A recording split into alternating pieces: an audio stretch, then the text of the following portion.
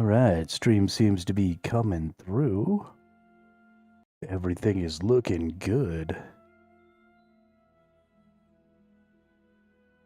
Boom shakalaka. Alright. So what were we doing? We were doing Slayer missions to level up our magic. We're up to level 36 now. We need to get to level 40 so that we can then make some level 40 gear.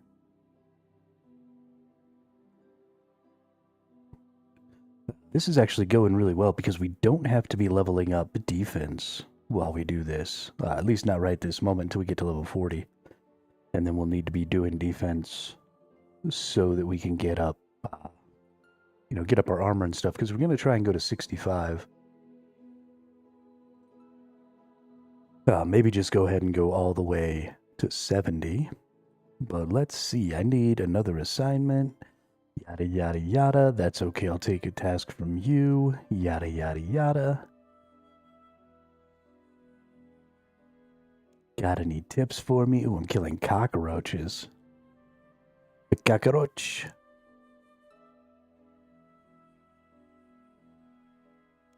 Often found in dark and damp places. Alright, before we go looking for the cockroaches, I actually need to head on into the bank here. Let's say, what's up to the bank. Let's go to the mage and let's... Man. Alright, there we go. We'll take those out. Then we need to go ahead and go to our actual spells. What do we got here? Okay, we do have leveled up. We do have leveled up. We do have leveled up. I see no point in bringing the weaker versions of these spells.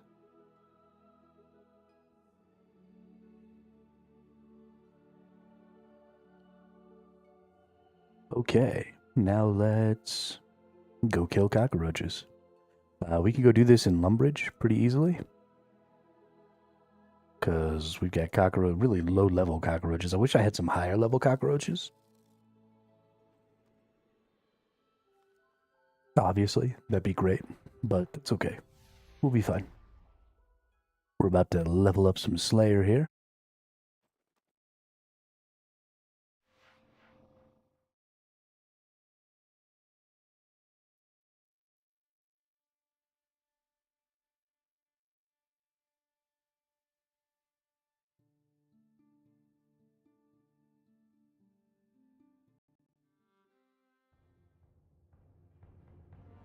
Boop. Going in. Going down. I fell in. And now we're going to kill some cockroaches. But let's go ahead and let's make... Nope. Not that. Let's use... Main hand and offhand spells set to Earth Bolt. Alright, now let's just murder cockroaches with Earth. Oh, it doesn't even use Earth spells.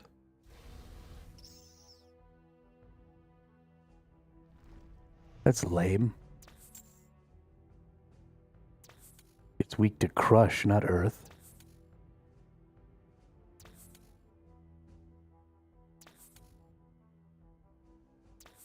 I don't want air.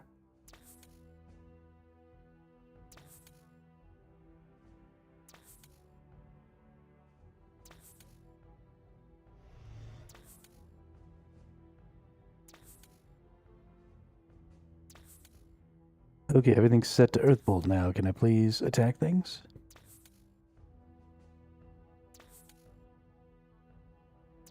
I know I don't have enough air runes. I am picking Earth. You fucking twit.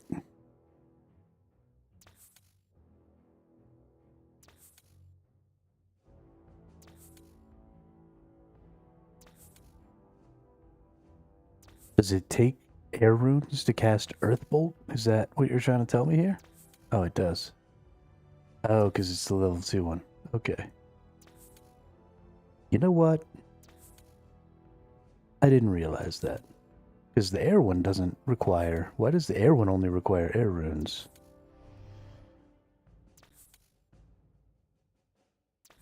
This freaking game sometimes. Alright.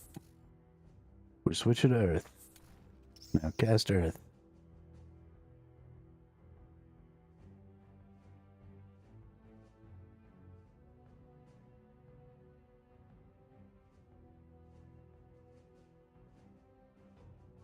Alright, game. If you don't start working, autocast cleared, autocast set to Earth. You do not have enough air runes. Oh my gosh, everything requires air runes. Is there a single spell in the entire world that doesn't require air runes? I don't think there is. I'm pretty sure I'm just fucked. I did not know that. Okay. Noted.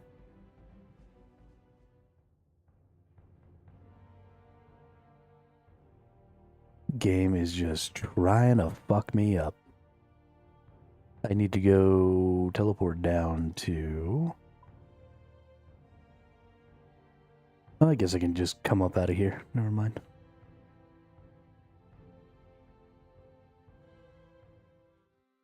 Gotta go get some rune essences and make some earth runes real quick. Which, our rune crafting is up. I think I actually get a lot of air runes from my rune crafting ability now. I think I get like 3 per essence. So we'll go get some free essence from over here. And then I've been fucking up all day, day before yesterday when we were playing. I was using this tier 2 air spell and doubling down on my air runes, which probably was making me do more damage, but I don't want that. I don't want to be using up all my air runes. That sucks. Those big old booty cheeks. Ooh, pale wisps.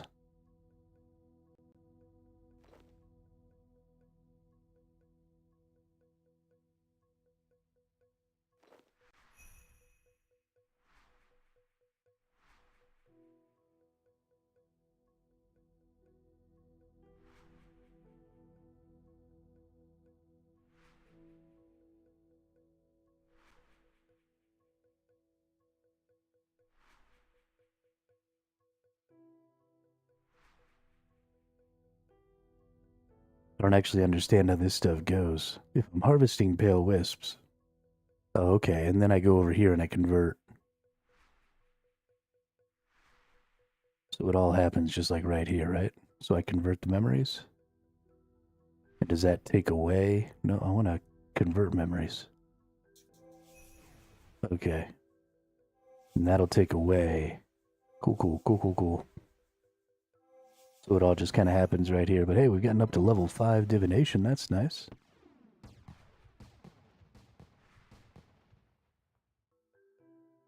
Who that is?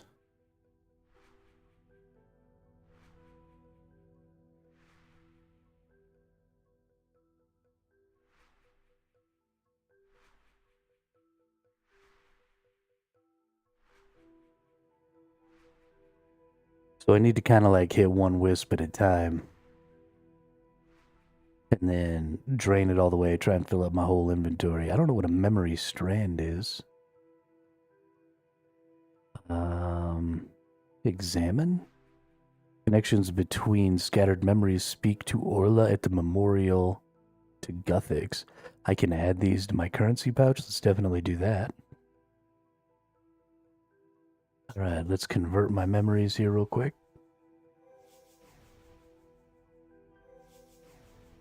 Get us some XP.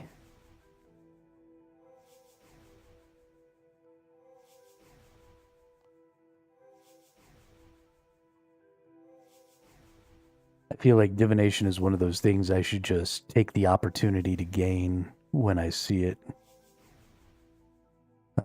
Especially because I can only access these pale wisps right now. I feel like that's a pretty good little plan here. If I go in here, I think level 10, yeah, next I can get flickering wisps. And then, is it just every 10? Seems like, oh, yeah, bright wisps at level 20. Okay, so we'll do this As long as I don't have anything in my inventory, this will be fairly efficient.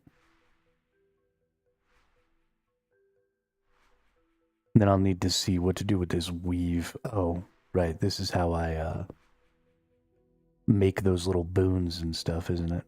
So we'll look into that as well. We'll hang on to this stuff. But then we can just get rid of the pale memories here for more HP or more XP. Is there something else I can do with these memories? Hey, level 6. There we go. Killing the game. Memory in solid form tier 1. It can be converted at a crafter. Wait. Can be converted at a crater near any wisp colony. Okay, so that's all they have is just convert. That's really all they do. Crater, not crafter. Got it.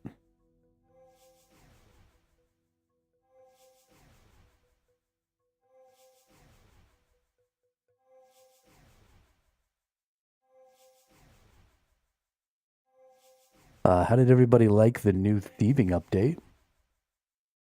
There have been a lot of people posting a lot of stuff about the obscene amounts of currency that they've been making off of all the thieving.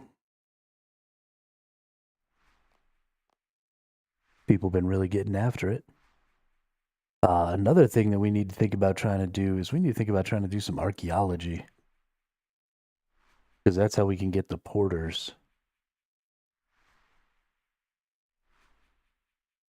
Where is archaeology?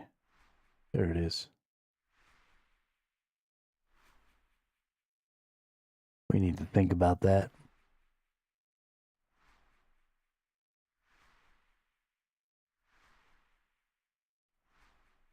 This person's like right around my level.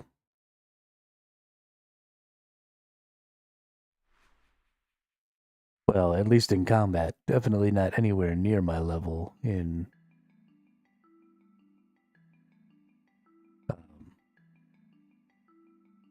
the rest of the stuff.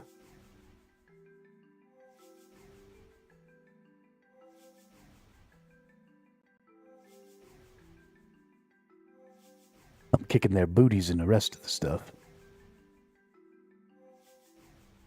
Kicking that booty. Hey, there we go.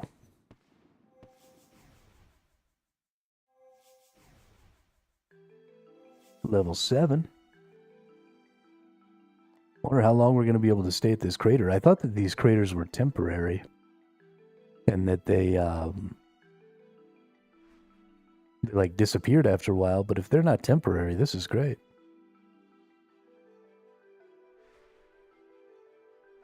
I'll go ahead and take us all the way up to level 10 here if I can.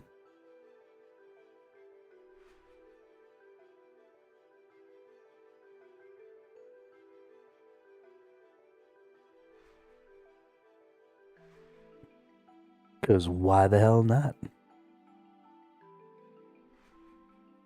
Divination seems like another one of those abilities that I don't really need anything else for. As long as I can... Ooh, hang on.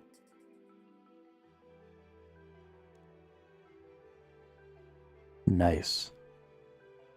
I don't know if that was something that everybody saw or if that chronicle fragment was entirely mine, but I wanted to snag it just in case. I didn't want that other person to get it from me.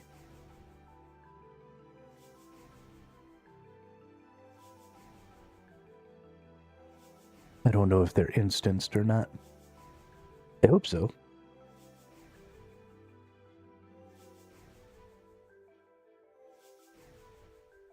Oh, there's a spring here. What is this spring?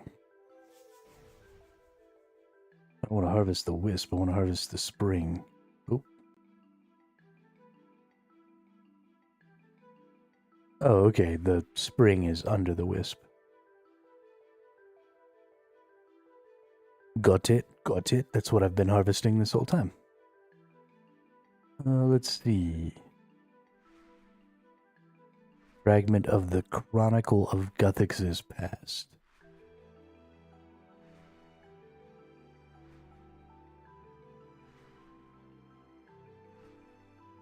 Okay. We'll have to figure out where to use that. We got a bunch of interesting stuff now.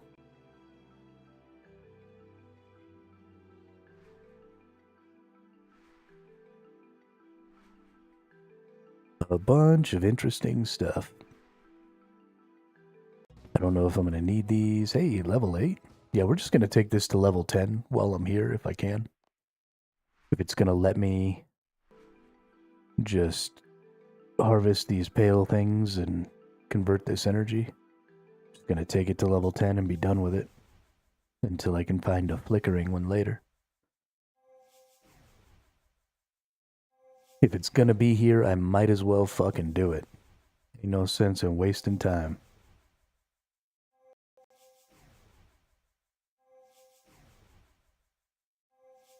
Might as well get her done. Get her done. Alright, Pale Wisp.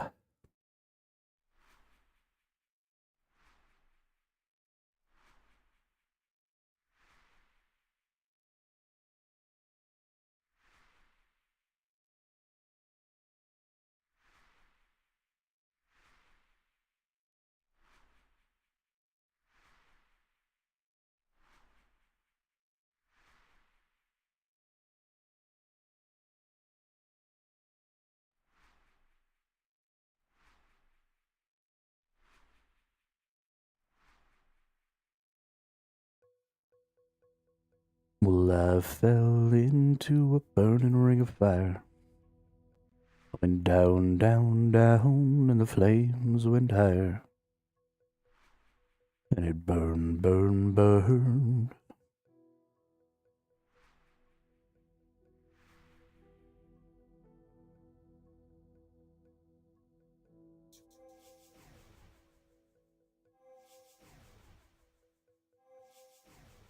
We got it. Oh yeah, we're gonna make it to 9 here real soon. This is gonna be nice and smooth, straight to 10, no problem.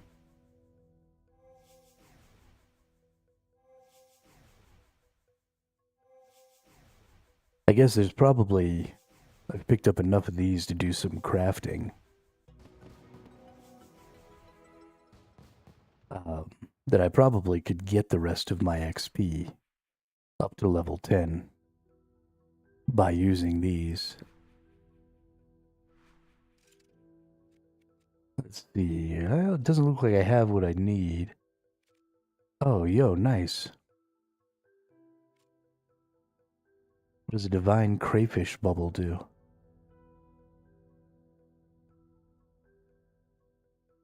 You may only create one divine location per day. Okay. Divine bronze rock. Oh, okay, so is this just...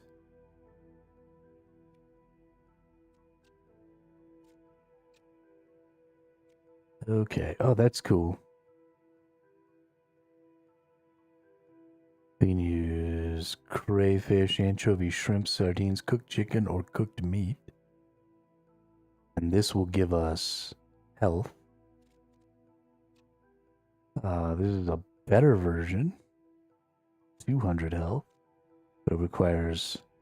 No, it requires the same amount of energy. Sign of the Porter. When equipped, will transport up to 5 received items to the bank before depleting.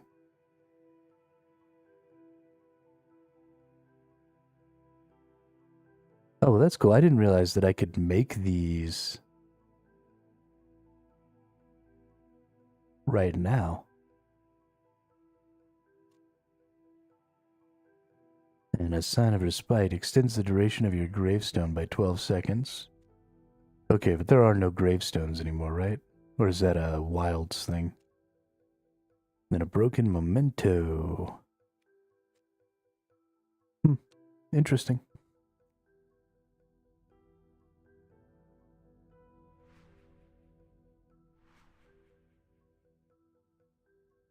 Interesting, interesting, interesting. I really like that. Can I trade the porters? If I make them on this account, can I trade them to another character? Oh, this is an Ironman account, never mind.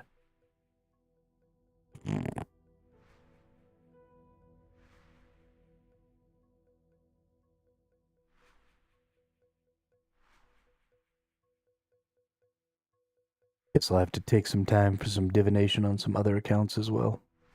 Which will mean also leveling up crafting, which will mean also doing a bunch of shiznit. Sad day.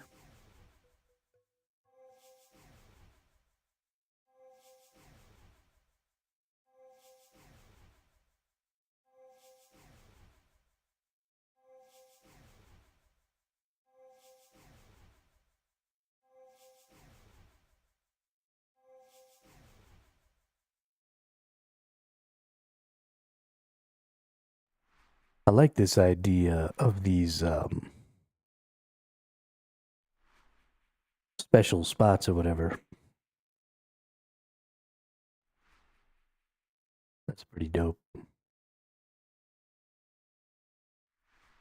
Pretty dope. Ba-da-da-dum-bum.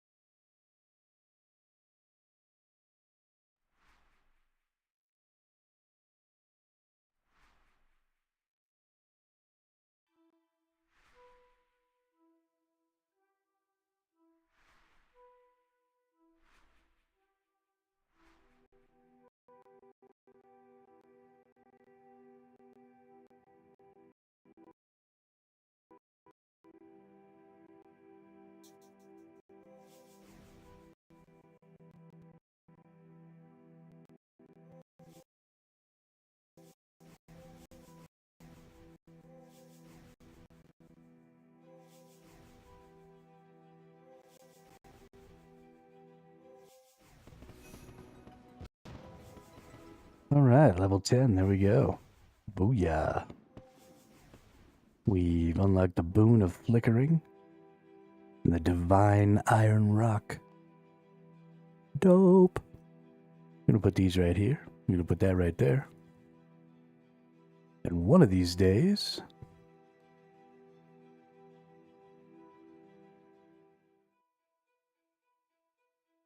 we'll use those bad boys. We're just going up to get our free essence here real quick. Then we're going to turn those essences into some air runes. And then we're probably not even going to use these other runes because these require air runes anyway. And that's dumb. But we'll go ahead and boop us up some free essence. What do you got? Chest contains 2,145 pieces of pure essence. How did I end up with 2,000? What? Do I get more essences in there if I do the runespan thing?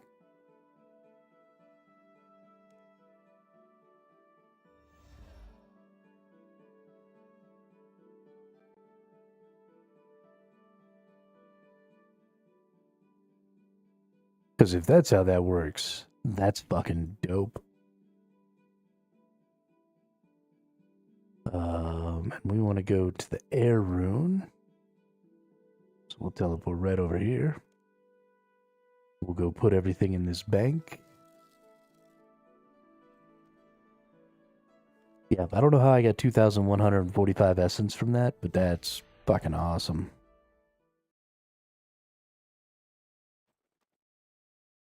That's gonna make my day. I'm gonna get a couple hundred air runes here real quick. And then we'll keep those pure essences for a while.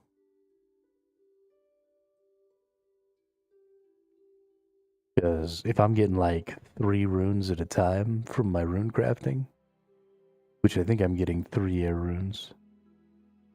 Yeah, the next is 4, so I'm definitely getting 3. Yeah, 3 air runes. Getting pretty close to where I can get 4. I almost want to go level that up real quick so I can get 4, but that'll be fine. So I'll only need to use like 100 of them right now to get myself 300 air runes, which is more than enough for some combat today. We may have to come back and do some more of this at some point, but we'll put this stuff right in here. And then we'll take out as many as we can. Let's go ahead and in the crafting, we'll put this in this back. And that means we open up 2 more slots for some rune or some essence. And then we'll just go down here, we'll make ourselves some runes. You know what I didn't do? I didn't do a couple of things. Number one, I didn't turn on my mouse without borders. So I can't control my other computer because I'm an idiot.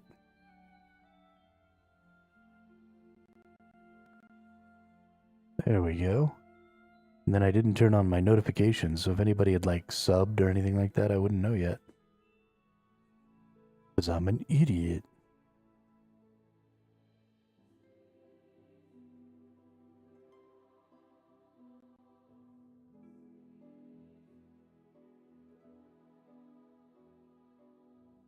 Oh, gotta have a stupid air talisman, that's right.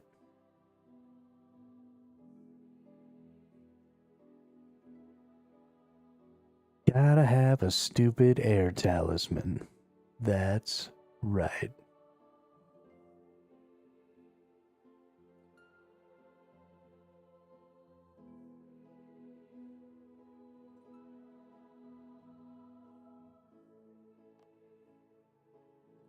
So let's take out one of these and let's go over here.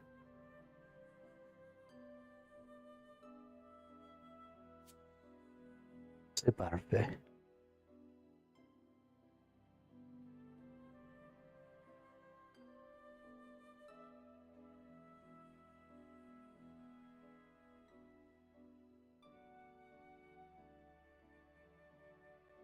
Fantastic.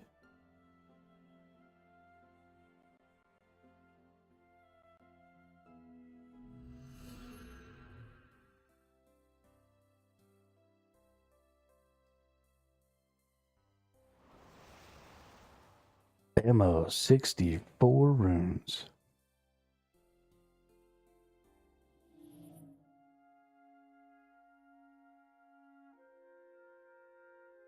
Oh no, this is 84.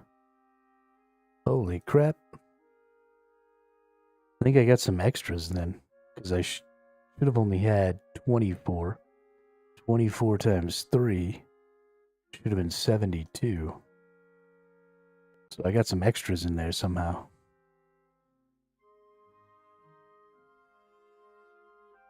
That's crazy. Yo, you make so many fucking runes when you've got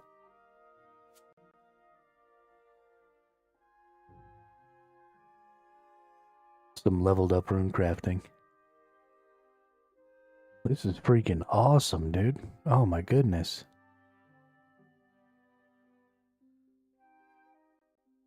I tell you what, the power curve in this game for some of the crafting and some of the values and stuff like that, especially for, I think,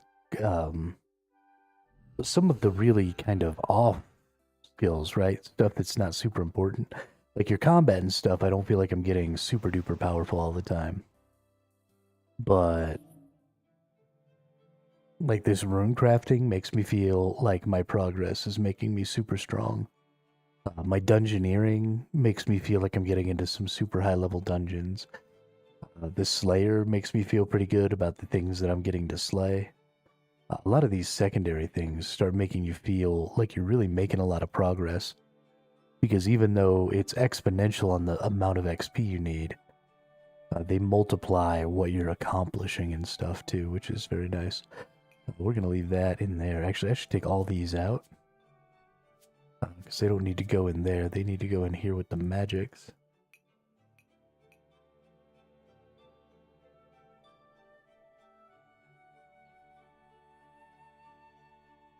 Okay, oh, and let's put away everything but the wind. We're just going to use the basic wind spell.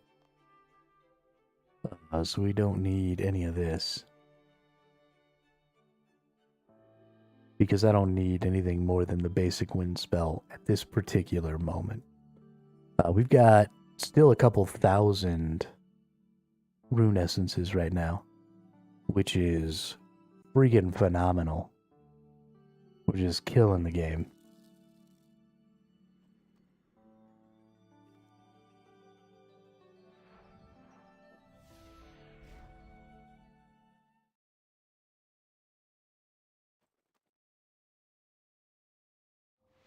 I don't know why we ended up with all those, but they are definitely something we needed. We were going to be in a bad way here real soon if we didn't get a hold of those.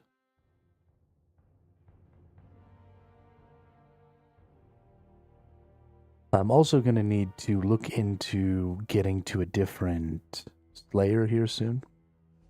I think I've pretty much played this one out, and when we get to level 40 for sure, it's going to be played out.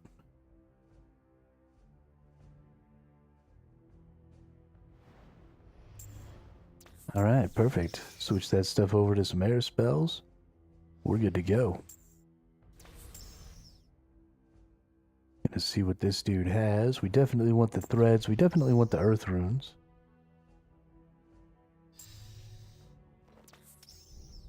I should probably pick up the bones and just use them. We could hang on to them and try and get some extra stuff out of them, but I don't know about this leather.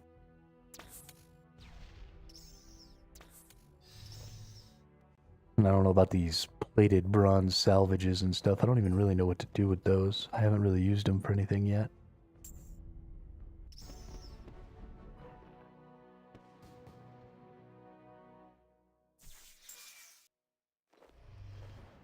Nice, Slayer level up. Level 31, what's up? Off of some freaking cockroach. Le cockroach.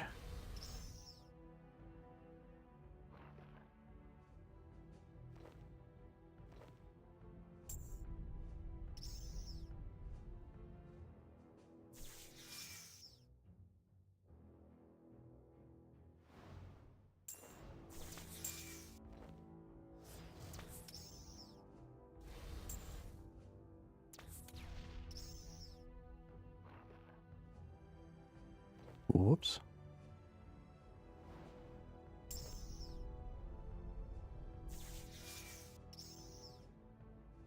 Is there like a tab targeting in this game so I don't have to click the cockroaches? Because I'm stupid and I have a hard time clicking them.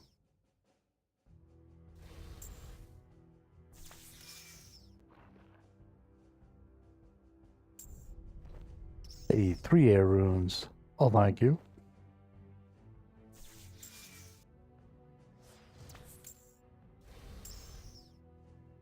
We'll take it up to 50 here. And then... Or not 50. We'll take it up to 40 here. And that'll give us the ability to then take us up to 40 runecraft by going to Runespan. Because Runespan is awesome. My goodness.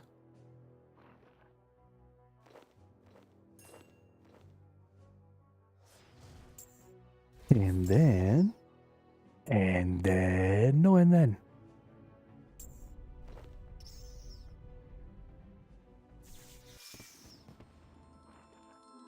Alright, level 37. Nice. Honestly, didn't expect to actually pass a level from the cockroaches here.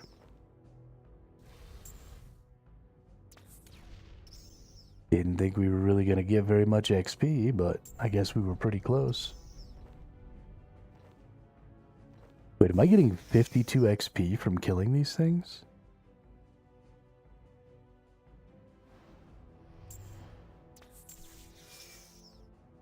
I am getting 50 XP from killing these things, which is a shockingly large amount. Why am I getting so much XP from killing cockroaches? Or is it because I'm doing a Slayer job?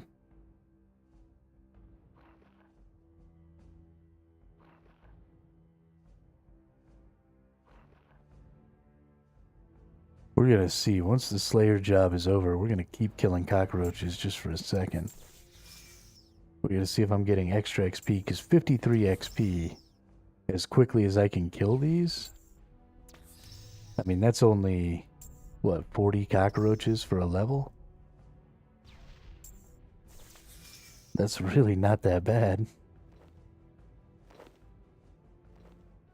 I mean, I kill these things hella quick. If I wasn't worried about, picking up my bones and stuff like that, I could go even faster.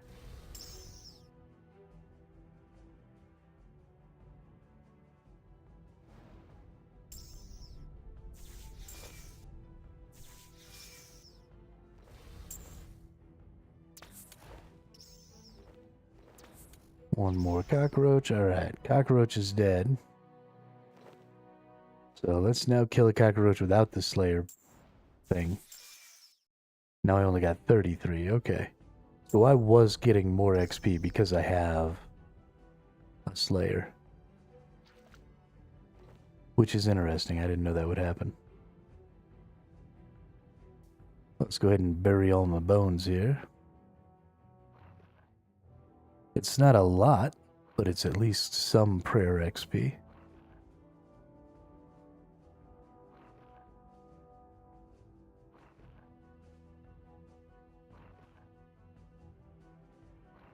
Okay.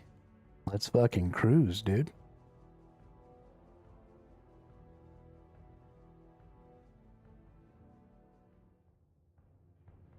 I don't actually have to leave.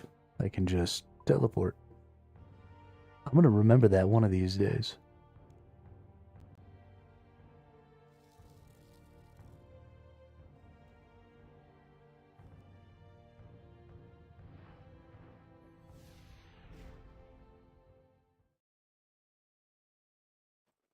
Gonna remember that one of these days. But hey, we're up to 37 now on our magic. Couple more levels, and then we get to go do Runespan again, which I love.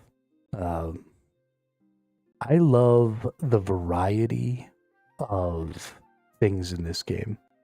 I'm really hopeful that they will start to improve on some of those things, right? Because some of them are pretty basic. Runespan is pretty basic. Although I am only in the very, very early stages of Runespan. So I suppose it's possible that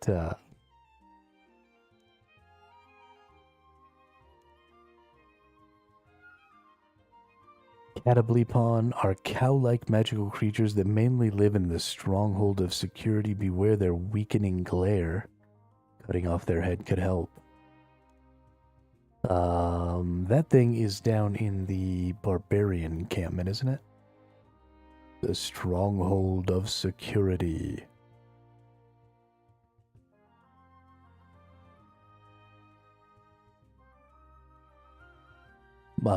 Yeah, so I'm only in the early stages of Runespan, so it's possible that there will be some stuff that I can do in there that's a little more interesting, or that things will get a little more interesting as we go. For now, it's pretty basic, but I'm really excited for the variety. You know, they've already gone and upgraded. I don't think the Catoblepons are in here. Can I open this gift again? Okay, no. Already reclaimed the reward for this level. So we need to go down. This is back up. Where's my down ladder at?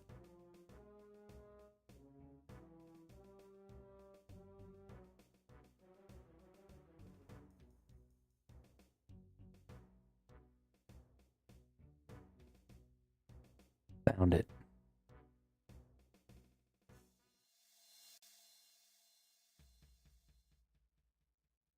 We got some zombies.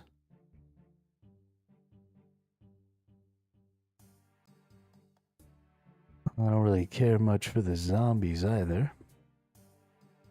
Let's go down one more.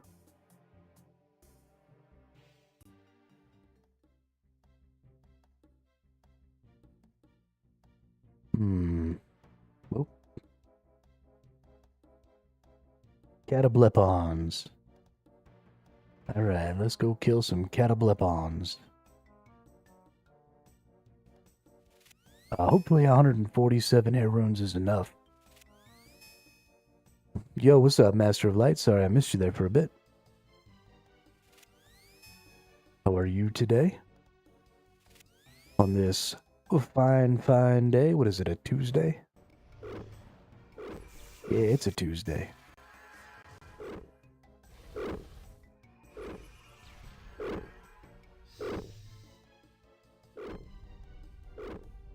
Yeah, that noise is loud as fuck.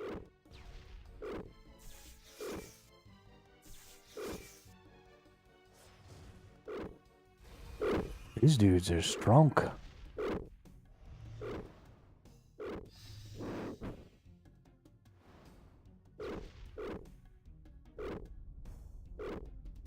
Should probably be using the next tier air spell, but I don't want to use up 2 air runes. Although it might be worth it.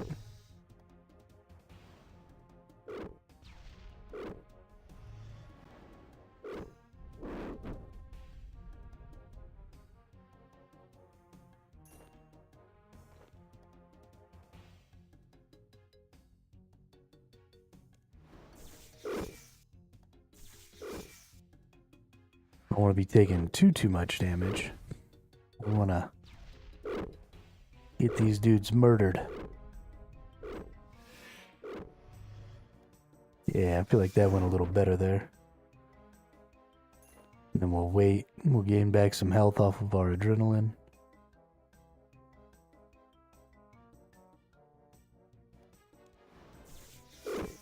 Okay, hopefully we can kind of get this evened back out here.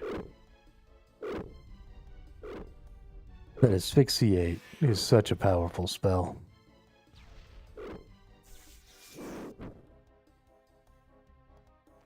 Ooh, a cosmic rune. So we want to stay kind of up with a little bit at least.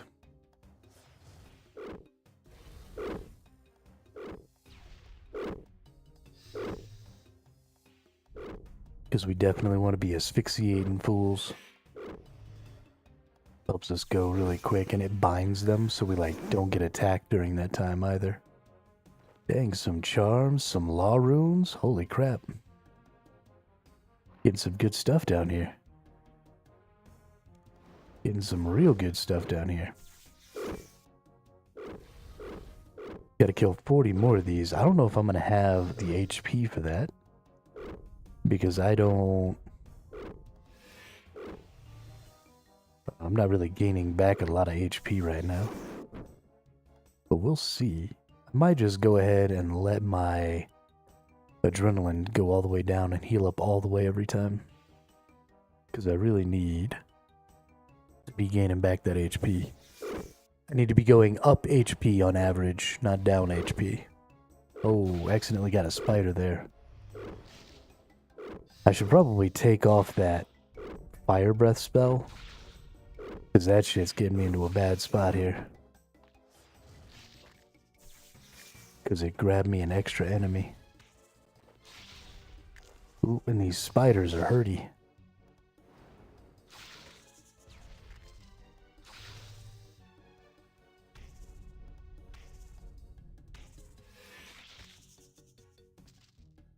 Yeah, that was bad. It was real bad.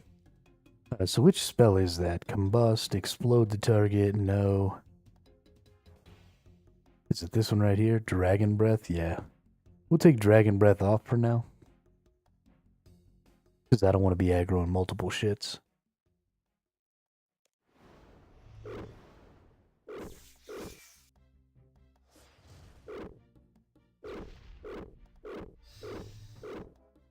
There have been some situations where the Dragon Breath has been pretty convenient, and it's a pretty strong skill, it seems like, but...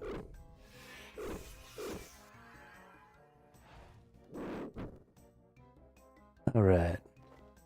Then we'll let all of our health come back. So we'll be at almost 2,600 health when we use up all of our adrenaline here.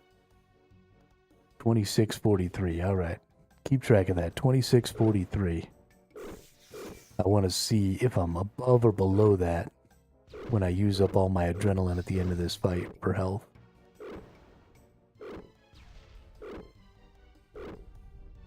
I think I'm going to be above, because it doesn't even look like this dude's going to hurt me. Oh, there we go. We lost a couple hundred. Hey, we got a torch. Nice. I guess I could also use my magic stuff here. 28, 29. Okay, so we went up a couple hundred HP there. That's nice. We'll throw on our magical bonuses here with our prayers and see if that can help us get some more HP as well.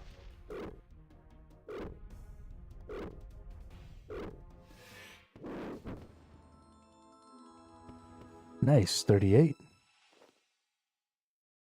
I haven't really been paying attention to how much XP I'm getting from these. Okay, we're up to 3K, so we're gaining a couple hundred HP. So we should be able to get ourselves back to topped up on HP. Hopefully. And then we'll be able to start not using our adrenaline for health and just kill things faster. I also need to stop and pay attention for a second to how much XP I'm gaining for each of these kills.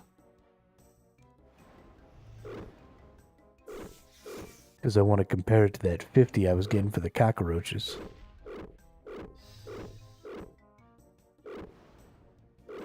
Let's pay attention this time.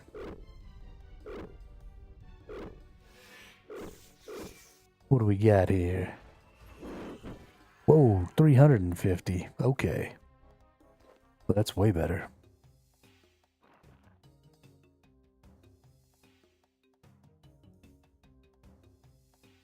Didn't gain a ton of HP that time, but a little bit.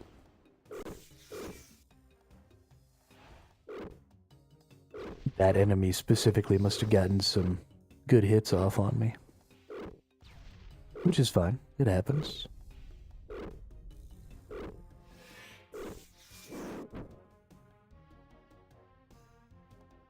Getting plenty of these gold charms. That's nice. Ooh, some cabbage seeds. Definitely need to start working on some farming as well.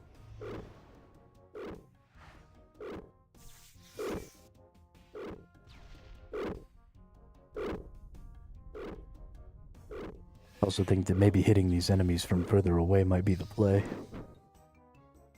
It seems like I've got some binds or something that I'm using. I didn't actually read any of my spells. I just kind of threw them in there based on their timers. Highest timers to the left, lowest timers to the right. And then the things that you need adrenaline for on the left, so that they're the first things that get activated when they become available. So I should mostly be using my strongest spells first as often as possible.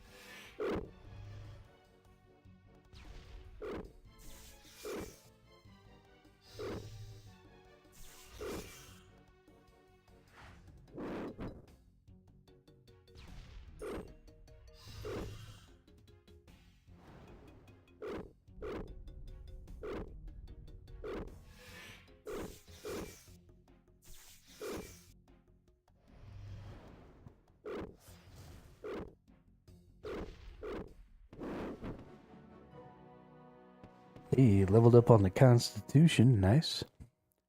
I haven't really been letting myself gain health back, but I can here. I had a ton of extra adrenaline there, that was nice. I'm definitely, when I hit them out far like this is definitely the better way to go here. Gaining way more HP and stuff back this way. Taking way less damage.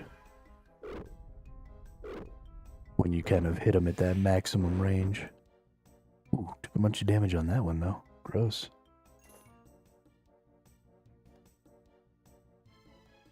Might have something to do with the fact that I've been letting my adrenaline lapse. So maybe I'm not using as many adrenaline skills, so maybe it's actually better just to stay out here at range and attack quickly to keep my adrenaline up. Because, yeah, they're not even getting to me when I do that. And if they can't get to me, then they can't do damage to me, so it doesn't matter. I'm not losing health that way, you know?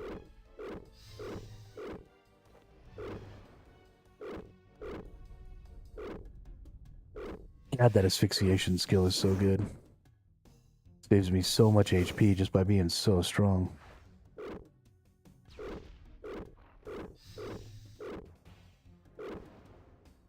Mage is real good for just laying stuff, man. I'm really liking it. We're gonna wait and gain back just a little HP here. I'll use 3. So we got 1, 2, 3. Now we go. Okay. Yeah, then we try and stay up above 50.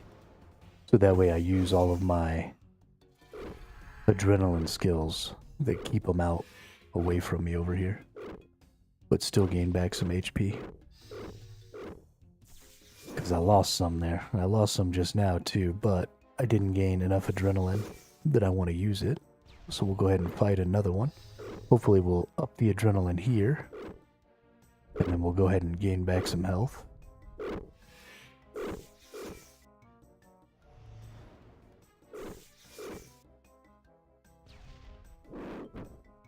We'll do the same. We'll take 3 again. Tomato seeds. 1, 2, 3. Oh, lost too much adrenaline.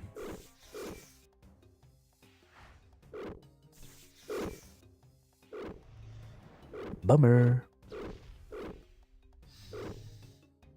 Maybe we'll just let it go all the way down and just give me a bunch of health back this time. I think that's a good plan. Oh shoot, it's an Eye of Newt. I need an Eye of Newt.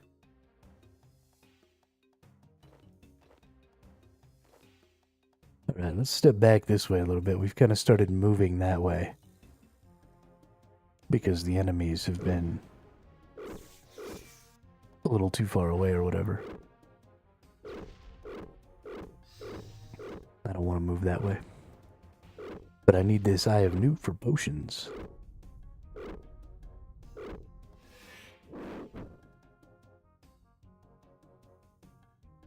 For that good herb lore.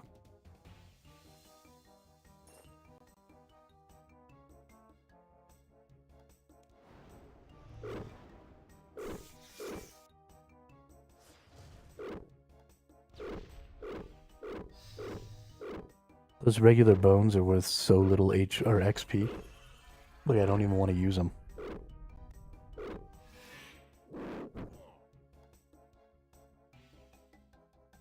Not even worth, dude.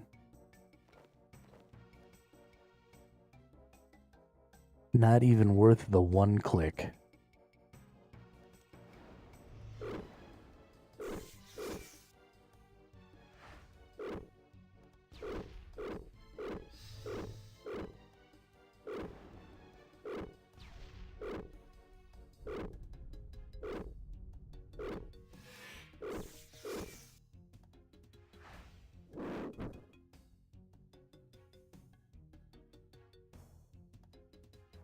I gotta admit, I'm normally a melee dude, but I'm kind of enjoying the mage here. I think I like mages more when I have these auto-cast things. I am not a big fan of managing cooldowns and trying to hit rotations and stuff like that. I know that's like the big DPS skill expression is rotations and managing rotations. But I'm not really a big fan. But I am a big fan of watching my mage just beat shit's ass. I really, really like this auto rotation thing. I feel so good about it. I'm really enjoying it.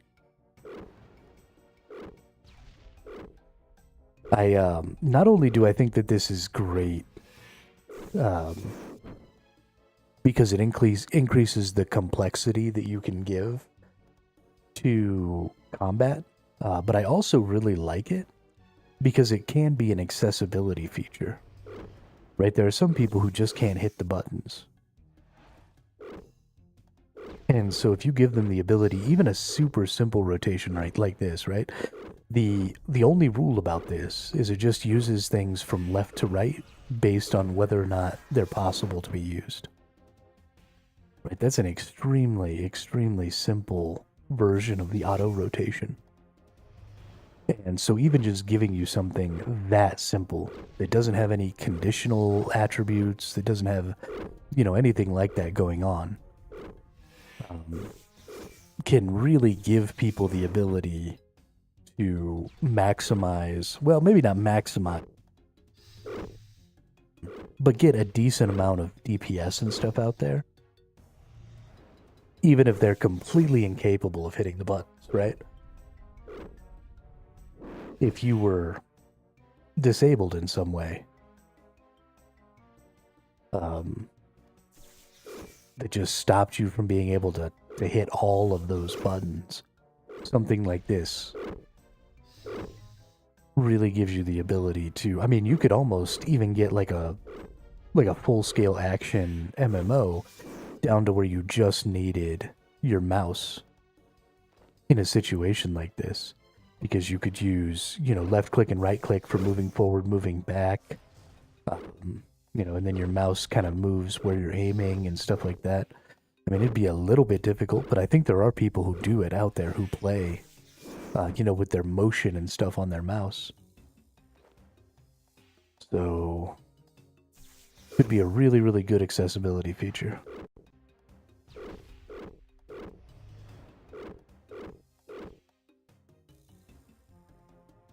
And not a game-breaking accessibility feature. Oh shit, I'm out of air runes. Well, now I'm in trouble.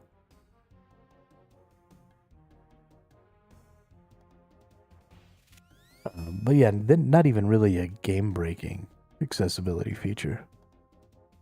Just, because then even if people who didn't need the feature for accessibility, it's like that high contrast mode, I think is primarily for like colorblind people.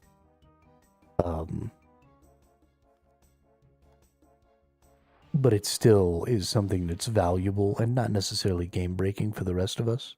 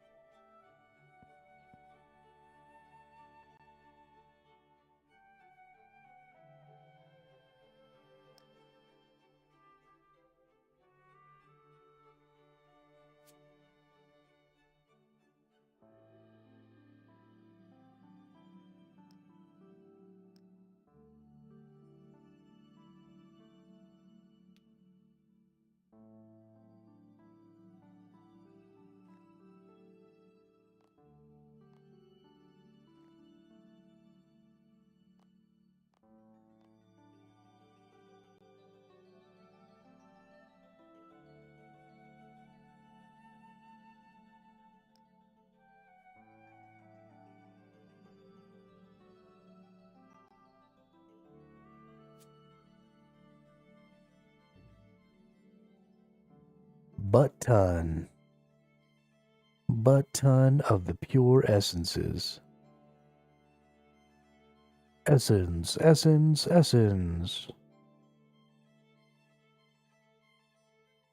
We're just going to take ourselves right over here. We're going to make ourselves some air runes. We'll do a few more this time so we don't have to come back. I definitely did not enjoy running out mid-fight there. I thought I was going to have enough, so we'll get like 1,000 runes instead of just a couple hundred. And then we don't have to come back and do this again. Because there's just no point in wasting my fucking time.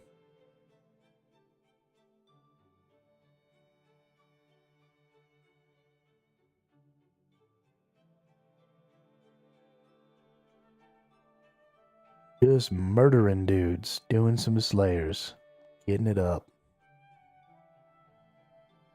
That came out wrong.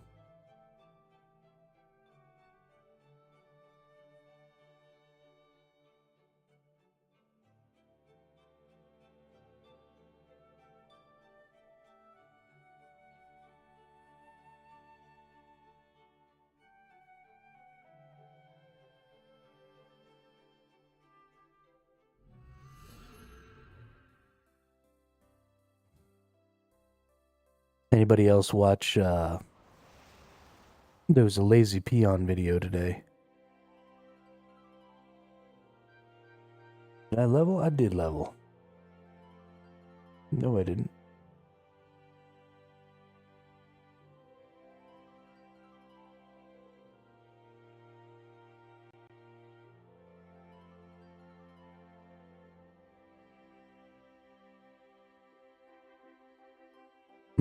The music sounded like it was fishing explosive. What? What? I can use explosives to fish? I feel like that's cheating.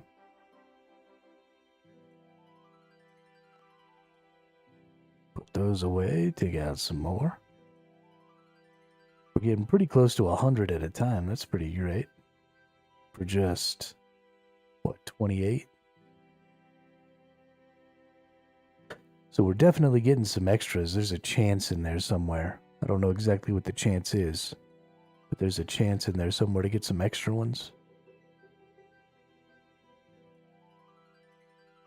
Which feels pretty good.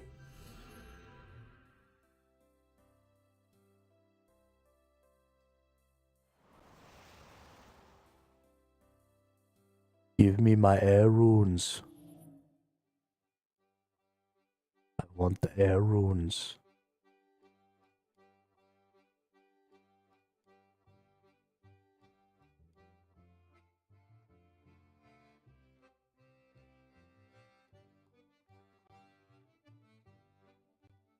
I love that you can click through walls to get inside of buildings. This game does a pretty good job of not making their point-and-click movement systems suck. Because there's definitely some possibility, you know, being able to click on the map, being able to click just as far as I can see over here. You know, the auto pathing is decent. It's not great, but it's decent.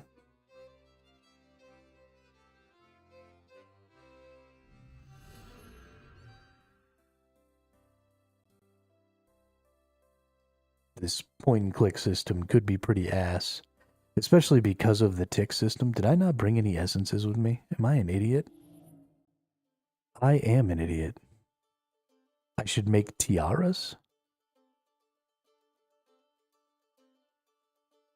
What does that level?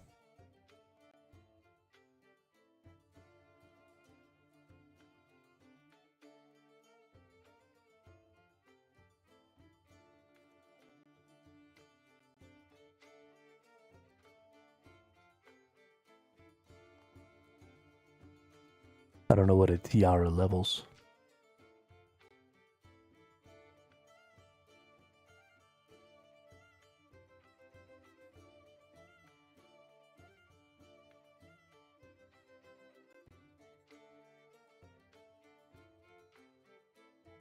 If a tiara is leveling runecraft, then I'm only making these right now because I actually need the runes.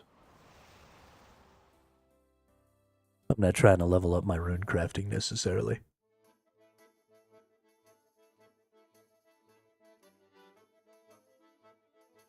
when I want to level up my rune crafting here pretty soon, I'll go to Runespan.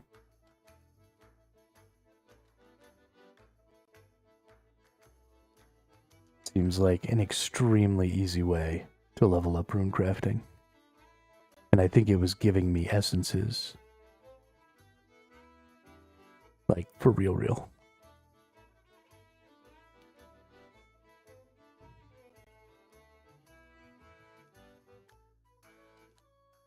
Tiaras lets you enter altars on the rune of the tiara.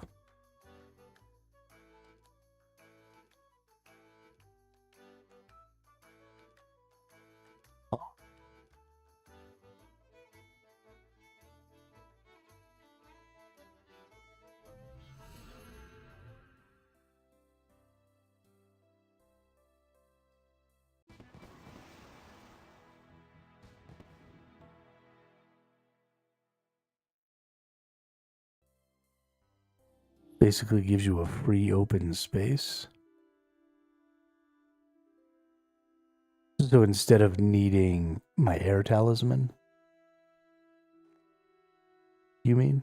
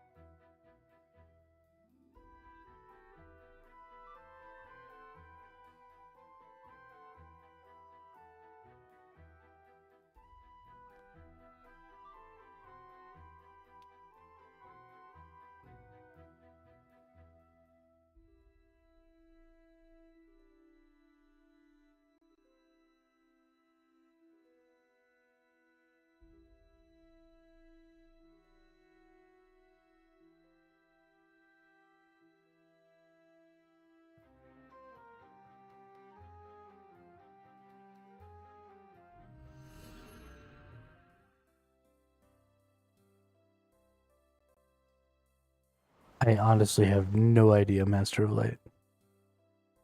I don't know what... I don't know what a tiara is, so I don't know what skill it requires. I don't know any of that stuff. Is it a crafting skill? Is it smithing skill? Is it...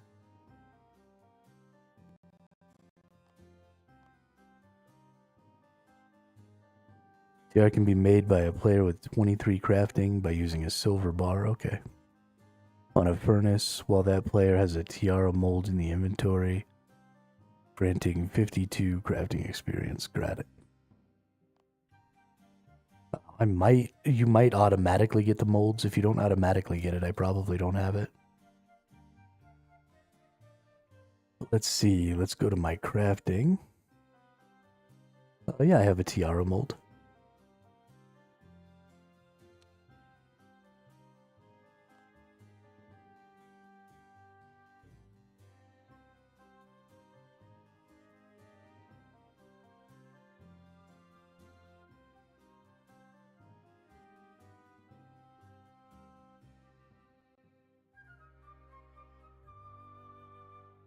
Do you have to make a different tiara for each type of talisman?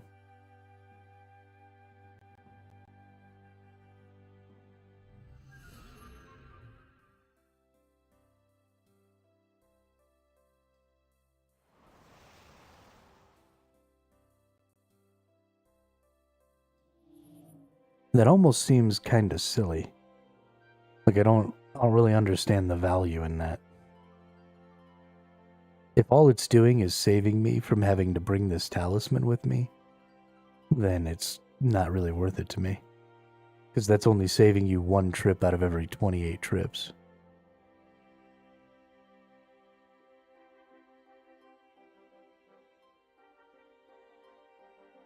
Which I don't think is all that valuable.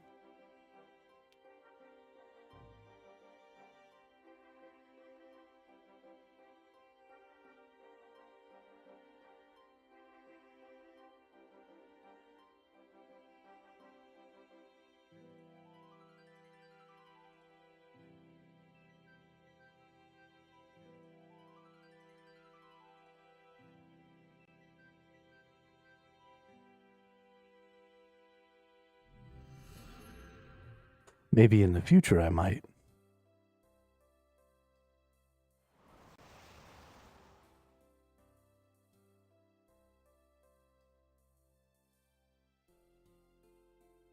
There's another, but you'll have to find people playing it. At the RC Guild, you can make Omni Tiara and the Omni Staff.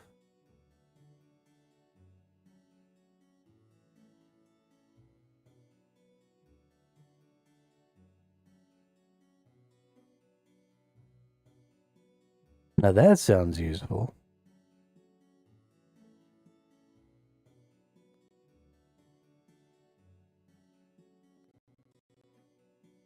That sounds useful.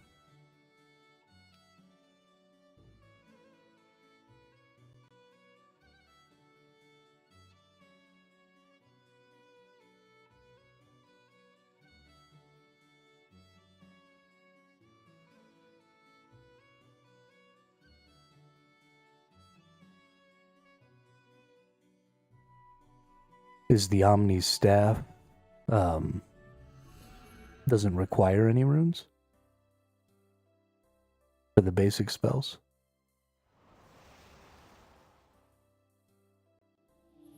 Because that'd be cool. Because I gotta admit, I'm tired of using up all my fucking runes.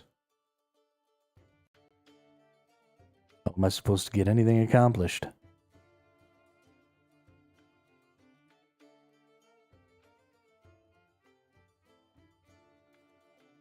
Like I've got staves and stuff that don't require air runes for air blast.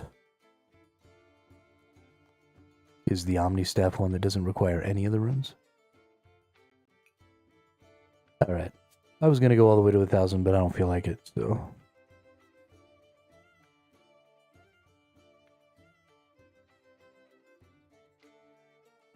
Like this one right here. Mind Spike Air.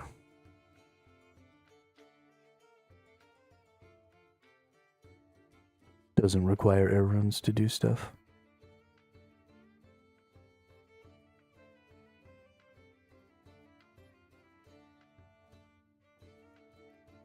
With the Staff of Air.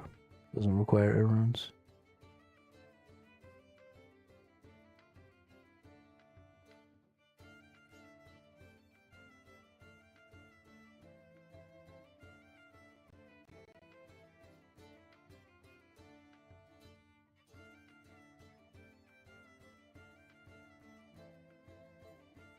Honestly, this is probably just as close.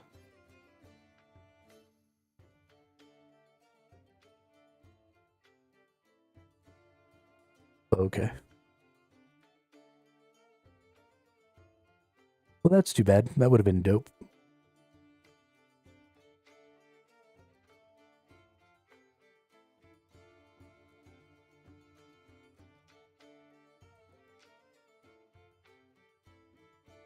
Would have been dope.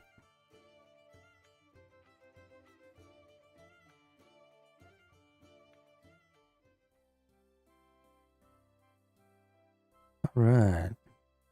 Let's go back down here.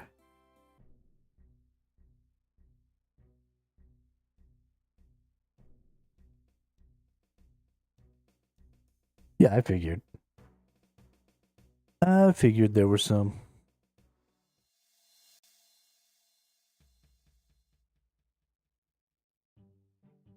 Although so far I've only ever found air staves, which makes me a little bit sad.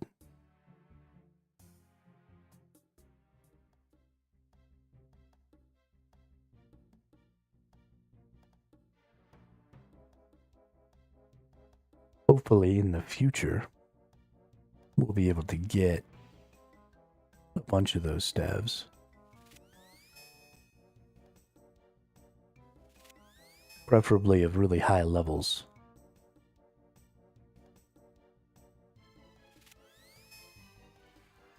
Hey, there's another nerd in here. What's up, nerd? Hey, another Iron Man. Get you some, dude. Get you some. Mad props. Way to be a baller.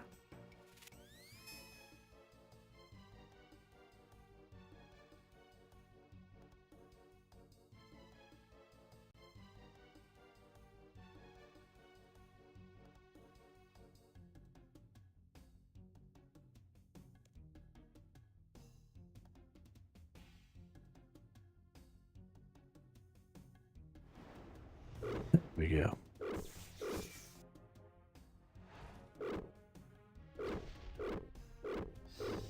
Get dookied on, Catoblepon. Oh yeah, get asphyxiated. Look at that, you did 0 damage. You suck.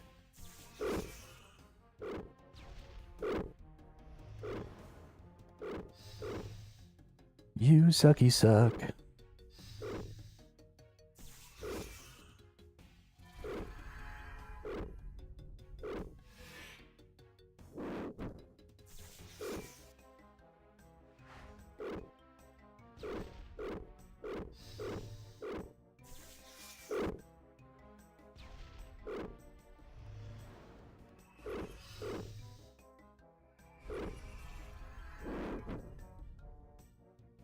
Alright, then we're just going to let this heal us all the way back up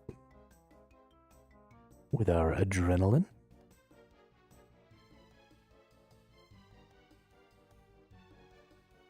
And then we'll kick some more ass. Kicking more ass.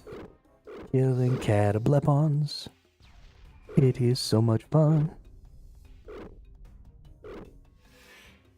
Because they can't do shit.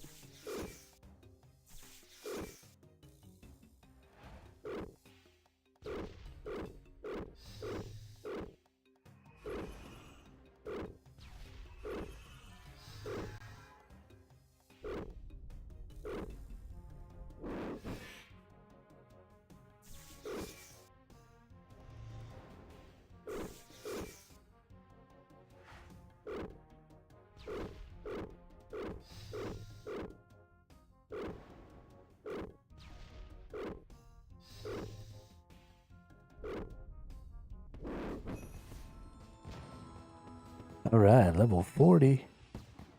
Booyah. What does level 40 in magic give us? House teleport. Shade master equipment.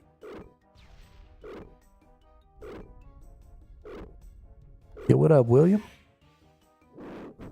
Trying to get to Lunar Isle. Yeah, we didn't play at all yesterday. I took the day off. So, still trying to get up to our level 65 magic and all that other stuff that we need to be able to do the Lunar Isle quest. But we'll get there. That won't take too long.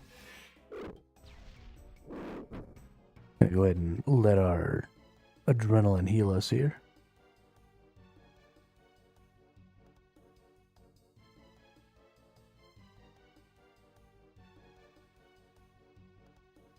My upstairs neighbor is having a tap dancing class right now. I don't think that's actually what they're doing, but sure as hell what it fucking sounds like. I hate my upstairs neighbor.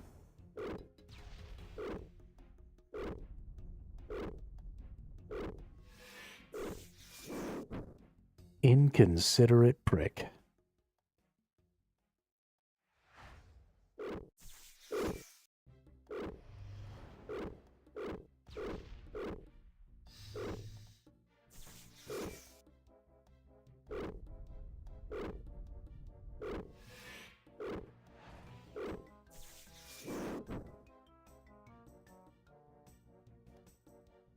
Seven chaos runes. Well, I want those. Oh, only gotta kill one more Catoblepon. Kill Catoblepons.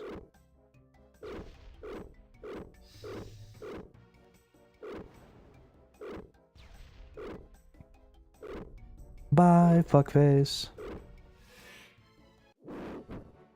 Alright. Finished up our Slayer.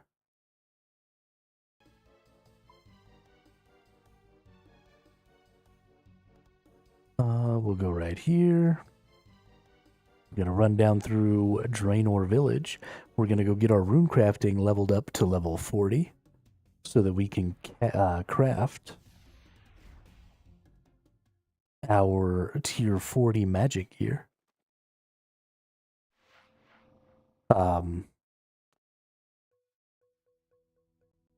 I I would just find another way. But I think having Runecraft up is also going to be pretty valuable, so I don't mind leveling this up as I go as well. We're going to have to switch on our defense now. We've been getting the benefit of gaining our magic XP much, much faster because we had our defense turned off while we were leveling up because we already had 40 defense. So we've been getting magic up really, really quick to level 40, but we're going to go ahead and turn our defense back on now. And then we're just going to have to split that XP because I want to keep my magic and my defense kind of even because I want to be able to wear the same tier of armor as I can wear of weapons. Nope, not quite there. We got to go all the way to the top, that's right. Ooh, there's a chest here that I can maybe pick.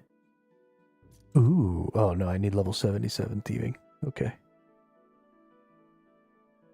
Well, you will have more fun than me tonight. For some reason, I have 20,000 raw fish to cook in my bank. I don't know, that sounds like fun. Watch them levels go up.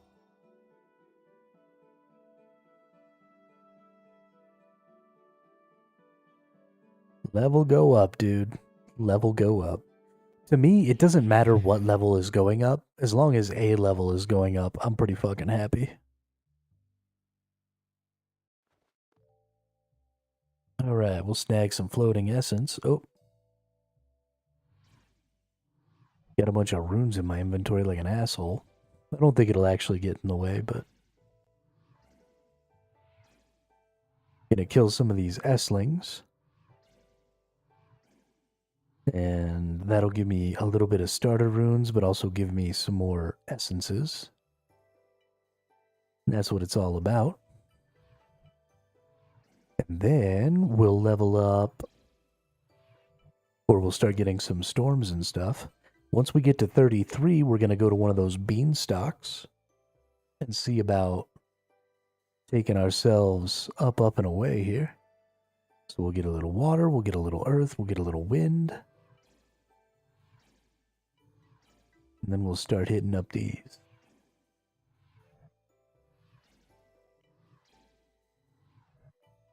Oh, my storm disappeared. Hey, there's a new storm. 2 new storms. Nice, nice, very nice. Come on, Essling. Give me all your goods.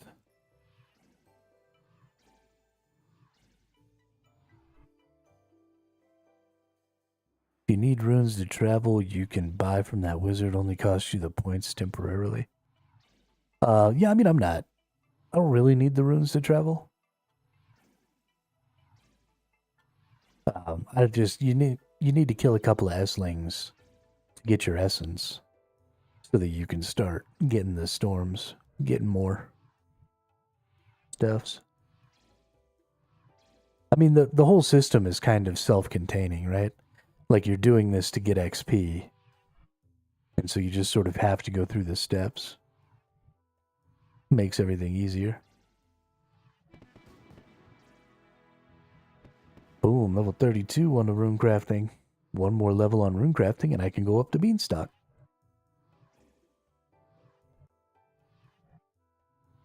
I'm a wizard.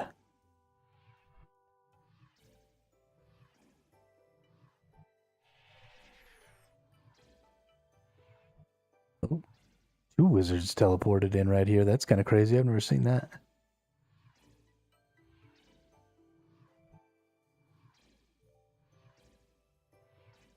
Yo, we're getting so many mind runes from this. So much XP. Oh, the other one disappeared, though. Hey, there's a cyclone. Let's go get a bunch of air runes right now. Hell yeah.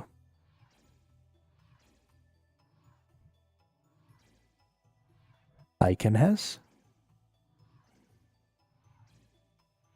Icon has room.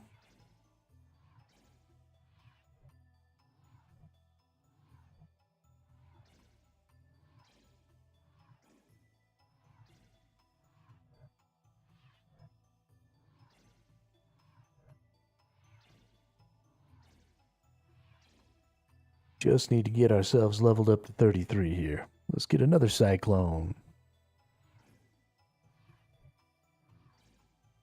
Cyclone.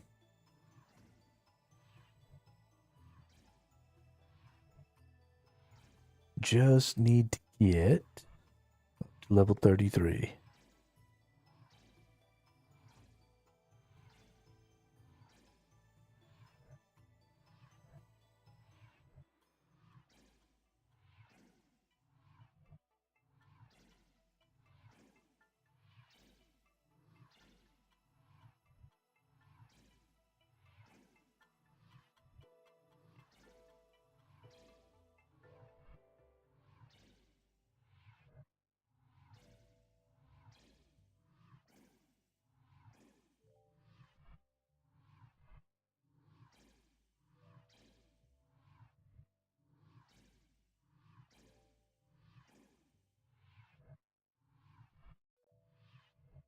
Can I go ahead and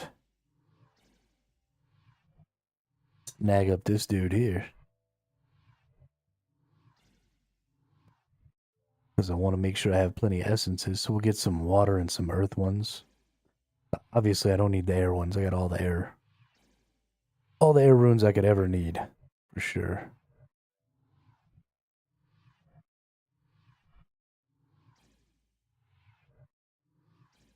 But we need some more essences anyway, so we might as well snag up these little dudes right here.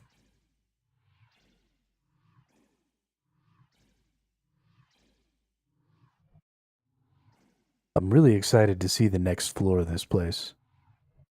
I think this first floor is super cool. I'm interested to see if things change very much as you go through the floors. Are we ending up using more different types of runes? Are we, seeing some more different types of stuff to siphon? What's the deal?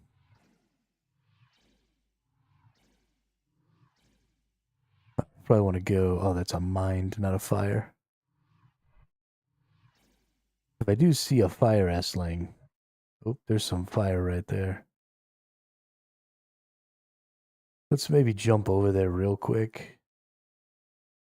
Because I probably want that fireball. Oh, this isn't how to get over there.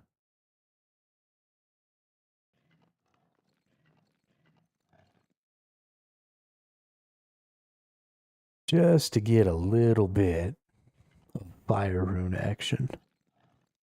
So I don't know what I'm going to need on that next floor. I'd like to have a little bit of everything, Well, fudge knockers. Oh, and then it appeared over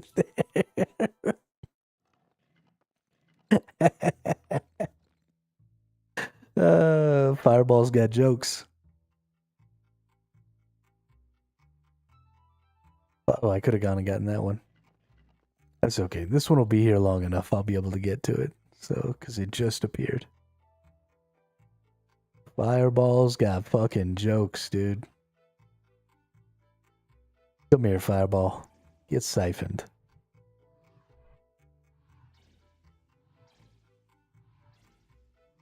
You will give me your runes. Give me all your runes. Give me all your runes.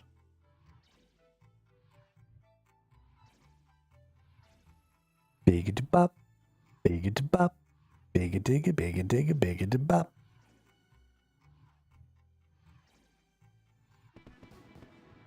Hey, there's that level 33 that I've been wanting. Time to go climb the beanstalk.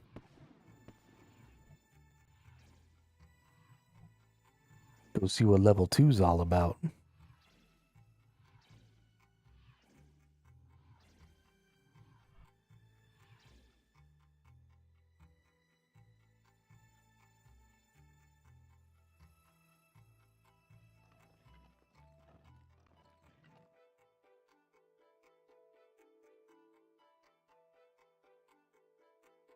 Go see what level 2 is all about.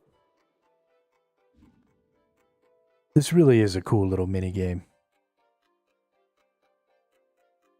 I'm really a big fan. This is why I think I figured that heists were going to be good. And this really shows, ooh, hey, a whole new, like, motif. See, this is what I'm talking about. This is cool, man. Ooh, now we got chaotic clouds. What's this? A conjuration platform. Looks like mind and, oh, it's 3. Mind, air, and I think that circle might mean wild. Like anything can be S-hounds instead of S-lings. I don't think anything is... Oh, we've got like... This one's a body. Well, let's see. Let's see what kind of runes we got here. So we got body S-hounds. I don't think anything here is going to hurt me. Oh, maybe that's what goes there. Because that looks like a circle. This is interesting. Oh no, that's the body rune right there. So it takes mind, body, and then I think wild. So let's hit up both of these body S-hounds, because I think body's going to be a big one here.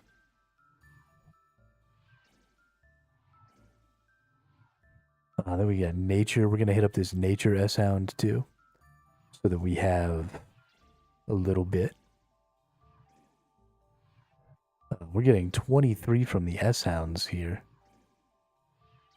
which is more than we were getting from the cyclones and stuff, so that's cool. So we'll get a couple of nature essences, or nature runes. Ooh, a fleshy growth. That's probably just like... Okay, we're getting nature for those, but we're also getting... Yeah, 47 HP. Nice. That's just like the plants or whatever in the last one. What's this over here? Got some weird green blobs.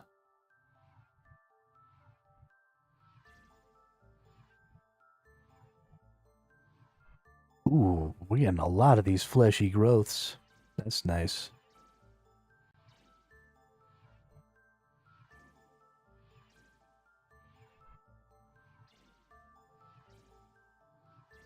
So much XP up here. I might not even have to leave this platform if I'm gonna get all these fleshy growths and stuff. Like, I'm sure there's cool shit to go see, but I am much more concerned about getting my XP up than I am about seeing cool shit at this particular juncture.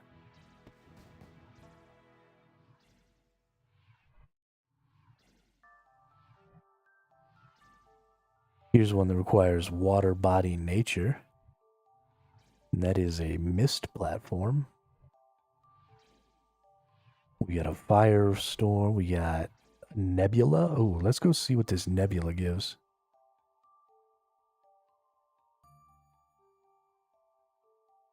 Oh, I gotta get a nature. I never got one of these nature hounds.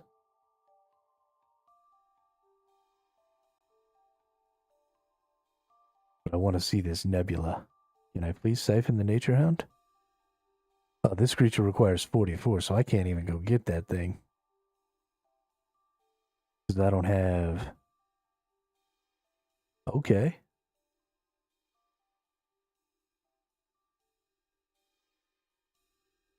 You need level 50 for the nebula? Oh, level 50 to cross the gap. Okay. Damn.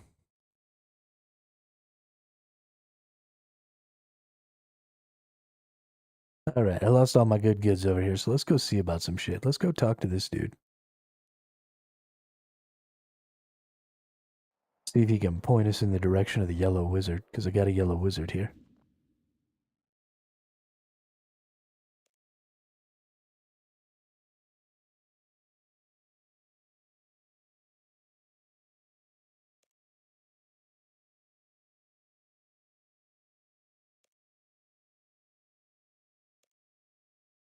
Sure.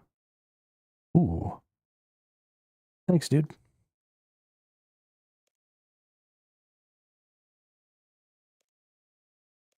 Can you help me find something? Wizard in the yellow robes. Right, this way. Come here, Mr. Wizard. Ooh, we got a vine here. Small missile platform for sure. Pew! Oh, I'm an air missile. What's up, Wizard?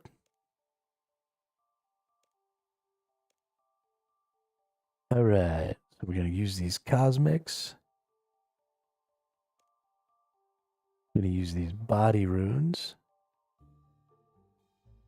Not interested in my body runes.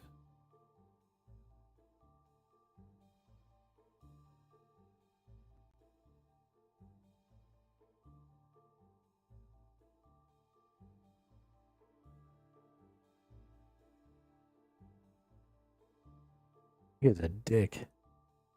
Chaotic cloud. Ooh. Oh, I need level 35 to siphon the chaotic cloud? That sucks, because I can give chaos runes to this dude. How close am I to 35? 1,000 away? If he stays here for a little while.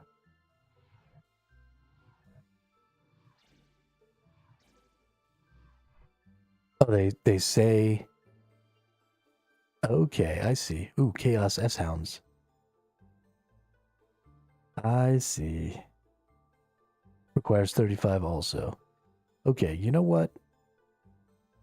Y'all are pissing me off. I'm missiling back over this way.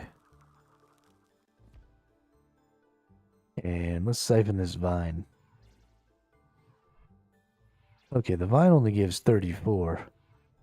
And it looks like it's giving us earth runes.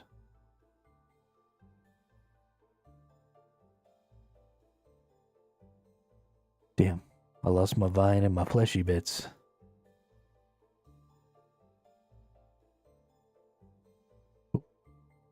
There's a fire tornado.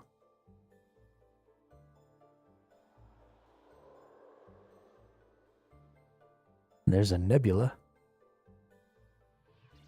Can I get over to the nebula? Comet platform?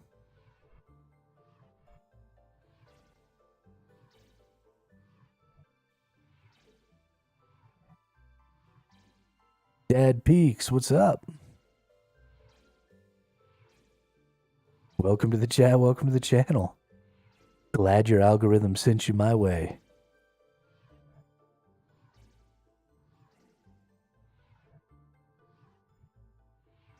We're having a great day. Doing some rune crafting stuff out here in Runespan. Which is, I mean, easily the coolest fucking...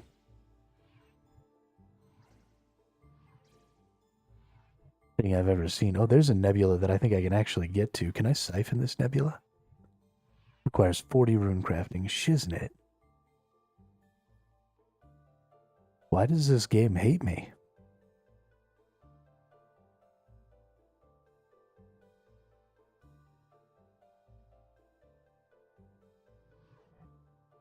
Oh. Got some vines over there. Better go get them.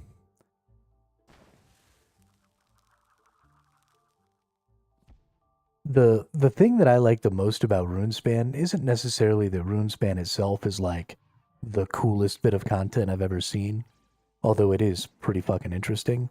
The thing that makes me excited about Runespan is that it shows that they're trying to do some different stuff, right? They're trying not to just make the game all about combat.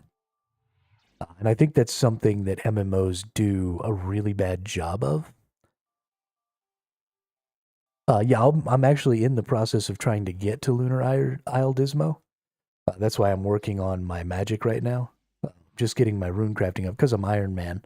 I gotta get my rune crafting up so I can make my level 40 wand. But that's definitely where I'm going, is Lunar Isle. Because I've been leveling up my crafting and I need to get my rare gem stuff over there.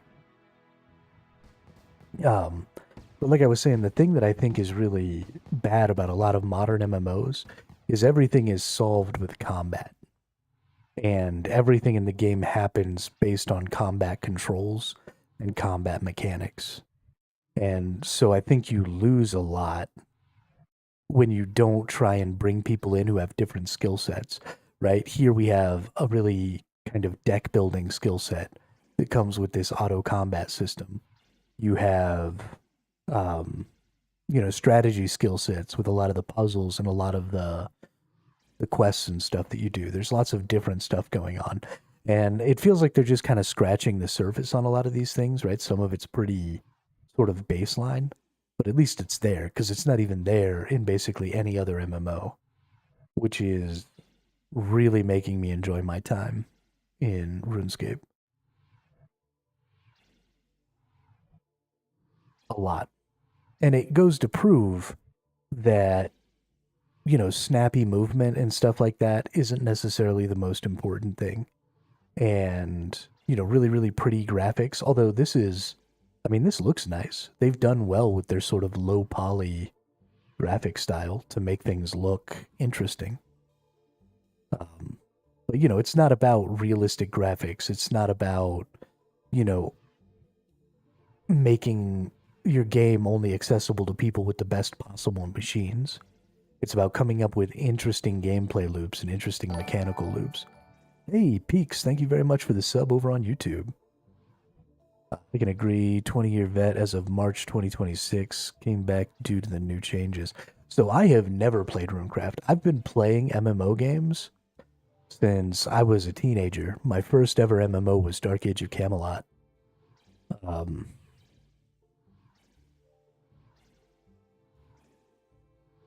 So I played Dark Age of Camelot, I played Guild Wars, and I played EverQuest way back in the day, and that's kind of where I cut my teeth and learned MMOs. So I've been super, super disappointed with like a lot of the modern MMOs. And so I was kind of just having a crisis, really. Um, I didn't know what to play, and it was driving me crazy, and I was just hopping around MMOs, and I was like, you know what, fuck it. They just put out that they're doing the whole getting rid of Treasure Hunter and their integrity roadmap and all that stuff, and I was like, let's fucking try RuneScape. And I'm glad that I did, because I'm having a blast with this game. It kicks ass.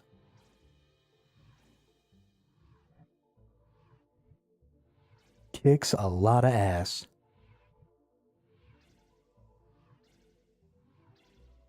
I'm actually really excited. Picked a good one. Skilling is wonderful and a lot of content. Yeah, I'm excited to get to some PVM. I'm excited to really push this this auto system and see just how much I can get this auto system to do for me. I'm really excited about that. Something I want to try to work with a lot and push really hard and see if I can't break it a little bit. I'm a little conflicted right now because on December 3rd, they are dropping a relaunch of the original Guild Wars. And I got to admit, the original Guild Wars is like my favorite game of all time.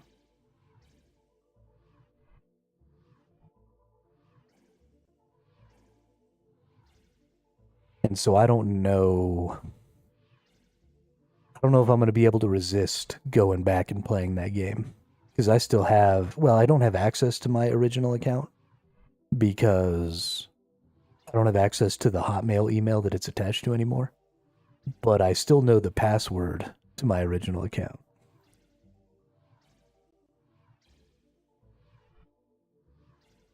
It'll be interesting. I hope they keep the same roots of its press. See, I hate Guild Wars 2.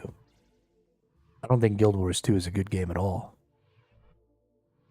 If you don't mind me backseating real quick, the RS Wiki has a fantastic guide for revolution bars. I'm sure it does. I am going to do everything I can, Dad, for to avoid too much information about the revolution bars. I'm not unfamiliar with systems like this, but I love deck building. I think it's super, super fun. That was one of the things that I liked most about the original Guild Wars was you had so many skills that you had so many different skills, but then you could only take 8 with you on your hotbar. So there was a lot of, going in and looking, what do I have available? What am I going to be able to do? How do these things interact? Let's try and get as many interactions as we can. And Guild Wars 1 was kind of the Wild West for builds because there were just so many skills and there were so many options and so much to do with multi-classing. The dev team couldn't balance that system if they fucking wanted to, right? You could just break everything. And so we ended up with 55 monkeying. We ended up with 505 monkeying. I once took a character all the way through the first game, all the way through to the Ascension in the desert, and I ascended a character in level 2 because when you do your Ascension, you fight that mirror match. So I took my warrior, my level 20 warrior, and without killing any enemies, I ran a character all the way through to the Ascension missions.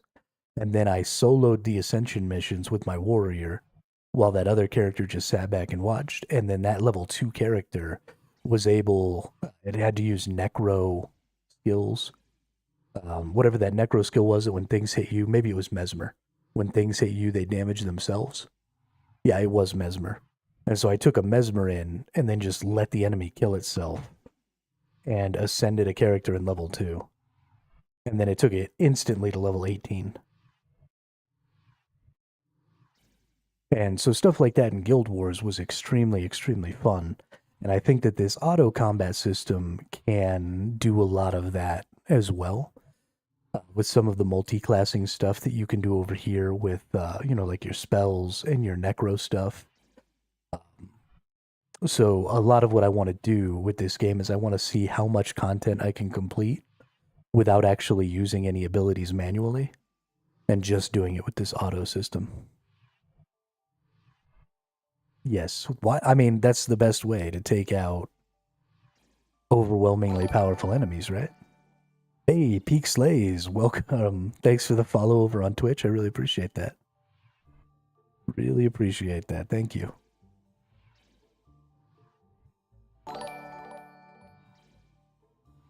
Oh, and the Prime sub. Yo, thank you so much. I appreciate that, Peaks. I appreciate that. Making my day.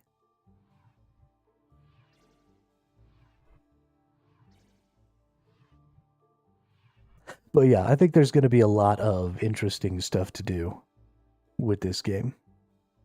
I'm not there yet. A lot of my skills are too low level to really... Oh, nice. This dude's just right here.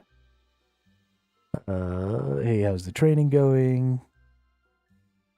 If you have any fire runes on you, teach you a bit more. Okay, I got a bunch of fire runes. Nice. Boop. Thanks. Booyah. Alright, let's see if we can't find another tornado or something here. Oop, there's a tornado.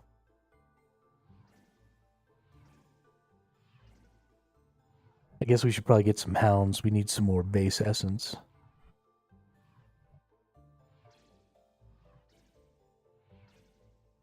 We can now get the nature hounds because we're level 35, so that's cool.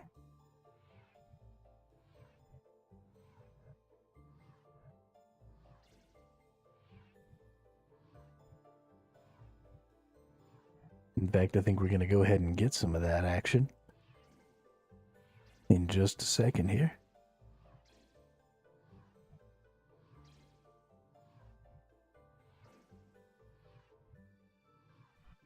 I also really like this game because it's not so manic. It's something that I didn't realize I was disliking about a lot of modern games. No, I don't really have any specific goals because I'm not even really doing any PVM or anything like that right now, probably the big thing that I want to do is, like I was saying before, I want to use just this. And so one of the goals that I've kind of already honed in on is that I want to beat as many of the bosses as I can without actually casting any abilities. I'll probably allow myself to use movement abilities and to actually physically move my character because there are some mechanics that you are going to have to actually move out of the way of. Oh no, I need 44, not 35. Okay. But there are some mechanics you actually need to move out of the way of and stuff. So I'll probably let myself use things like escape and surge and roll, and then just click around and move. But I want to use all of my actual damage and defensive abilities. I want to put on this auto bar, and I want to try and kill as many bosses as I can that way.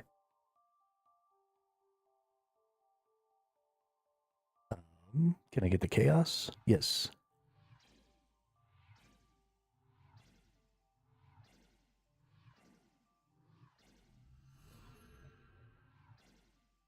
But that's kind of a really long goal.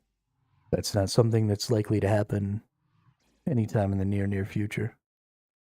Do I not get extra base essences? Okay, I do. I do get extra base essences. PVM is one of those things in RuneScape I don't do much of anymore. Some Slayer here and there. Mostly just skilling now. Trying to get all 120s. Oh my gosh. So I didn't think that was going to be that bad. I thought because, I have all kinds of time. I play all day. And so I was like, yeah, I'm just going to rock some 99s in like a week. 2 weeks later, I don't have any 99s. Can I run you with some bosses? Like, let you hit it first and clean the boss so you get drops? Because I'm not.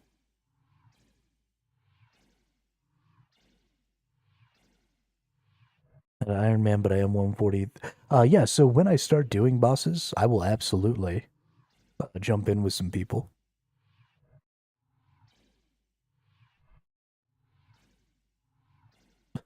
Yeah, fuck you, William. How about that?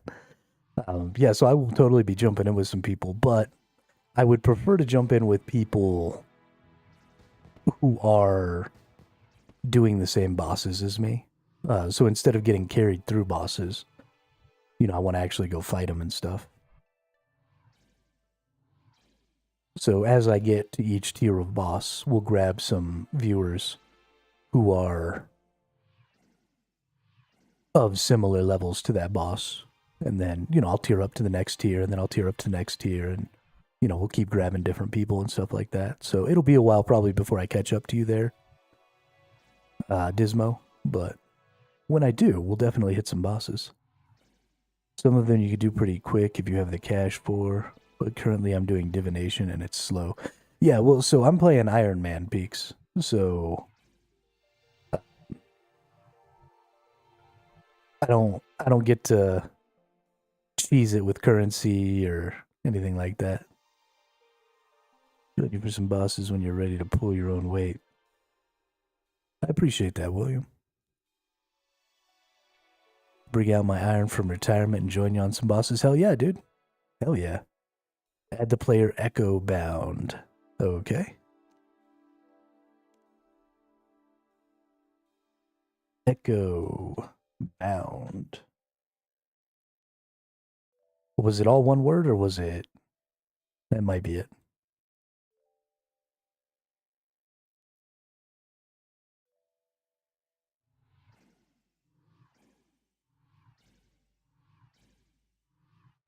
I was playing hardcore Iron Man, but then I went and got myself murdered like a jackass. Well, not even by anything cool. Just running around in the wilds like an idiot. I was only like a week in when I died, and so I was gonna reset, but there's no way to reset your character in this game. So I would have had to lose my membership and like start a membership on another account. I think that's a huge problem.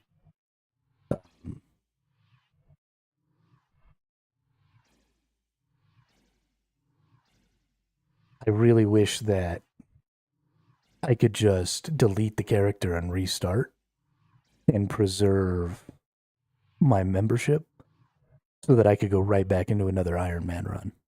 Because having to lose, now if I buy a membership, right, I have to spend a month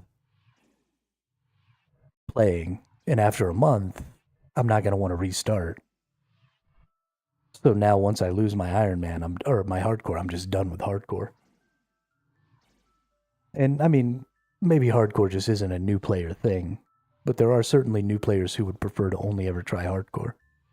And I feel like that's kind of a miss.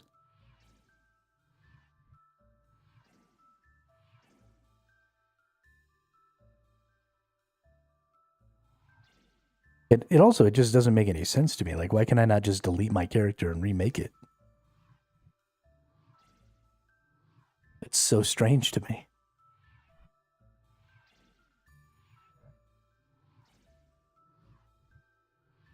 This is probably the only game I've ever played where I couldn't just remake my tune. Especially in a way. What did this nebula say? Did it say I needed a certain level? Level 40, okay. We're getting pretty close to level 40.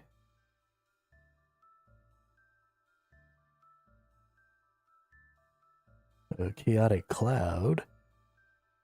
But maybe this was the one I needed level 35 for. Can I not use a comet platform? No, I cannot.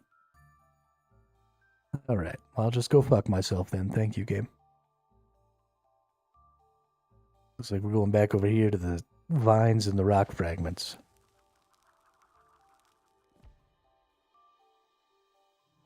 But it's super weird to me that you can't just do that. I definitely think it was a misstep. Yeah, even Diablo let you make a new one, but when the character died in hardcore, you can't use it anymore. Well, so I like the system.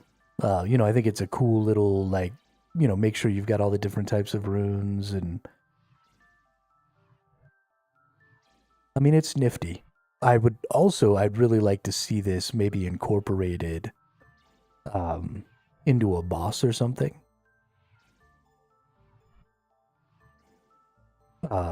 Something about dealing damage to the boss and getting runes from the boss and then using those runes to traverse the environment that you're fighting the boss in to avoid attacks or something like that.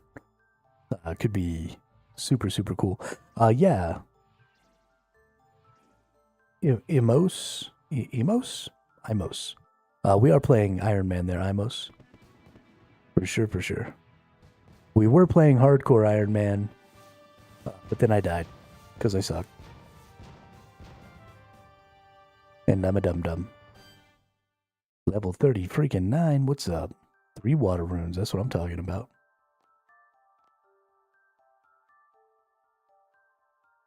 Also, welcome to the chat, welcome to the channel.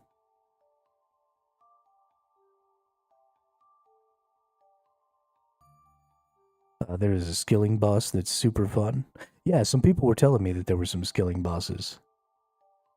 I'm pretty excited about that. I think that's a cool concept.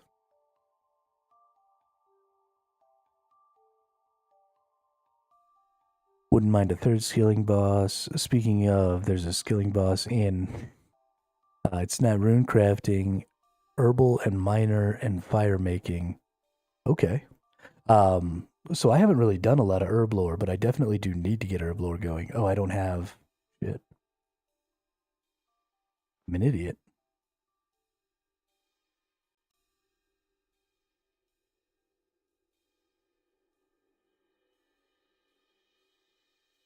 Hunter, mining, woodcutting, and fishing.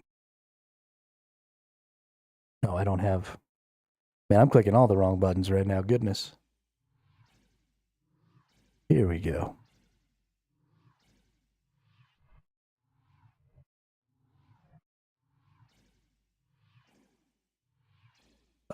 Hunter boss would actually probably do me pretty good.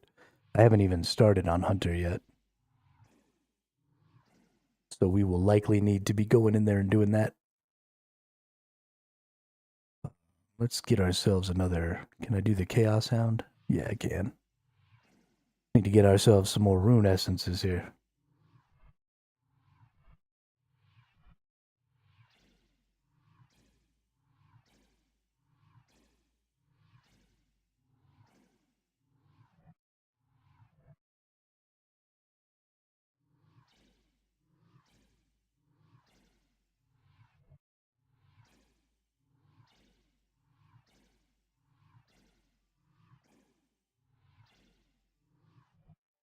Okay.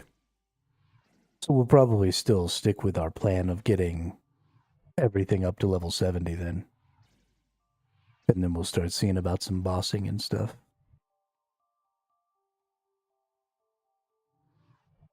And soloing Carapac on mobile. Mobile and bossing is a challenge. I don't even really own a phone. I don't own a smartphone. I just have a really basic phone for stuff that I absolutely have to have a phone number for. So I don't have to worry about that shit. I play everything on PC. Yeah, it seemed to me, Peak. At first, I was going to try and do one skill at a time, which is why I have so much mining and smithing compared to everything else. I didn't realize how focused this game was on making you like do everything. And so I was like, yeah, I'm just going to 99 mining and smithing, and that'll give me everything I need to get all of my combat because I want to do melee up. And then I got up here to the 70s and I realized, holy crap, somebody shoot me in the face. Because the amount of XP you need is ridiculous. I mean, I only have 2.9 million XP, so 3 million XP. 1.5 million of it is in mining. Almost another, so 2 of my 3 million is just in mining and smithing, and they're only level 70 right now. So like I knew that Peaks. I knew that it was an exponential growth rate. And I even know how out of hand exponential growth rates get. Like, I've seen it before. I've played a lot of MMOs, I've played a lot of RPGs. Like the math makes sense to me and I get it. But even then, you don't really understand how quickly it goes from, oh, this is totally manageable, to what the fuck were they thinking?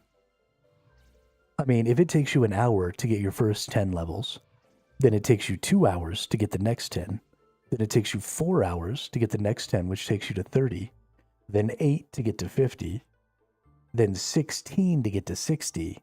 Then 32 to get to 70. Then 64 more hours to get to 80.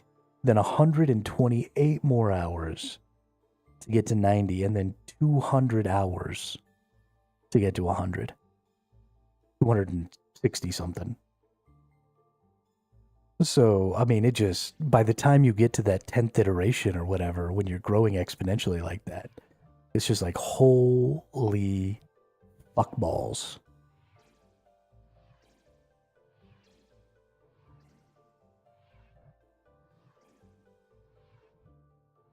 And I think that's pretty close to right on. I think an hour for the, well, it's maybe not an hour for the first 10 levels, but 260 hours is like an entire month of playtime for me.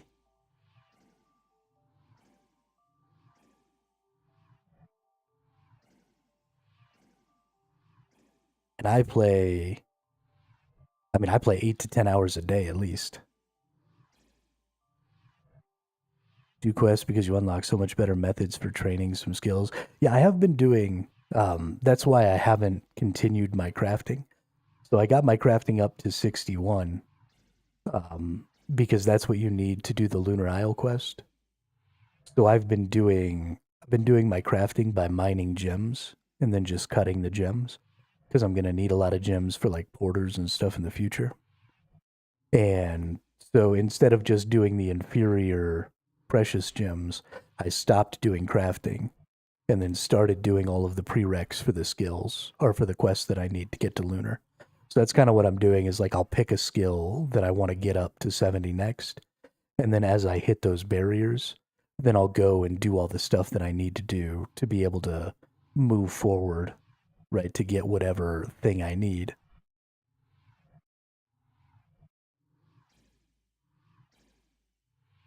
And then, that'll take me.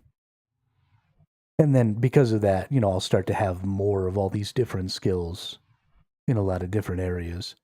And that'll make each iteration of that process faster and easier. So, I mean, it's fun. It's set up really well. Um, it's got you moving around, doing some different stuff. Because honestly, so um,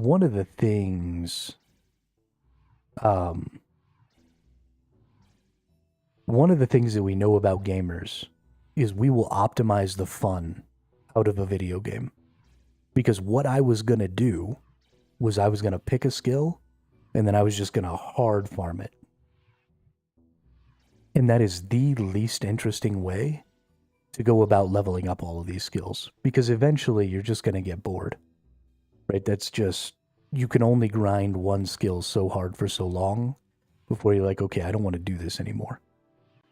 But the most efficient way to go about it really is just to pick one and focus on it. But they've taken that option off the table, right? They have removed that as the most efficient way to go about it by making the best and most efficient ways to upgrade your skills locked behind, these quests and leveling up other skills and different stuff like that. So the game is forcing you to diversify and to do different content as you go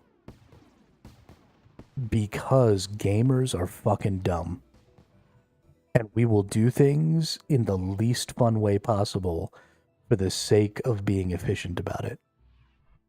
And I think that's something that a lot of developers don't recognize is you have to put your thumb on the scale and you have to get in the way of gamers being gamers.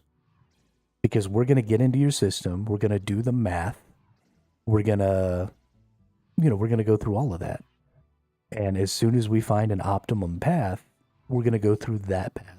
And that path is almost always to focus on one thing at a time and to do that one thing as good as you can.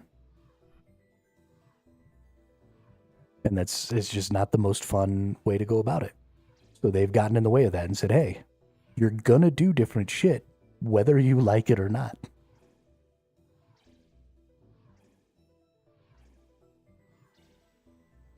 I think that's great.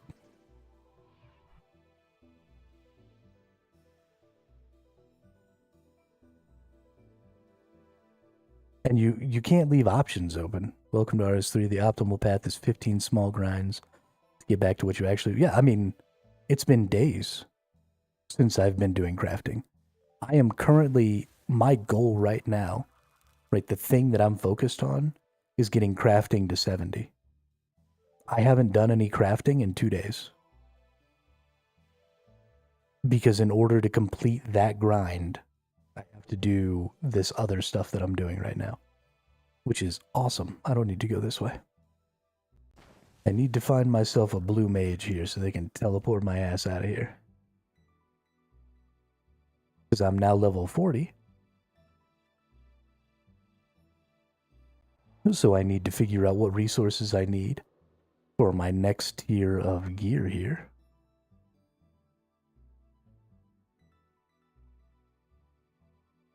Oh, there's a mage. Don't go on that platform. Hey, what's up, Wizard Phoenix? Teleport me back to the Wizard's Tower. Thank you.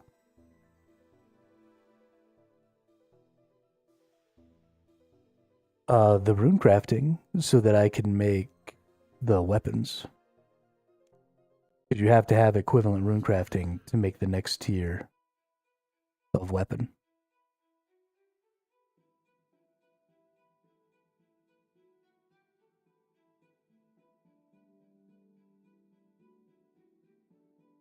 Because this game's a jackass.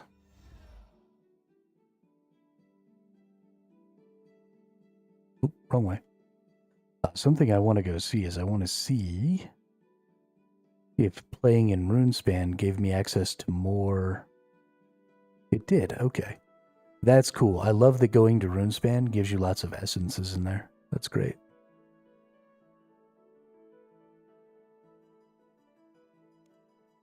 We'll build up a bunch of essences that way. Okay, so let's look at now. We've got crafting. We're going to level 40 crafting. So let's scroll back up here and see what gear we get. Green dragonhide boots are ranged. Brile gloves. Oh, that's Demonheim.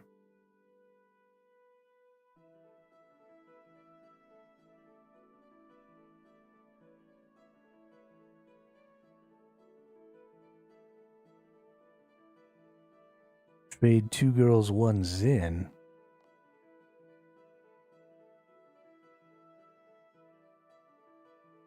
Hey, look, it's Echo Bound.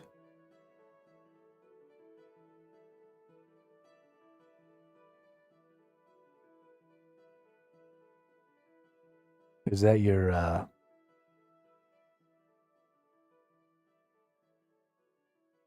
Let me add you as a friend here.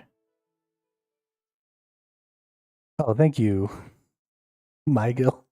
Also, welcome to the chat, welcome to the channel. You know, when you just spell it out like that, I don't know how you're pronouncing it. 2 girls, 1 Zin. Friends.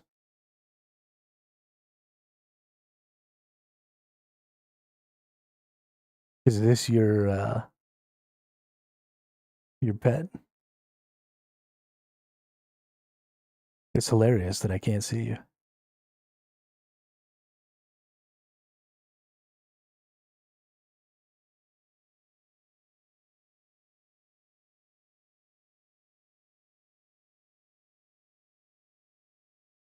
A wizard in this tower can make the armor if you bring the materials. Oh, really? Well, I don't need them to do that. I can make the armor.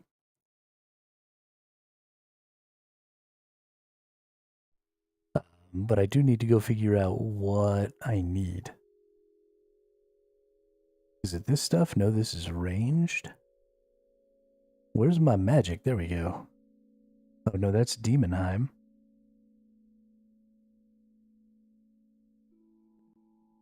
Ranged in Demonheim. There's a magic shield. Nope, that's Demonheim. Yakhide body armor? Nope.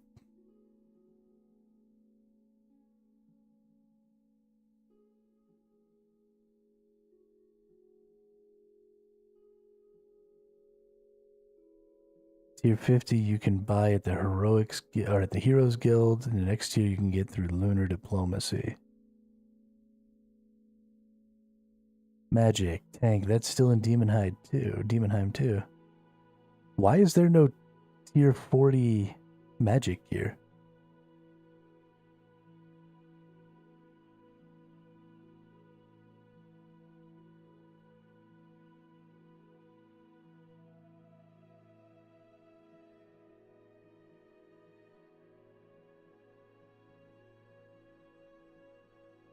Is it under rune crafting?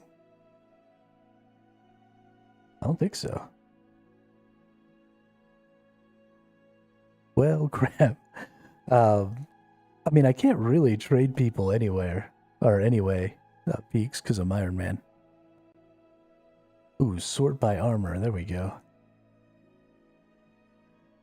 It's not a bad idea.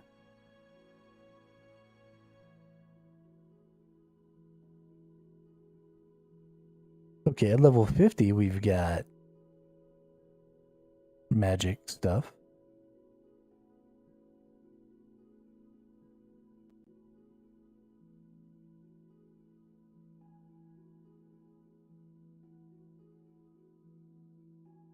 Ranged.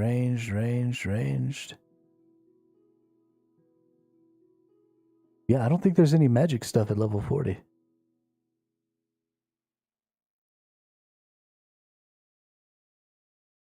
Batwing is what I'm wearing right now.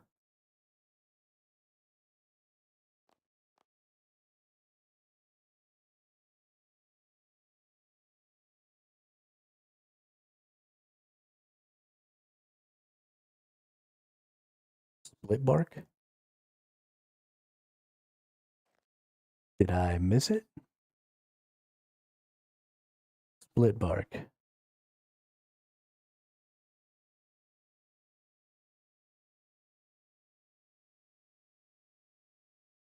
Snakeskin, yak hide, death warden, studded leather, snakeskin, studded chaps, studded leather. Oh, I wonder if maybe I can't see it because I need something else.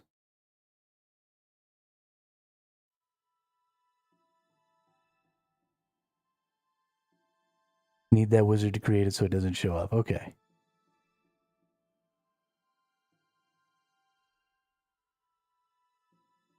Does anybody know how to fix this problem where I can't see peaks? I don't want to leave peaks just hanging. Does anybody know how that issue is overcome?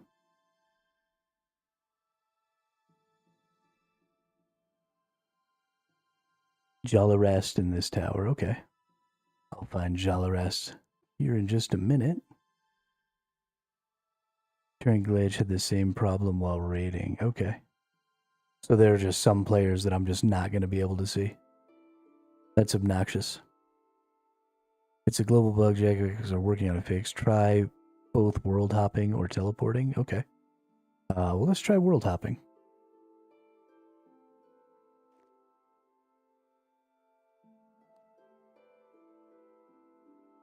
Yeah, absolutely.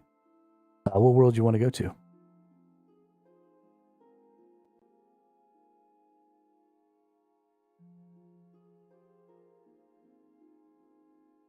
Let's try going to one of these trade worlds. Maybe that'll help. Want to just try going to World 1? Oh, 15. Okay, yeah, absolutely. Going.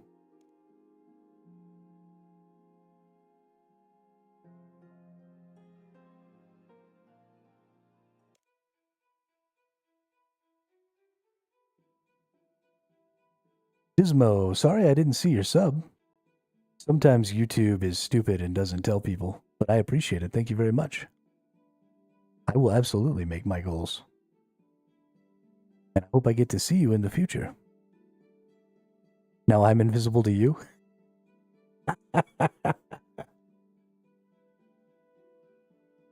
That's funny. Okay, let's see. Trade with 2 girls, 1's in. I wonder if I could just use... Can you use this side thing over here? Hey, there we go.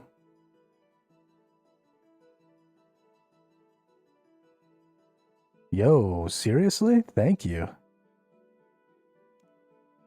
Holy crap, dude.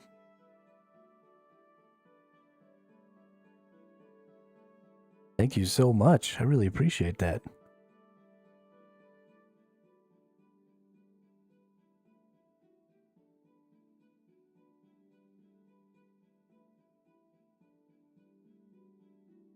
Thanks, Peaks. That's awesome. I hope to see you around more often.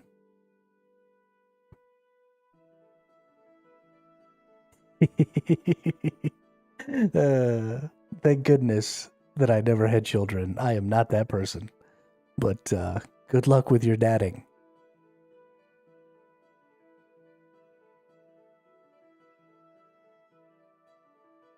Too often I find myself in need of an adult. Can't be going and being an adult. If I had kids, I'd end up fucking those dudes up so bad. You can buy best in slot magic dual wield with that bond. Yeah, there you go.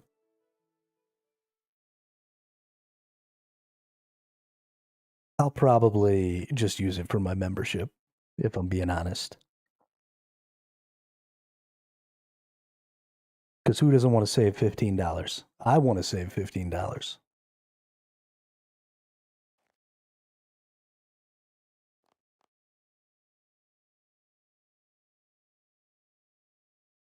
There you go. There you go.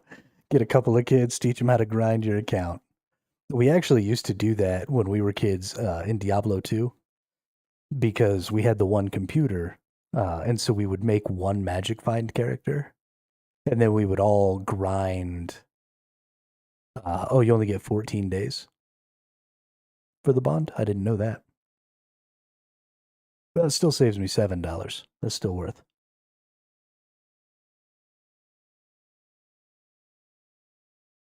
But we would all grind the magic find runs on the same character. And then, if we got an item that your character needed or whatever, then you would get it.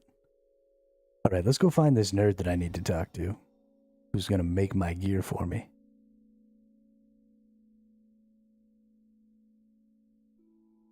Jalarest.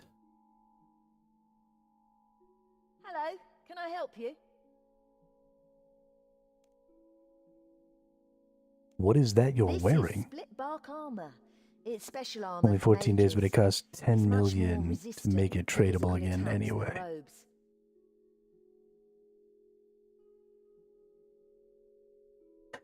Yeah, the last time I looked at them, they were like 160, which is crazy. I don't even have a million, much less 160. But I do have a couple of main accounts that I'm using just for making currency that I'm going to try and keep up my membership on this account by playing them when I'm not streaming and just making currency.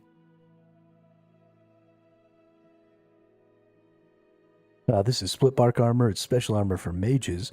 It's much more resistant to physical attacks than robes. It's actually very easy for me to make, but I've been having trouble getting hold of the pieces. What do you need? I need bark from a hollow tree and some fine cloth. Mini main account is grinding bosses for the money, which inflates it. And the cloth is only found in the Tomb of Shades. Let's see. Bark from a hollow tree, fine cloth, Mauritania. And the cloth is only found in the Tomb of Shades. Of course, I'd happily sell you some armor if you bring me those items.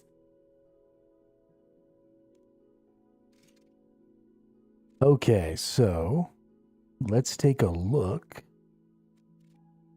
I need 2 bark, 2 fine cloth. I need 4 bark, 4 fine cloth, so that's 6.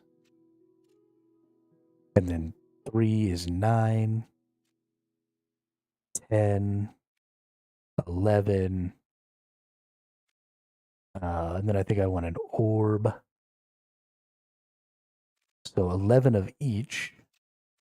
And then 13 barks, 15 barks. Okay. So 15 barks and 11 fine cloths. Upkeep on RS3 is insane, but with more members soon joining after upcoming update spawns, we'll go back down. Yeah, I'm really looking forward to that. Also, I think the bond costs are going to go back down, Mage, because there are going to be a lot less things to use them on. So supply is going to be high, but demand is going to be lower because there's really only going to be value in using them for like memberships and stuff, because you're not going to be able to use them for, your treasure hunter things and stuff like that. So players who are trying to buy them for in-game gold are going to be using less and less and less of them. So hopefully we will see a reduction in those costs. Potentially that could have a good impact on inflation just overall, because if fewer people are spending money to buy bonds and those bonds are slowly reducing in price, then the amount of currency available to your whale players is going to reduce, which is going to mean the demand for some of the really, really high-end items is going to reduce because they're just going to ultimately end up costing more, which is hopefully going to drive down prices just across the board.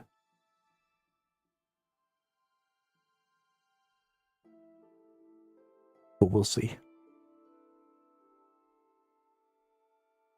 Let's see.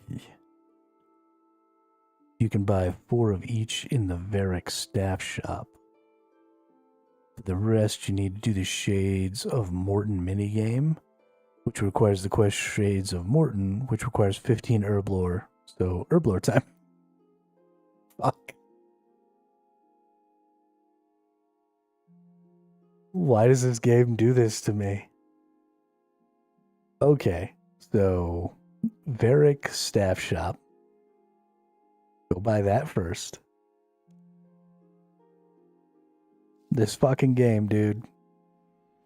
This fucking game. I'm still in the process of leveling up crafting right now, by the way. That's what all this is working towards. Where's the staff shop in Varric?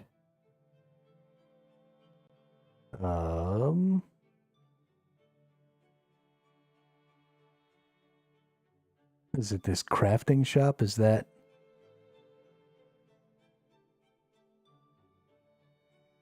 Let's go talk to this fucking nerd. It has passed by a few days and bought it all from this staff shop.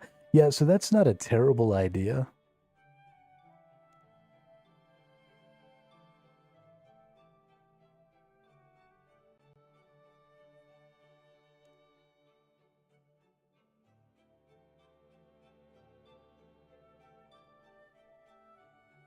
Where am I?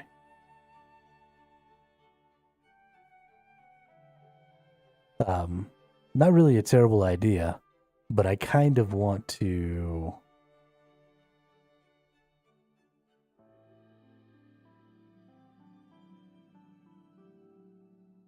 That's not a bad idea. Just make the wand and stuff and go.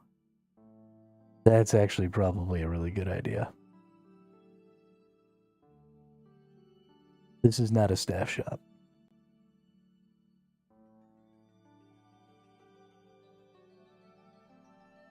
Oh. I see.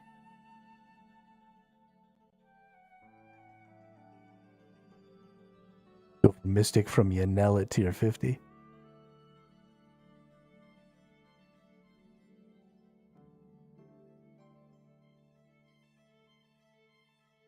Trade Zaf.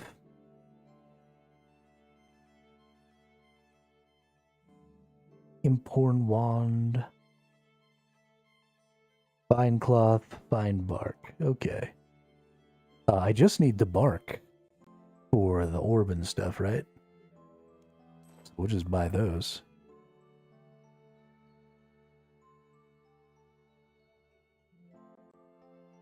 There is tier 50 gear that I can craft myself. The Ebno Mystic is available after level 66 magic only.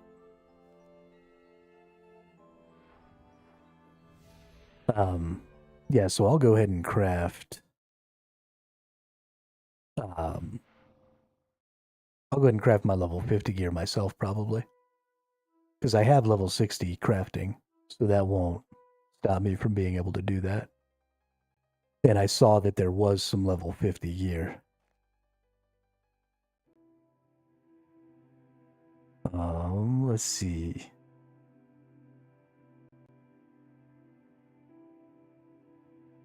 Yeah, it was this Mystic Robes.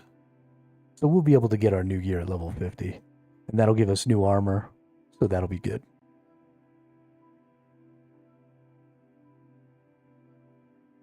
That'll be real good. We probably need to go ahead and move on to the next Slayer.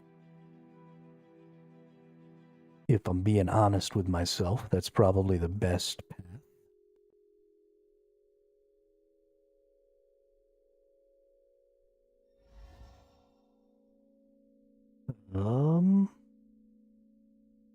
There she is. Hello, can I help you? Yes, you can. This is split bar. It's actually very... All right, make me one of these bad boys. Ooh, almost made 2. There you go. Hello. Almost ruined my whole career. You can buy Mystic in the Champion Guild if you have 33 quest points, which you have, though. Oh, okay. This is split bar. It's actually very easy for me to... I didn't even consider looking There you into go. being able to buy any of the gear. I just kind of assumed that that wasn't really a thing. Yo, that wand looks dope, though. So does that orb. Balling out of control down here. Look at me. So cool. 'Cause I'm bad. I'm bad. You know it. Alright, so where is the Champion Guild?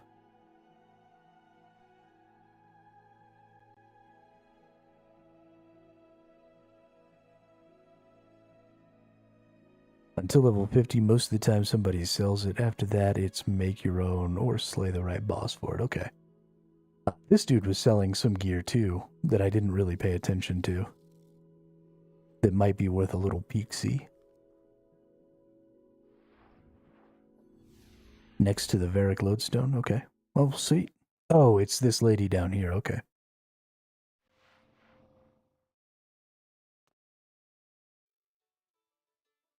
Is this the Champion Guild?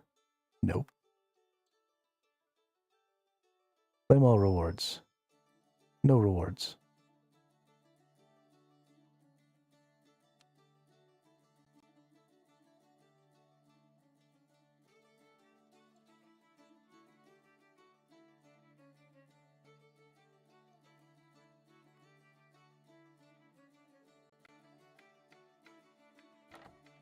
Building behind her. Oh. Okay.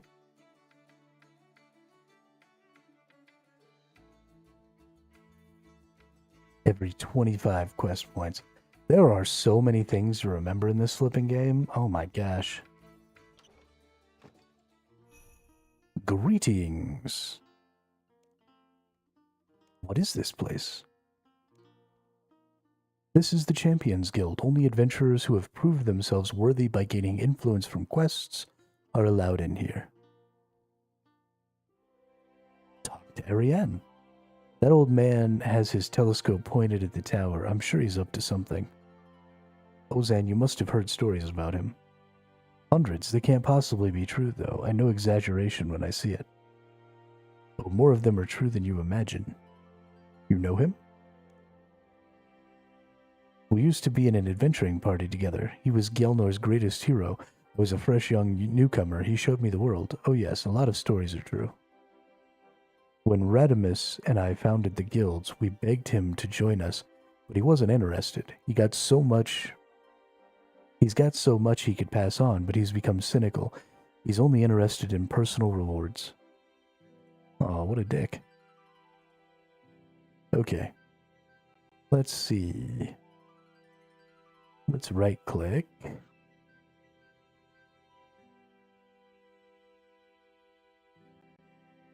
Nobody to buy anything from.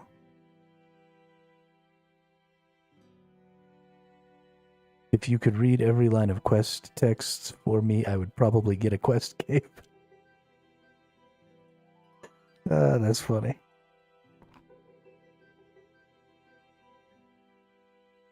Okay.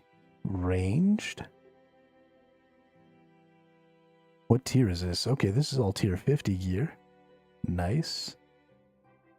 All range stuff. Mystic. Trade with Mystic Marge. Nice. Okay, and this is all tier 50 stuff as well. Perfect. So when I get to level 50, I'm going to buy out this shop. Well, fuck it. I'm here. Let's just buy it.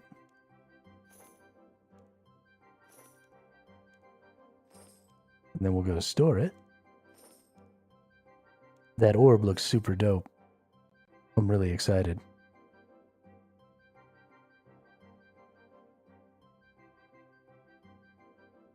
And Scavo should have tier 50 melee gear. Okay, perfect. Thank you, Peaks. Thank you, everyone. Dope. Okay. I actually have, so because my mining and smithing are so high, I actually have a full set of maxed out orichalcum gear for when I get to level 50. I've already made that. Or rune gear. I've got rune and orichalcum and all that stuff like already set up. So for the chest plate of all 3 combats, you need to go to the guy in Edgeville. And I think finish Dragon Slayer, not sure. Oh, you're right. I don't have a chest piece. You know, that's probably okay, though. I could probably get away with just...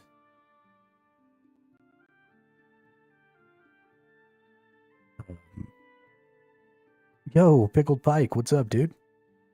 Welcome to the chat, welcome to the channel. Or welcome back. Welcome.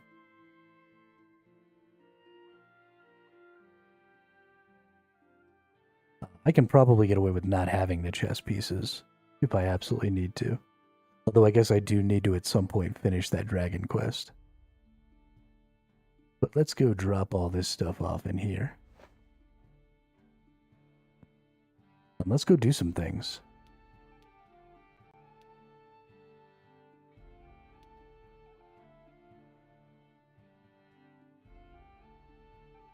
Yeah, I agree, Peaks. I'm glad that I didn't have to play in the time when that wasn't a thing. Super glad I didn't have to play in a time where I had to get all the way to level 90 just to be making my freaking rune tier shit. Let's see. Let's go to Edgeville. The next Slayer set is over here in Canifis. No, I haven't gotten to Canifis yet.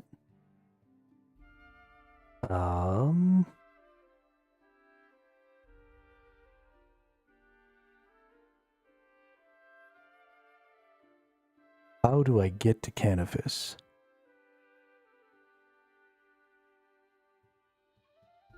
Is that anticipate in the Revo bar? Yes, it is.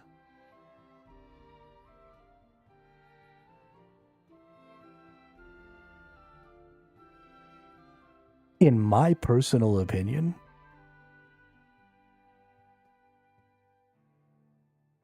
it is more important to put your defensive skills first than anything else. I mean, reduce all damage taken by 10%? Why would that not be always on there? That's an activate on cooldown if I've ever seen one. Through the temple east of Varric, okay. This temple? I feel like I went through here earlier, but I didn't really know what I was doing. Because I was trying to get over there like a week ago. And I got like lost in the temple. I couldn't figure out how to get out the other side. But we need to go to Canifis because that's where our next Slayer person is.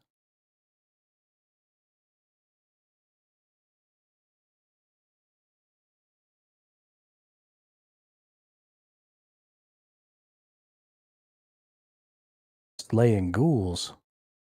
Oh, hell yeah. Just call me Ghoul Slayer.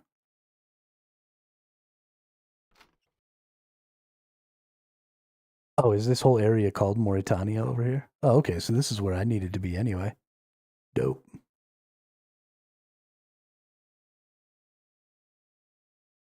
Useful mostly to avoid being stunned, but yes, 10% is great. Yeah, I mean, so right now I'm not really getting stunned.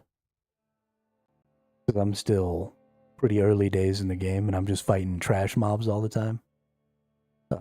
So that part of the skill I don't think is really doing a ton of work for me right now. But taking 10% less damage of the time that I'm fighting is massive. On my melee bar, I have significantly more defensive skills because I'm always wearing a shield and stuff. And I'll probably start wearing a shield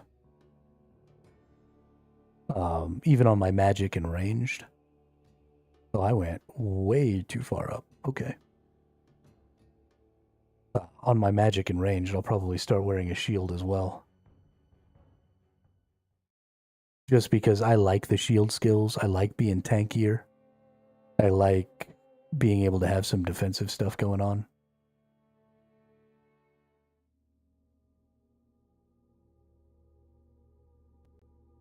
Yeah, I was gonna build the fort, but shit, it takes a lot of construction. Construction takes a lot of gold. Is that a dead person with a ghost coming out of it? That's creepy.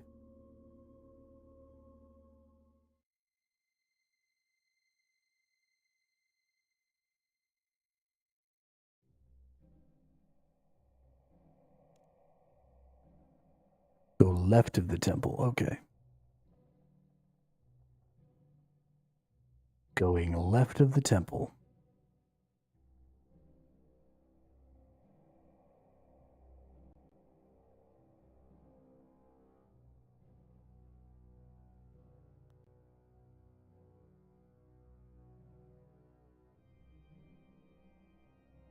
Yeah, so it seems like I need to get down.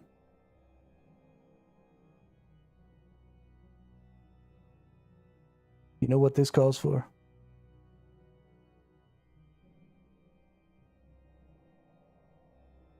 Oh, there's no... Got it. Got it. Got it. Whoops.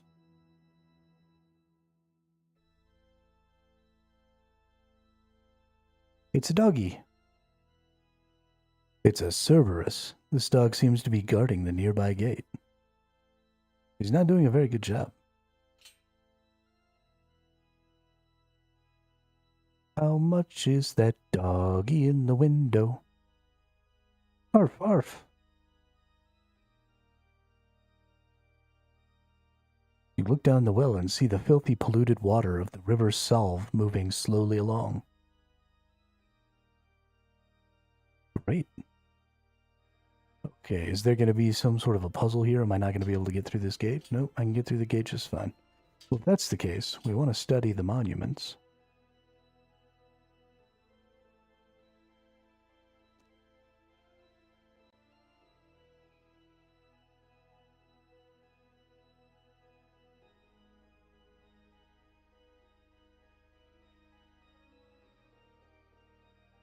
Monument of a fallen priest.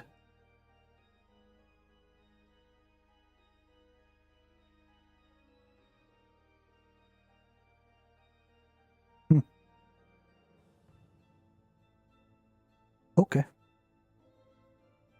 There appears to be nothing going on there. A ghoul. Oh no.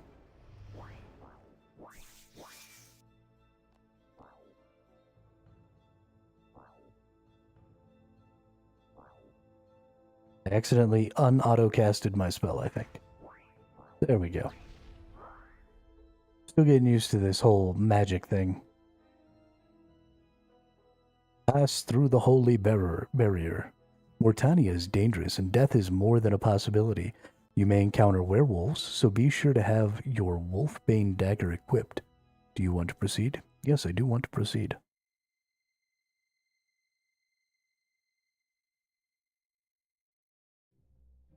Alright, let's talk to this nerd. What's up, nerd? Hello, friend. What can I do for you? Oh.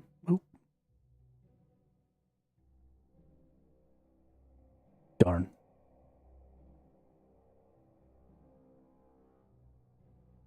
Yeah, the extra 50 hit points is definitely a huge boon. It's a great early game necklace, I think, Mage.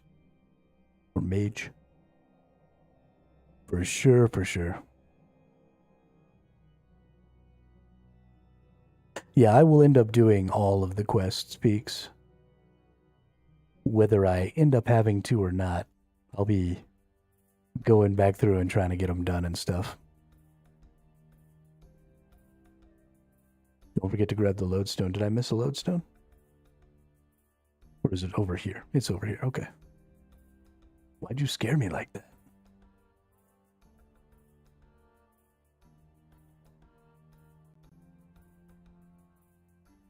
On the bright side, that ghoul wasn't very difficult at all. I could go back and kill him again if I have to. Alright, is this my Slayer? Or is it this dude? I need another assignment. Excellent, you're doing great. Your new task is to kill 74 cockatrices. Got any tips for me? The last cockatrice I killed, I found crushing attacks took them down effectively. Cockatrices like basilisks have a gaze which will paralyze and harm their prey. You'll need a mirror shield to protect you if you are brave enough. Head to Slayer Caves east of Relica. Oh no, I need a mirror shield. So, how much of a bad idea is it to not bring a mirror shield? Oh, does he have mirror shields? Nice. Thank you, Peaks. Because I was definitely going to just go fucking wing it.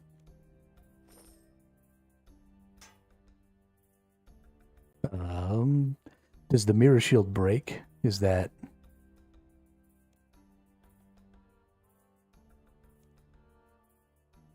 Is that why he sells 10 of them? It does not. Okay. Dope. Leaf-bladed spear. Yo. Oh, I can get tier 50 weapons from this guy?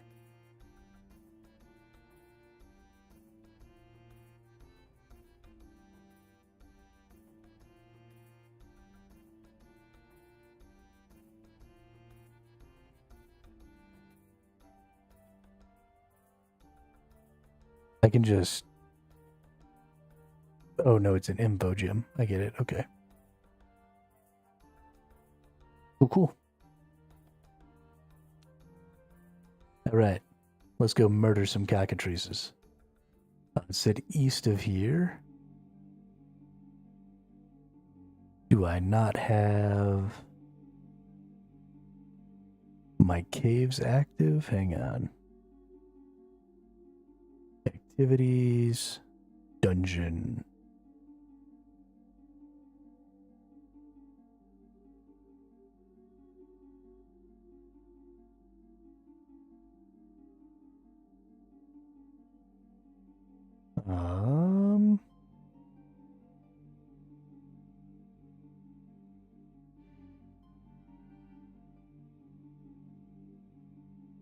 Thank you. East of Relica.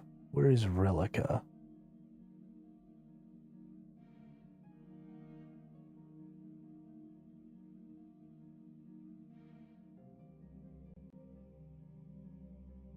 Did I try killing a villager? Why would I kill a villager? What an awful thing to do. Nice.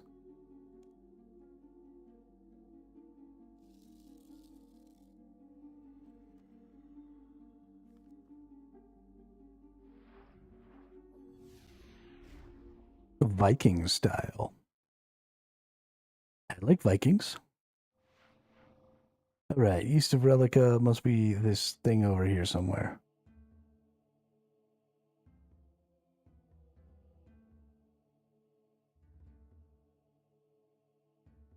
It'll say Slayer Dungeon or something, won't it? Dungeon.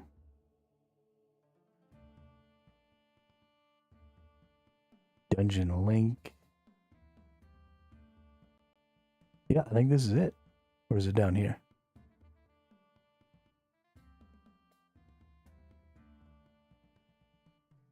Nope. Beast statues. Those are dwarves, not beasts.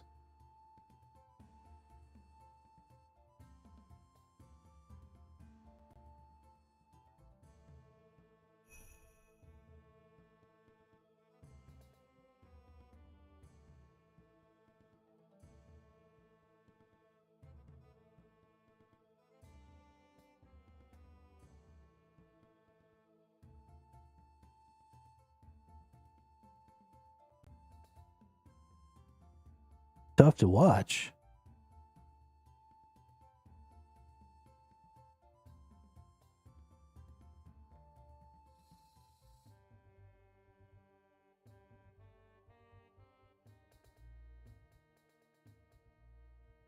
Am I missing something painfully obvious?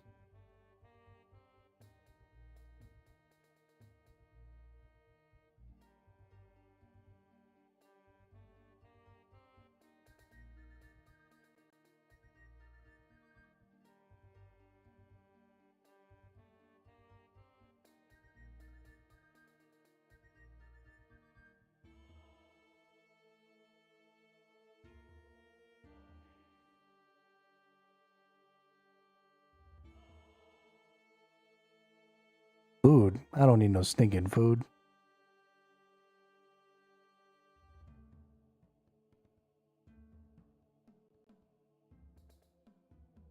Who brings food? Weak people.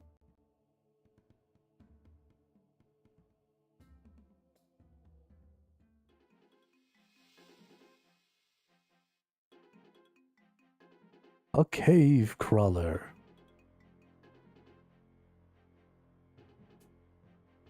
You know what I don't have, though, is any freaking prayer juice.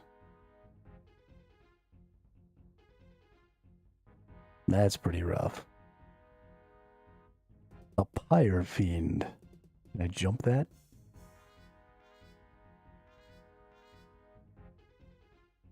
Rock slugs? Yo, this is dope. Ooh, there's cockatrices. Alright, you little nerds. Let's go. Bring it on. What do you got? You ain't got nothing.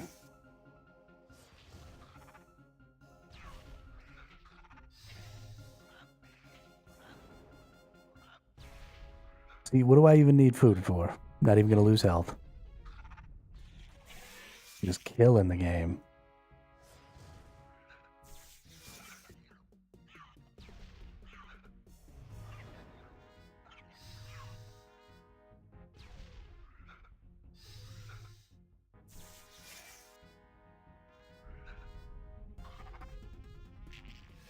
Who wants to fill up their inventory with food anyway? Not this guy.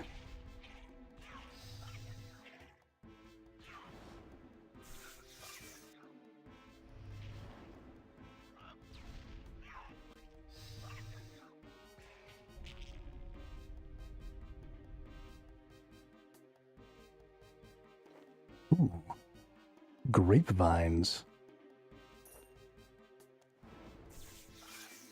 So there's one of my favorite skills. Being told what to kill definitely scratches an itch in gaming. Yeah, so I like... One of the problems with modern games is a lot of quests are just kill quests. But kill quests in and of themselves I don't think are a bad thing, necessarily. It's just when that's the only thing available that's the problem. But, you know, getting a skill line that I can follow here, where I just come out and I murder some cockatrices, you know, that's fun. Unless it's death telling you to kill 22 Barrow brothers. Yo, I'm getting all kinds of seeds from this. This is dope.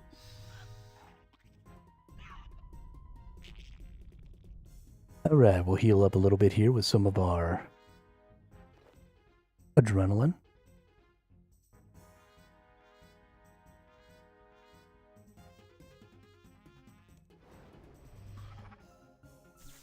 And then do more murders. Because who doesn't want to do murders? I want to do murders.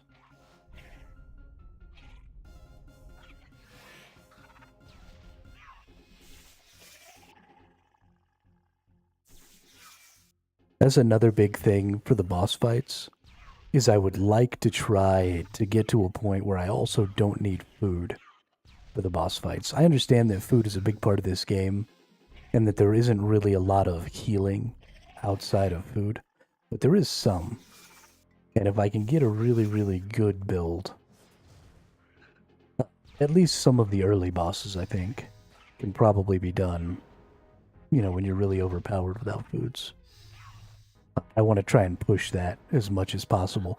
If you could put food on your auto bar, then, you know, I would bring a bunch of food with me and stuff, but you can't actually cast the eat food skill on your auto bar. So we're going to be skipping that shiznit. If we can. Yeah, these cockatrices are hella easy. Nice. So there are potions that can heal you and prayers that will replenish HP. High level can kill some bosses for a full hour that way. Oh yeah, perfect.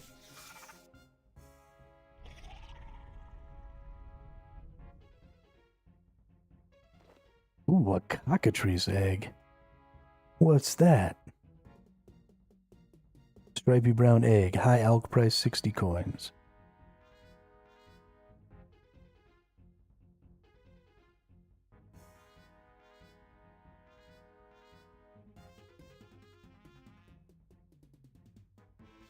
You get points for an aura that will heal you? Okay, cool.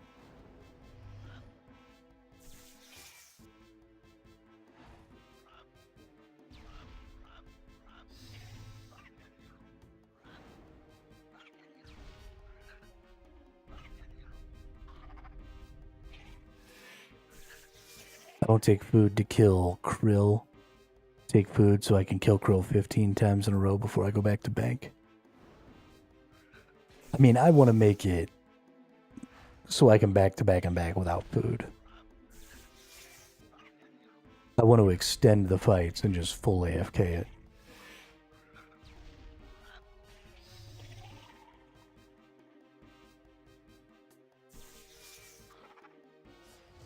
I want to exit the fight full health.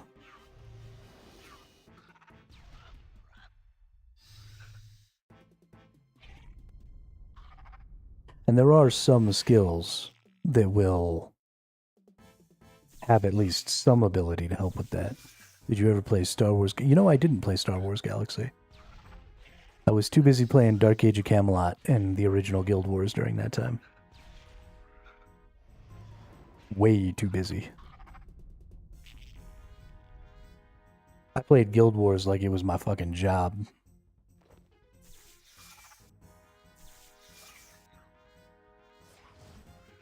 Me and my brothers just like obliterated that game.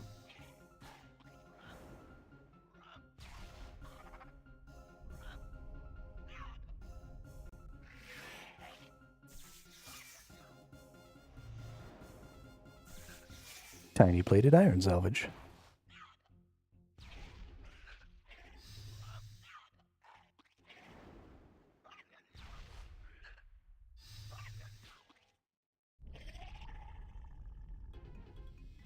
Wait here for a second for my adrenaline to heal me up.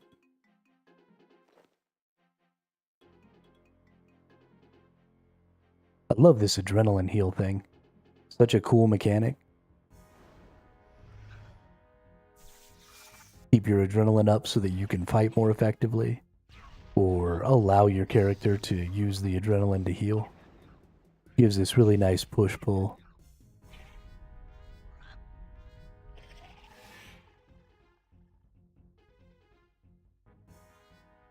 Dark Age of Camelot or Guild Wars 1?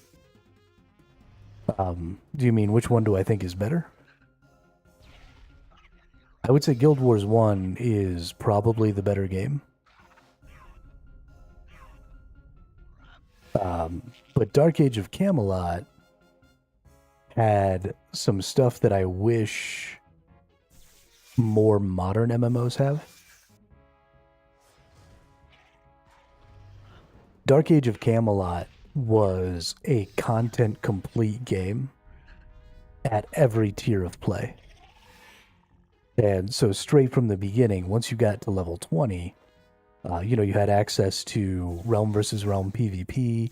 You had access to lots of interesting, unique items to go farm, like equipments to go farm and stuff. You had access to a pretty robust crafting system. The only thing that wasn't really feature complete all the way through the tiers was artifacts from Atlantis area. But basically everything else in the game was available to you all the way down to level 20. And so you'd make your character, you'd go through some quest lines, you'd do some stuff and get yourself to level 20, and then you would just turn your XP off. Well, you'd get to 24. and then you just turn your XP off. And when you turned your XP off, you would go around and you would temp out your character and get it just as strong as it could possibly be for level 24. And then you'd go do the realm versus realm PvP for level 20 to 24 characters. And that would give you the alternate PvP growth path, which was the realm points or realm ranks. And then you would level that up, and there was a limit, right? You could only get to a certain realm rank within the first PvP area before you had to move on to the next one. But you could also turn your realm ranks off, your realm XP off. So you could stay at level 24, maxed out, and just play the level 24 PvP forever and be totally fine.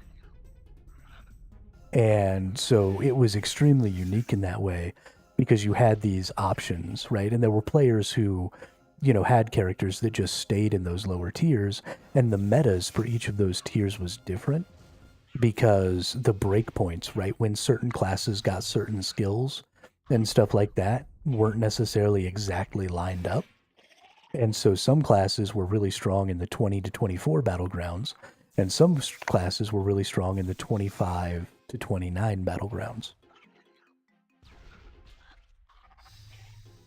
So it was super duper interesting to get to see all of that and get to play that way. And it gave you this opportunity to kind of slow down and enjoy your leveling experience because you could just turn that XP off. One of the things that modern MMOs have a really hard time with is it's really uninteresting to make really cool gear at the lower tiers of play because you just blow right past those, right? Like, what's the point in making a super cool, unique level 10 weapon when I'm only going to be level 10 for like 30 minutes and then I'm moving on? And so I think that that's something that more modern MMOs need to adopt. And I think that it will keep lower tier content more interesting for new players and stuff like that, is set it up so that I have a reason to make characters, keep them at lower tiers, and then continue to play some of that lower tier content. So that way when you get new players coming in, right, they have people to play with and stuff. Because right now, leveling just gets out of the way. Or gets in the way. Thoughts on the loot window? This loot window? I don't like it. But it's there.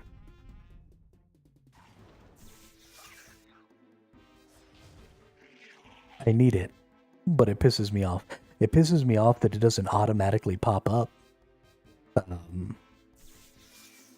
Just looting in general annoys me. Just automatically pick it up. Give me a bigger inventory. Automatically pick everything up. You know, it's not fun to leave loot behind because I've got such a limited inventory. All of that stuff just angers me. What is this? Equipping this gem will activate it, making it unstackable in the bank. Are you sure? No. The fuck does this do? This gem can be worn to give a 10% chance to save using a charm when creating familiars. Oh, that's cool.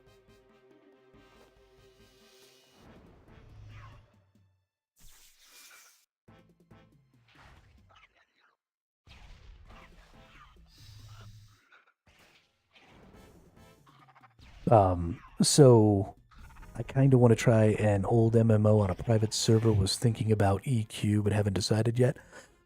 Guild Wars 1 on December 3rd. Guild Wars 1 is relaunching their game.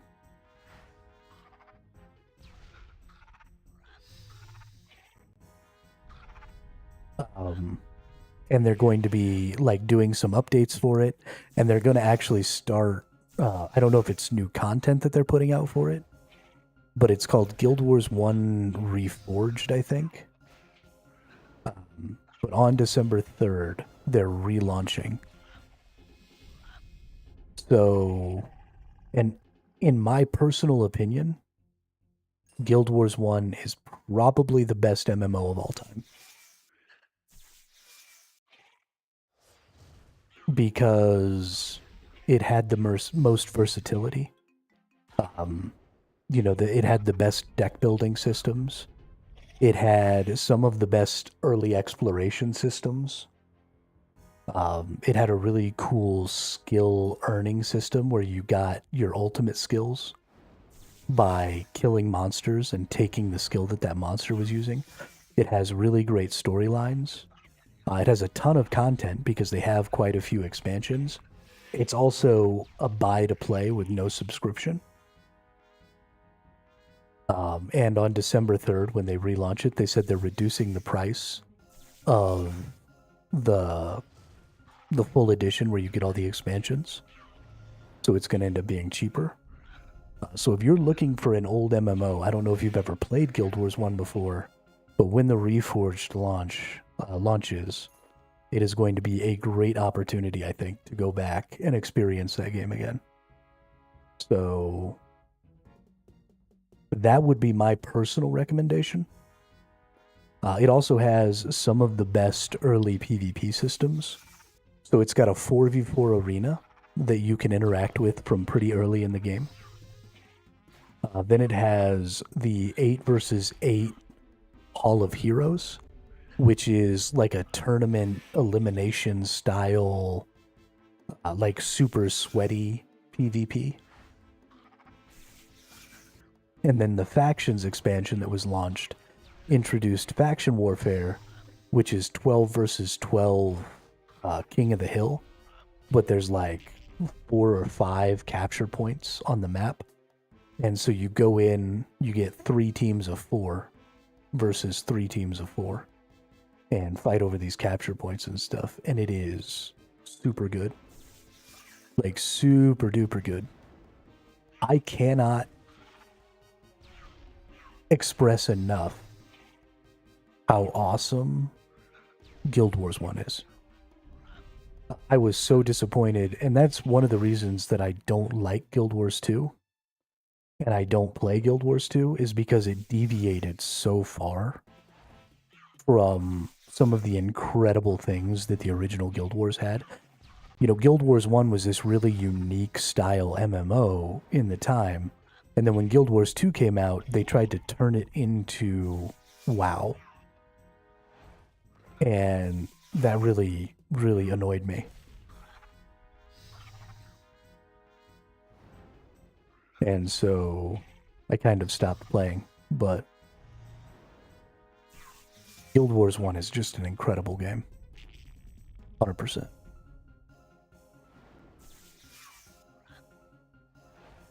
I think WoW influenced a lot of MMOs. I think you're right. I don't think for the better. I don't think for the better. I think there are a lot of MMOs that could have come out of that era that would have ultimately been better if they had continued development instead of WoW. Dark Age of Camelot, Guild Wars 1, Final Fantasy 11. Honestly, I'm kind of sad to see Final Fantasy 14 instead of seeing more updates to Final Fantasy 11, because Final Fantasy 11, honestly, I think is a better game than Final Fantasy 14 because of the combo system and because of their macro system. Macros and combos, I mean, Final Fantasy 11 was like out of fucking control.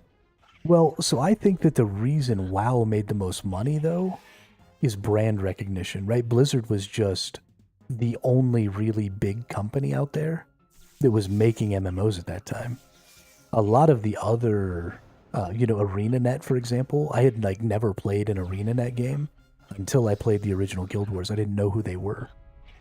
There was a lot less brand recognition going on back in those days with development studios. And it was sort of that era of gaming that started people recognizing development studios and then making decisions about games they might play based on those studios. And so I think that's a lot of the reason that WoW ended up making a lot of money. Lord of the Rings Online. So me and my dad played Lord of the Rings Online a little bit. He played quite a bit more than I did. But another good game, absolutely.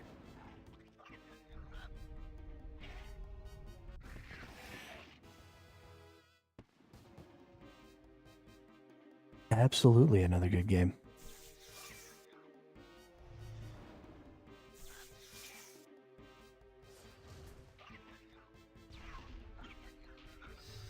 But I feel like there were a lot of other things that could have come out of that era and that genre that would have just been better. There were a lot of people back then trying a lot of stuff.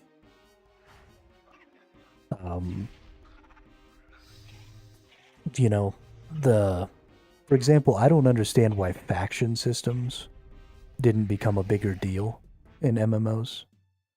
I don't know why we've switched to this player-run guild system.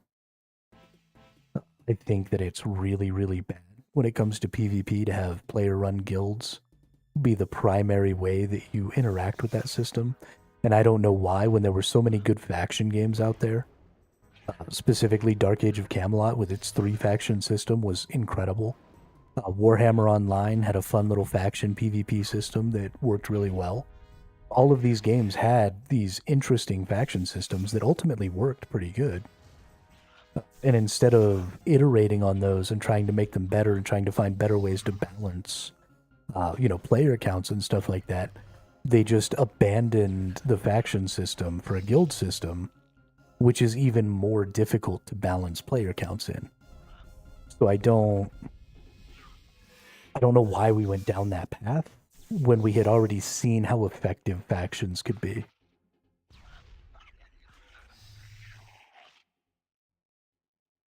I feel like there were a lot of bad decisions made 20 years ago in the MMO space that are still happening today. I remember playing an MMO for a summer, trying to remember what it was called. It was a game where you had to type out, interact with NPCs. Top-down 2D. Definitely not a game I ever played. I didn't really play any of the top-down 2D MMOs. Was it Tibia, maybe?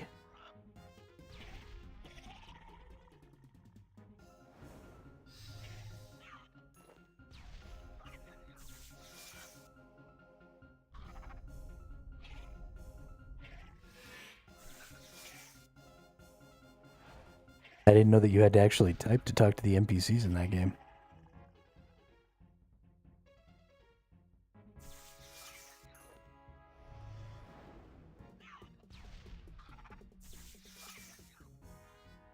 I can remember being blown away the first time I ever got a quest in an MMO that asked me to use an emote next to an NPC as part of the quest. Like, that was how you moved forward, was to use the emote. I was like, oh my gosh, this is so interactive.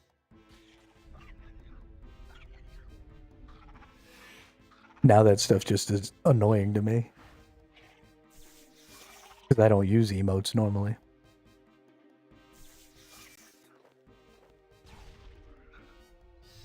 I'm trying to ask, like, a store owner to trade with them. Oh, that's cool.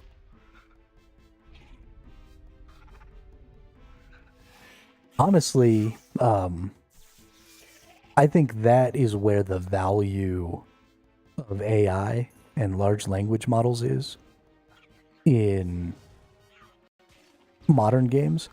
I think people are trying to get like super crazy with trying to make NPCs fully interactive,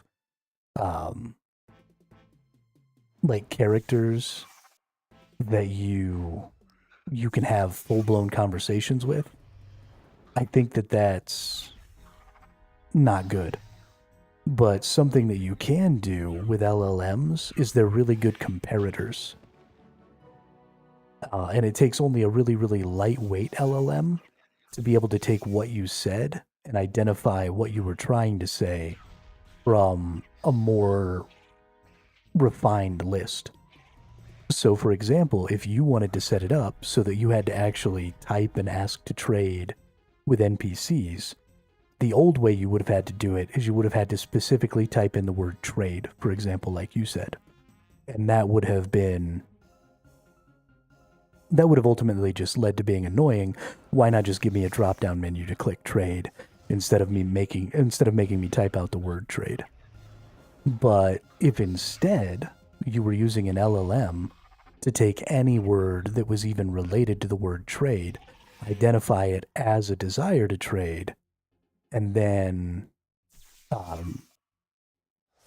allow the player to interact with the trade window that way, then you could have people saying things like, can I sell you stuff?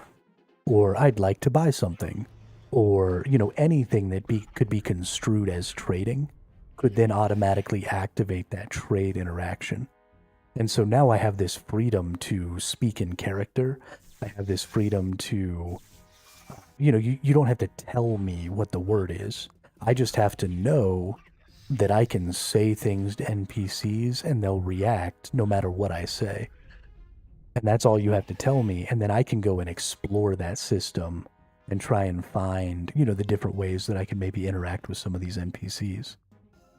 And so instead of just having a full-blown conversation, I'm still restricted to these certain interactions, but I can access those interactions in a more interesting way. And I think, you'd have a really light LLM would be all you needed in order to do that.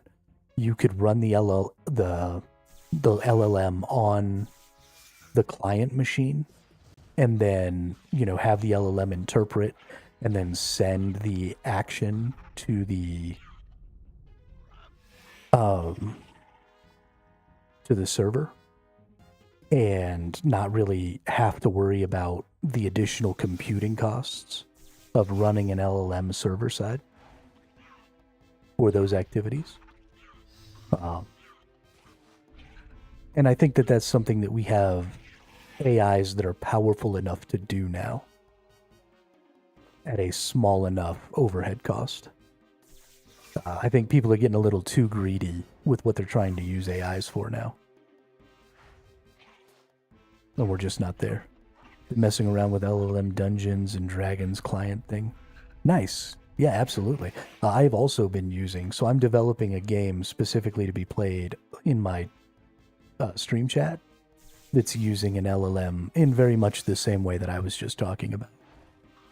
And it's a local LLM that's just running on my laptop that's sitting here next to me and taking in what chats and stuff can be doing. It's not very far right now, and I haven't worked on it in like 2 months because I've been too busy playing video games and having fun.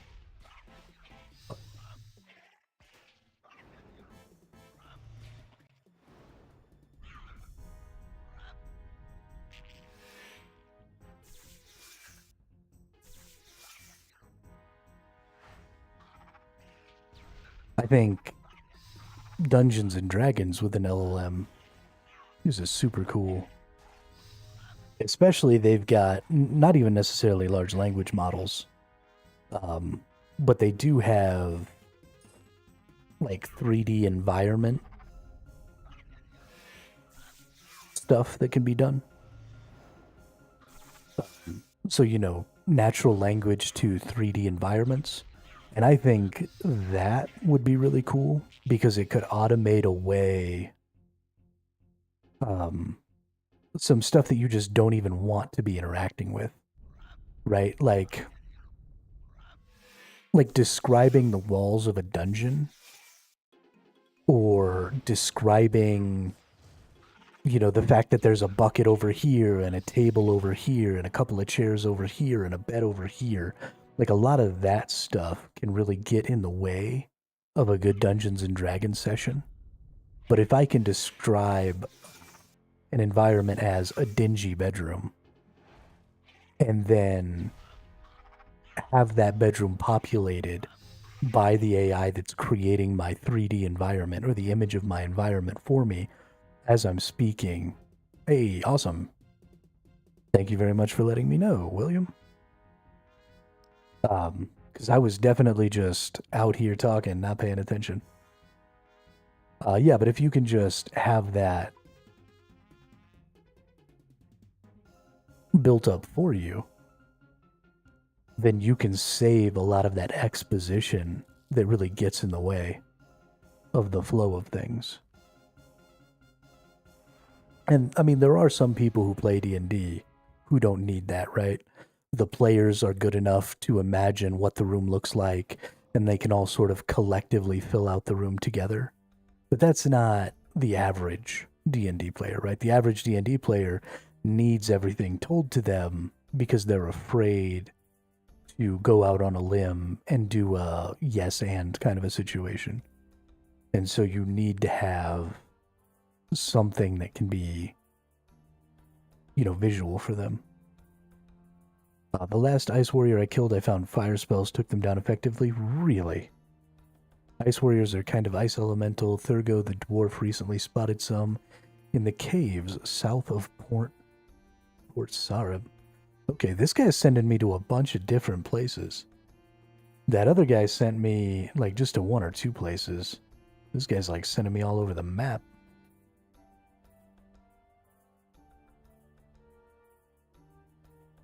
Used to be that way when I was younger. Now that I'm a bit older, I just lean into my weirdness.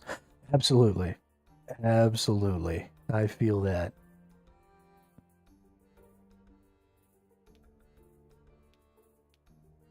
One of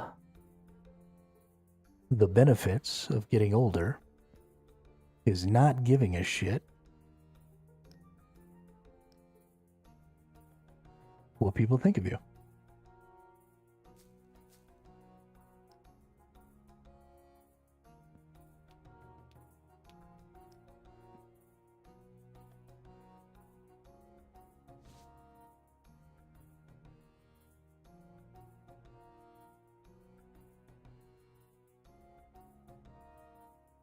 It's why it took me so long to start streaming. I've wanted to be a streamer for a decade. Didn't start doing it until I was 38, almost 39. Because I was like, no, people won't think I'm cool. I don't have anything to say. Oh my gosh, I couldn't possibly. And now I'm like, I don't give a fuck what any of you think I'm streaming.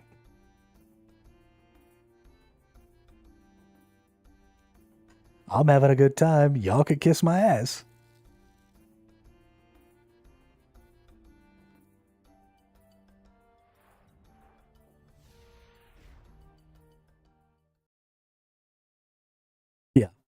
Yeah, I'm kind of a slightly more than elder millennial. Or slightly more than mid millennial. So I'm right at the far side of the middle of that generation. It was a really awkward way to explain that, but fuck it. There are ice golems down here? That doesn't seem...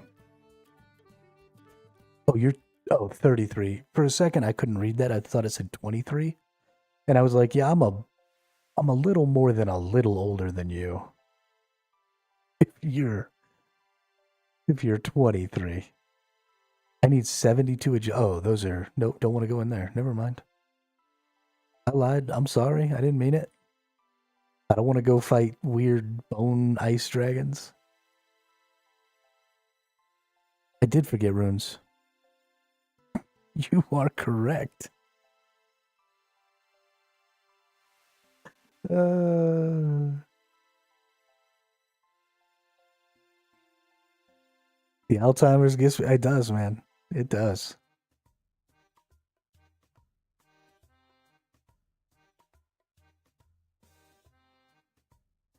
I'm just a forgetful old fart.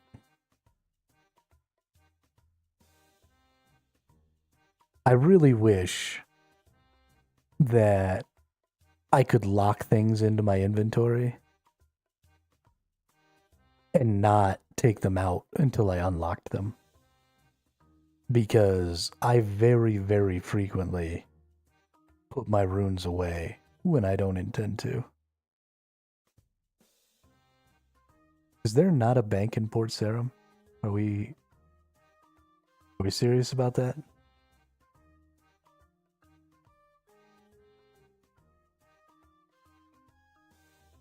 Wow, dude.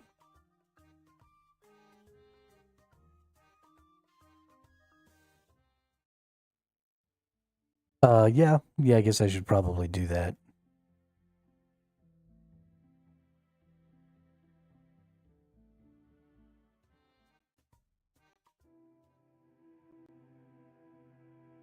No rune shop.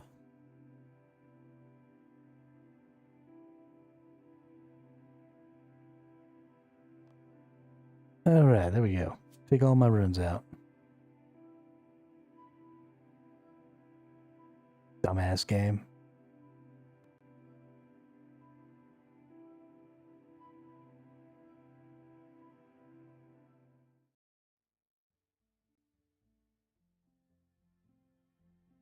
This freaking game.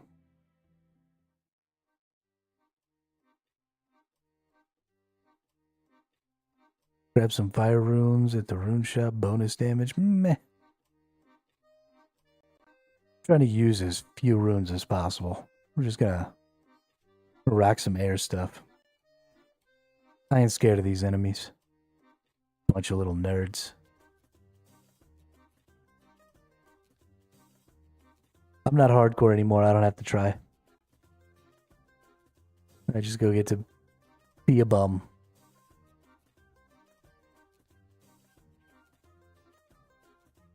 No food. No special types of damage.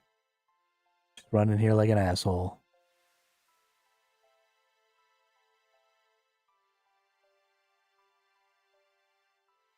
Arr, I'm a pirate.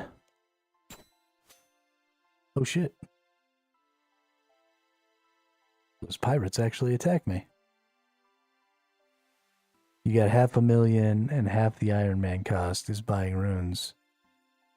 No worries about the amount you spent. Oh, okay. I mean, I have like 1,800 essences too. I could just go make a bunch of fire runes.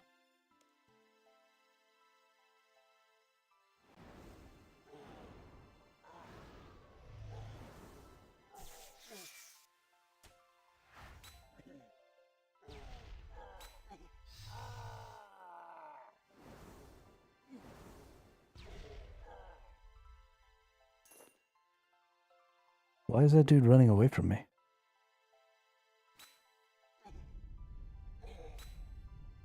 Oh, they're aggressive. This is gonna maybe go poorly.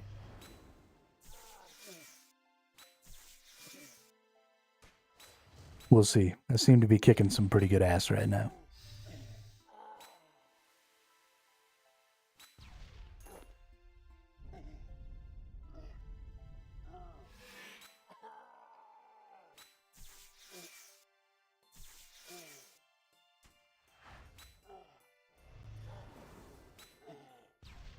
Yeah. How does that feel, you big nerd?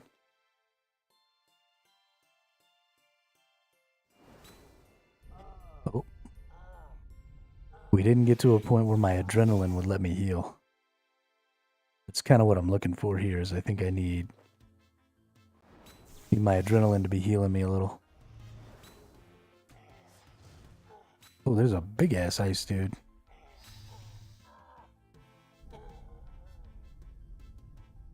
I think we're kind of in the right spot, though. We've got enemies coming in, but they're not coming in two at a time. At least not much. So we should be able to escape out of here if I need to pretty well. Get back over towards here, do a little healing if I absolutely have to. And then kind of come right back into this position.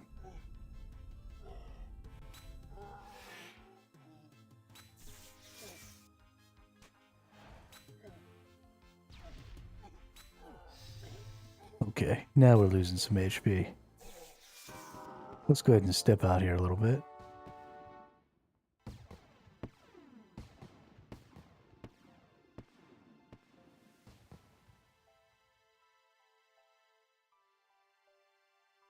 Heal up. We'll do some longer distance pulls. So that maybe we don't get aggroed too much and we can use a little more adrenaline to heal a little. So we don't have to leave.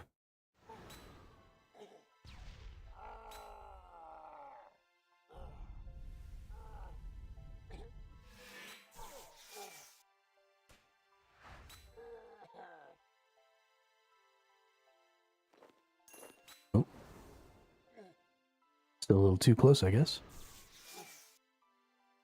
My Discord got hacked, and so I deleted my account and my channel Discord.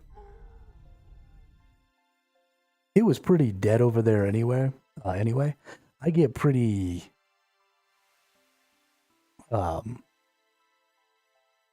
pretty socialized out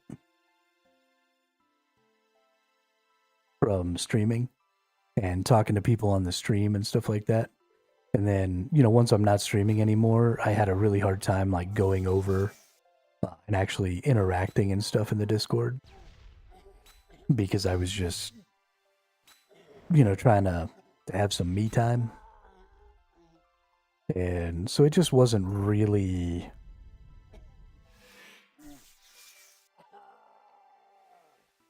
a big part of the community stuff, It didn't end up having the same impact I think it has with a lot of streamers who are a little more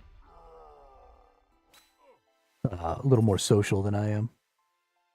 Because I'm pretty introverted.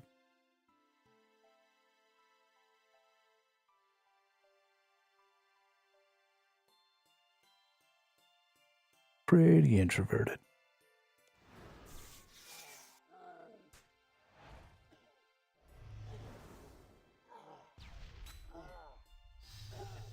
But I do really like spending my time interacting with people while I'm streaming.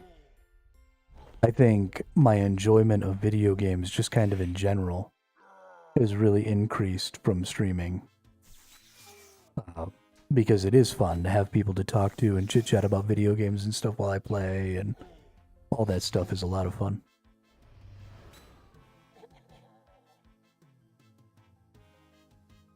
But there's a sort of limit to how much of that I can do.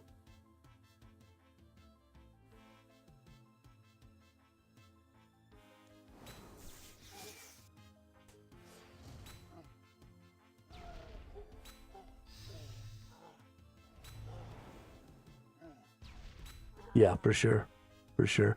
Me and my, ooh, nice. A clue. Me and my brothers and our good friend, when we were all going to college together and living together, we used to get on Discord and we just sit on Discord all day. And sometimes nobody would be talking. Sometimes there'd be a conversation. It wouldn't really matter. And we'd just sit there and we'd be on the Discord call all day and we'd play video games, and if we wanted to do stuff together, we'd team up. If not, we would, chit-chat while we played or just sit there in silence listening to each other breathe.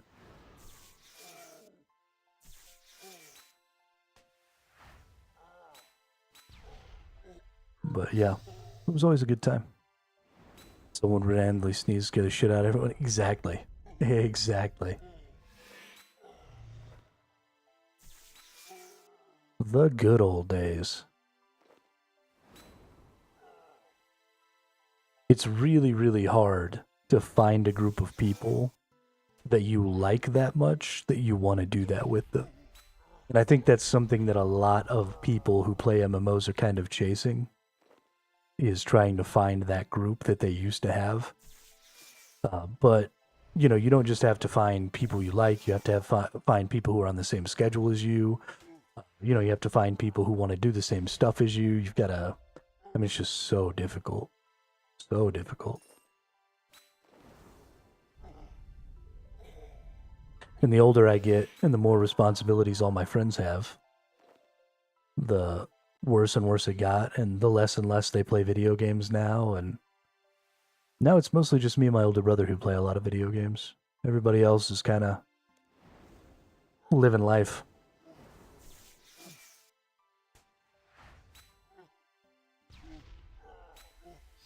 What I'd really, really like is if I could get that group to play again and stream together. I think that would be... I think we would have one of the best streams ever. Because they're all so smart and very good at video games. Of all my friends, I'm probably the worst. My older brother plays a lot of like TFT and stuff like that. and he's been Grandmaster, or not Grandmaster, Masters in TFT, like, every single season since it came out. And my little brother was, he either was Master or was pushing Masters in League of Legends back in, like, Season 4, Season 5. And so they're just all, like, super good at video games. I've been hard stuck fucking bronze in League of Legends since it came out. But so it'd be fun to play with them and, you know, get some people who are actually good at video games in here, as opposed to my noob ass. Been trying to get my brother to come have a LAN party with me for like 7 months. Timing's just never right. Yeah, it's hard. It's real hard. League's fucking hard, dude.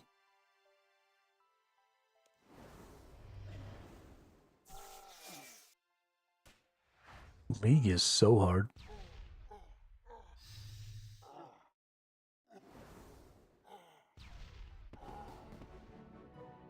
I'm too straightforward for League.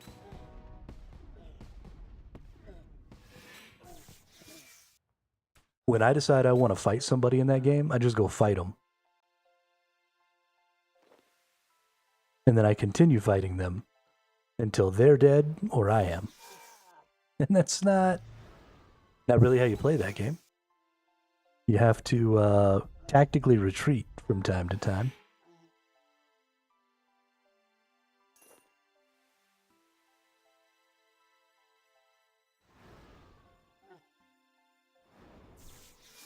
Yeah, that's why I always play tank and stuff too. I like to be the last one out. And if I don't make it, I'm totally fine with it. As long as everybody else makes it. I like to get punched in the face. I don't even like playing DPS warriors or DPS melees, because then you're not getting punched in the face. I just want to get punched in the face as much as possible.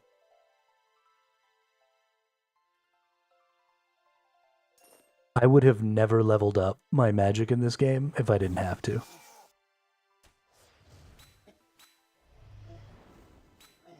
Because I tank. Of course, I guess you can mage tank in this game, since all of the armors have the same armor values and stuff.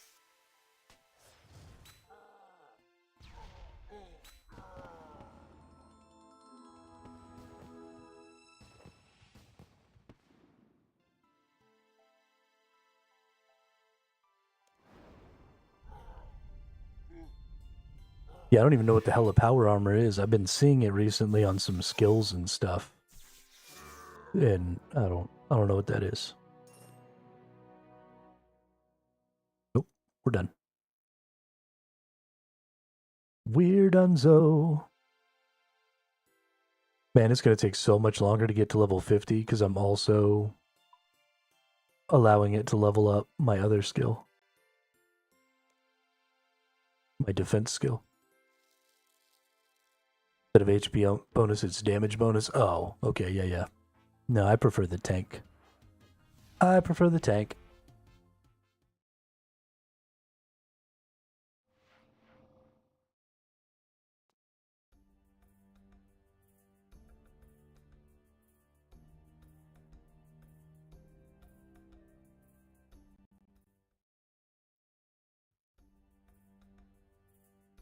Even though I'm not hardcore anymore. Still 90 shades.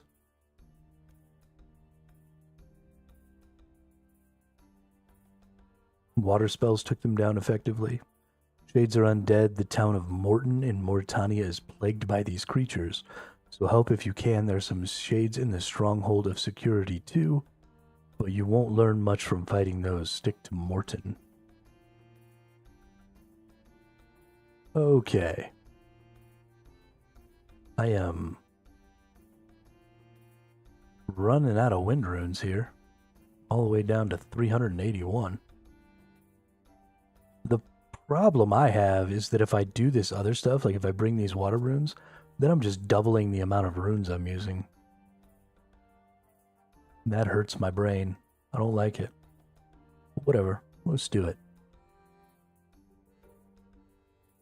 Where is Morton? Morton, way down there. Alright, let's walk through the swamp. Welcome to the jungle.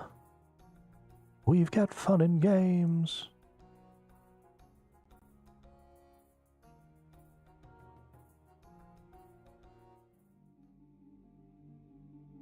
You can live like an animal in the jungle where we play.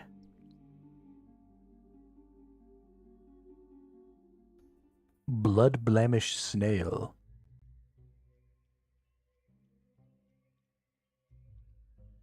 There's a guest. Can I not walk through these? Oh, really?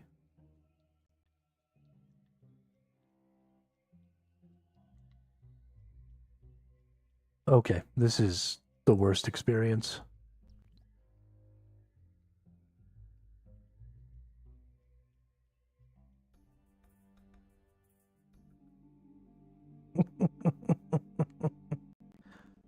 I think this game is intentionally trying to upset me right now.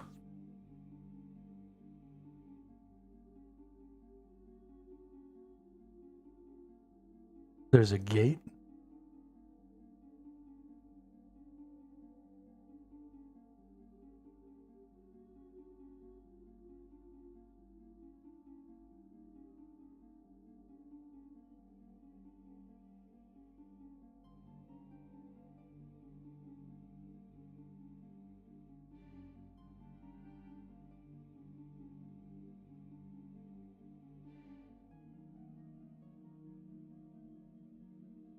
Okay, I see.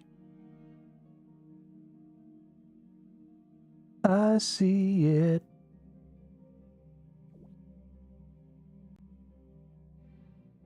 That's good, because I was about to get frustrated.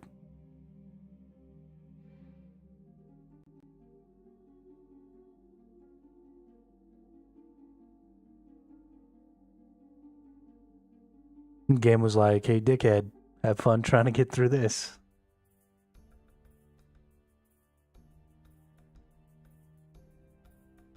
I was not having fun.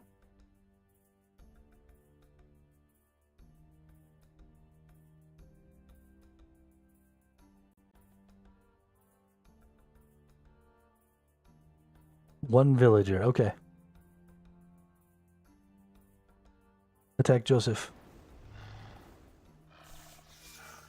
Oh, I turned into a werewolf. Oh, I turned into a werewolf. Why you gotta do some shit like that to me? You're lucky I'm a bad motherfucker.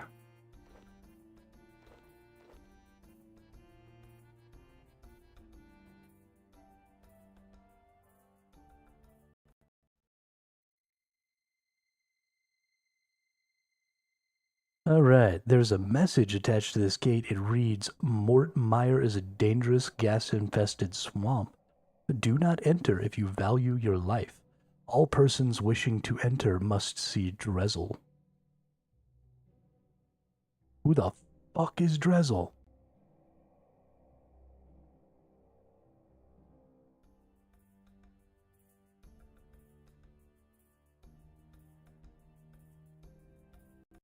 I am Boris.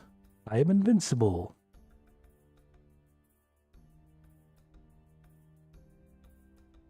Oh, there's a guy in the temple where I killed the... Okay.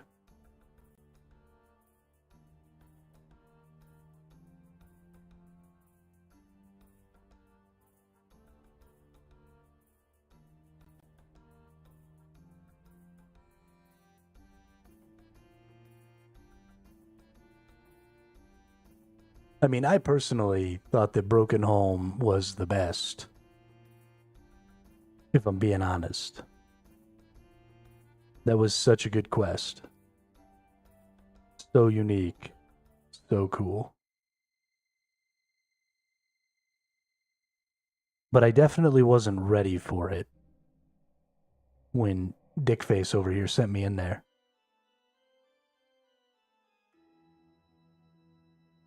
He was like, no, it'll be fine. It's a great quest. And I wasn't used to how to even play the game. No, it is not voice acted.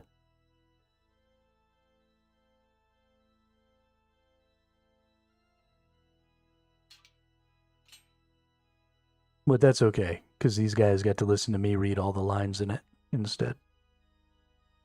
And let's face it, that's just better.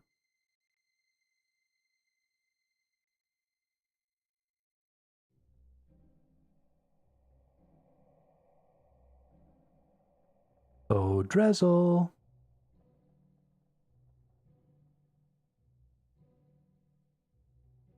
Yeah, it really did. It took like 3 or 4 hours to get through that shit.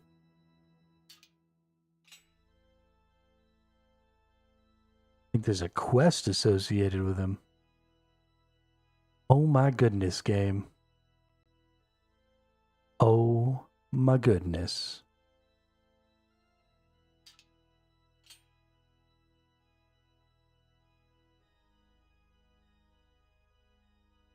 He should be in here.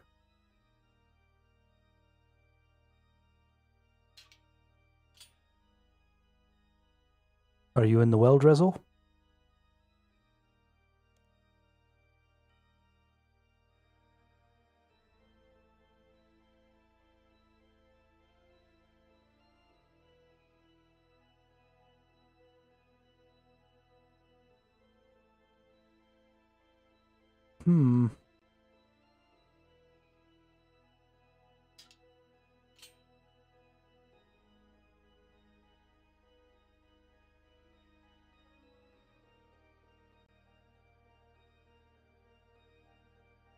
You search the panel. It looks like it needs some sort of key in order to unlock it.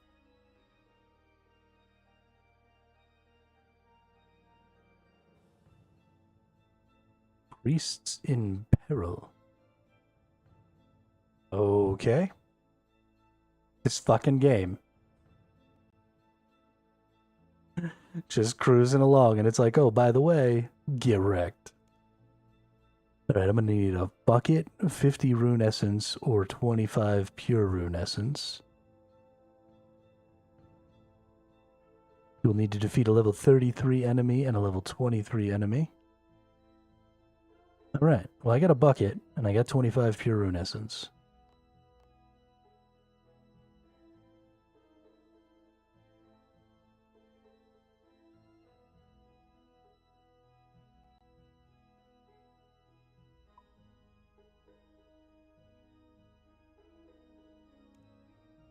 We'll go get into our bank real quick. We'll get all the things we're going to need.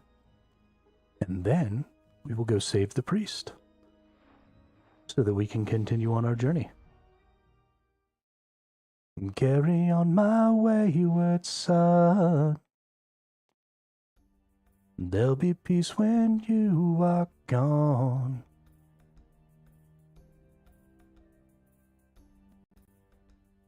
Also, I don't think the essence can be noted. Good, I don't have any noted essences.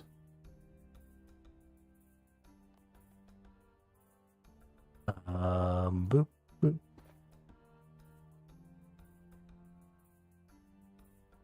I can carry 25 without making 2 trips.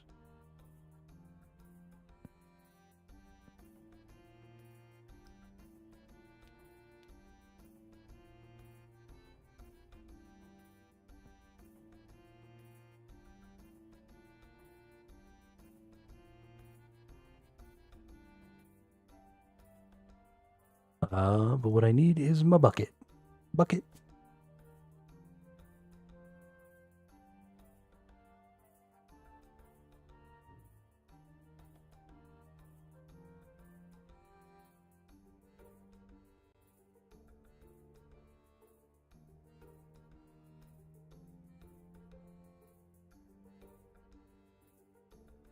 Alright, now we go to Priest in Peril. We set it as the active. And away we go.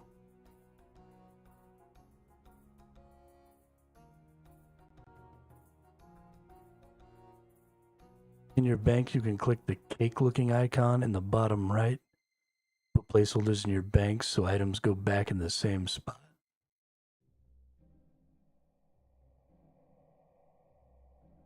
Even if you don't have any more of them, that's cool. Yeah, I'll have to look into some of that, because I definitely, over the course of the last couple of days, have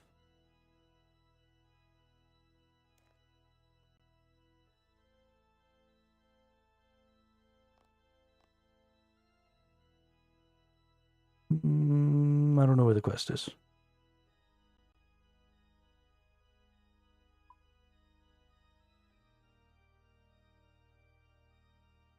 Oops. Surely it's out this other side. Oh, is it in Varric? That'd be hilarious. I'm running when I don't have to. Let's just teleport then. That'll be better.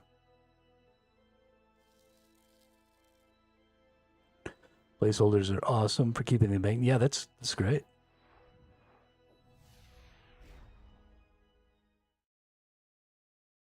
Canuck, what's up, dude?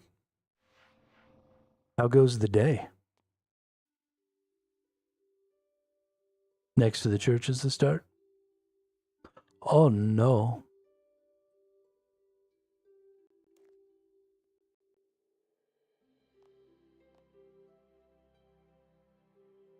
Take me to church.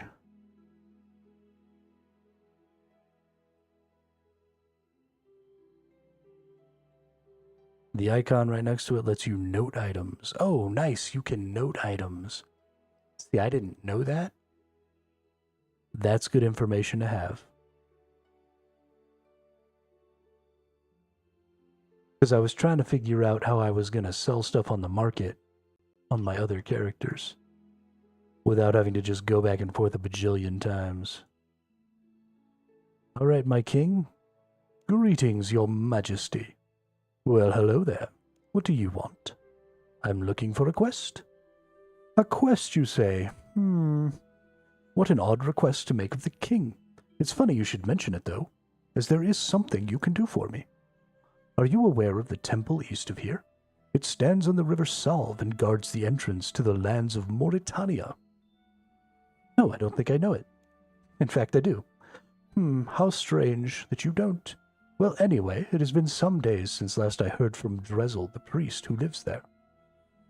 Be a sport and go make sure that nothing untoward has happened to the silly old codger for me, would you? Yes.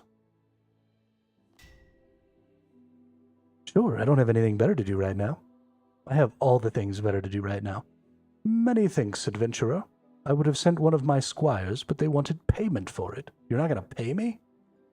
What a dick.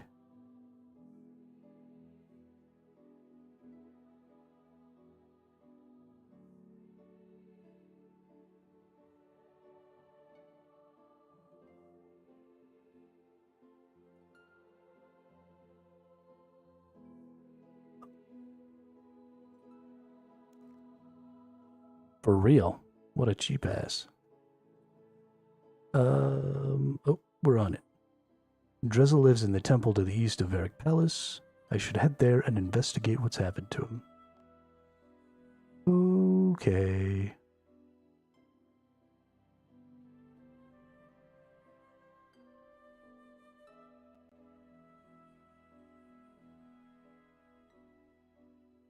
I guess it's time to head for the sunrise.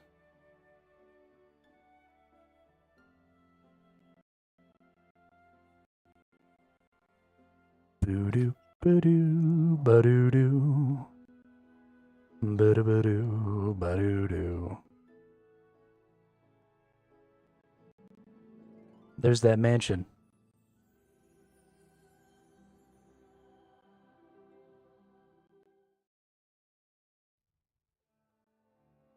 The evil mansion of ridiculousness. Man, that was a long quest.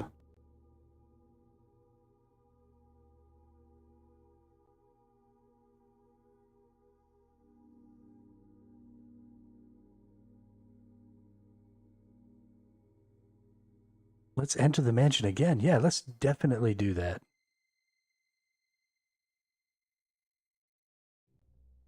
Open the door.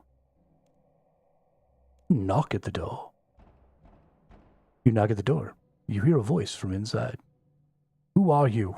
What do you want? Rold sent me to check on Drezel. Hey, who's Rold? Who's Drezel? Isn't Drezel that priest upstairs? Oh wait, Rold's the king of Varric, right? He is? Hey, you, deal with this, alright? He's just coming. Wait a second. Hello, my name is Drevel. Drezel. I mean, Drezel, how can I help? Doing some new thieving heists, pretty neat. Hoping to score some good new loot. Yeah, I've seen some stuff popping off on Reddit, Canuck, about some people getting some good stuff. They seem pretty good, Peaks. Well, as I said, the king sent me to check you're all right. And, what would you do if I wasn't all right? I'm not sure. Ask you what help you need, I suppose. Ah, good. Well, I don't think... Hey, the dog. Oh, yes, of course. Will you do me a favor, bold adventurer? Yes. Sure, I'm a helpful person. Really? Thanks, buddy. You see that mausoleum to the north? There's a horrible big dog underneath it that I'd like you to kill for me. It's been really bugging me. Barking all the time and stuff. Please kill it for me, buddy. As you wish. One dead dog coming up. Oh, that's so morbid. Oh my gosh. All over a little barking.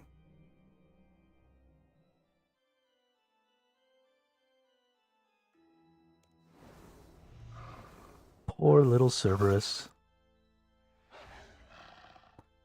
Bye, Cerberus.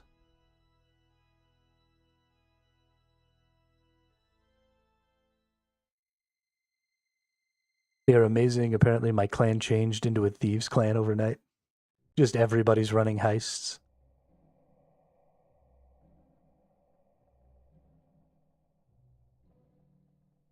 I'm a little sad that I didn't get to jump on.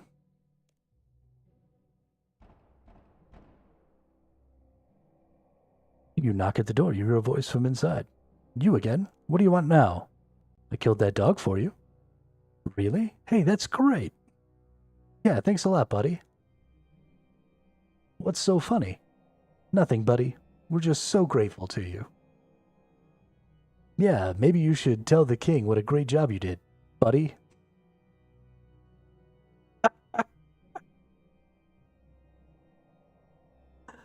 The king's gonna get mad because I killed the dog, isn't he? You did what? That dog was guarding us. From the spirits from Mauritania. Now we're going to be invaded. It's different for sure. It wasn't fun at first, but once you learn, it's much more enjoyable. Wasn't even paying attention to GP or XP rates. It was nice. Ended up making about 60 million. Oh my gosh. 60 million.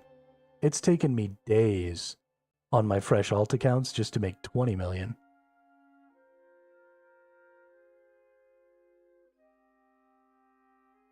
On my mains. I wish I could make 60 million in a day.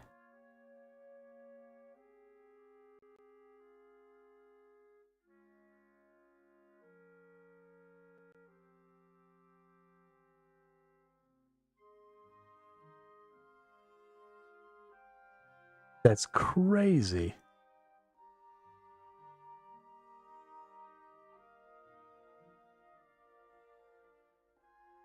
In-game GP per hour is great. Yeah, so I kind of figured that's why I wanted to get my mining and smithing up like super quick, because I figured I could, you know, as long as I had something in endgame. But Well, hello there. What do you want? You have news of Drezel for me? Yeah, I spoke to the guys at the temple, and they said they were being bothered by a dog in the crypt. So I went and killed it for them, no problem. You did what? Are you mentally deficient? That guard dog was protecting the holy well of the River Solve.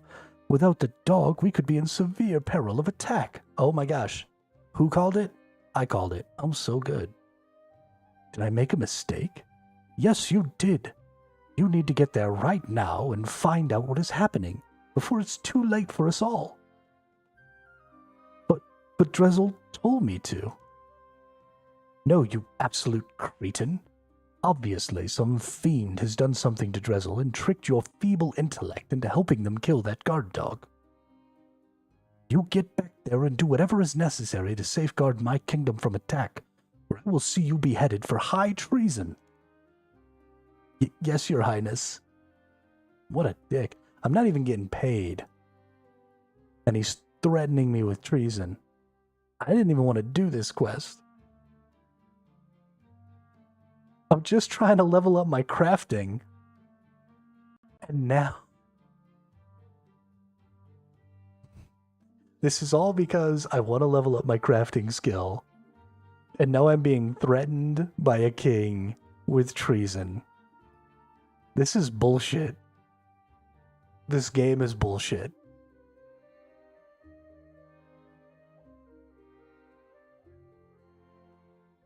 I just want to, like, wrap some twigs together and make items. Game's like, nope. Save the world.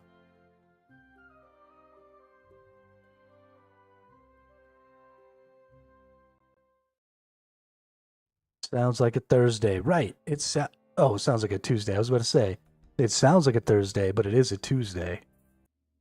So I should be able to just do my crafting. But you said Tuesday. So my argument is invalid. Okay. Let's see what this thing says here. I must return to the temple and find out what happened to the real Drezel, or the king will have me executed. Alright. Can I just bust this door down? Oh, shit. Door open.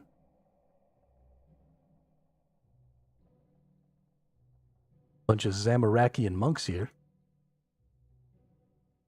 Which one of you was impersonating Drezel?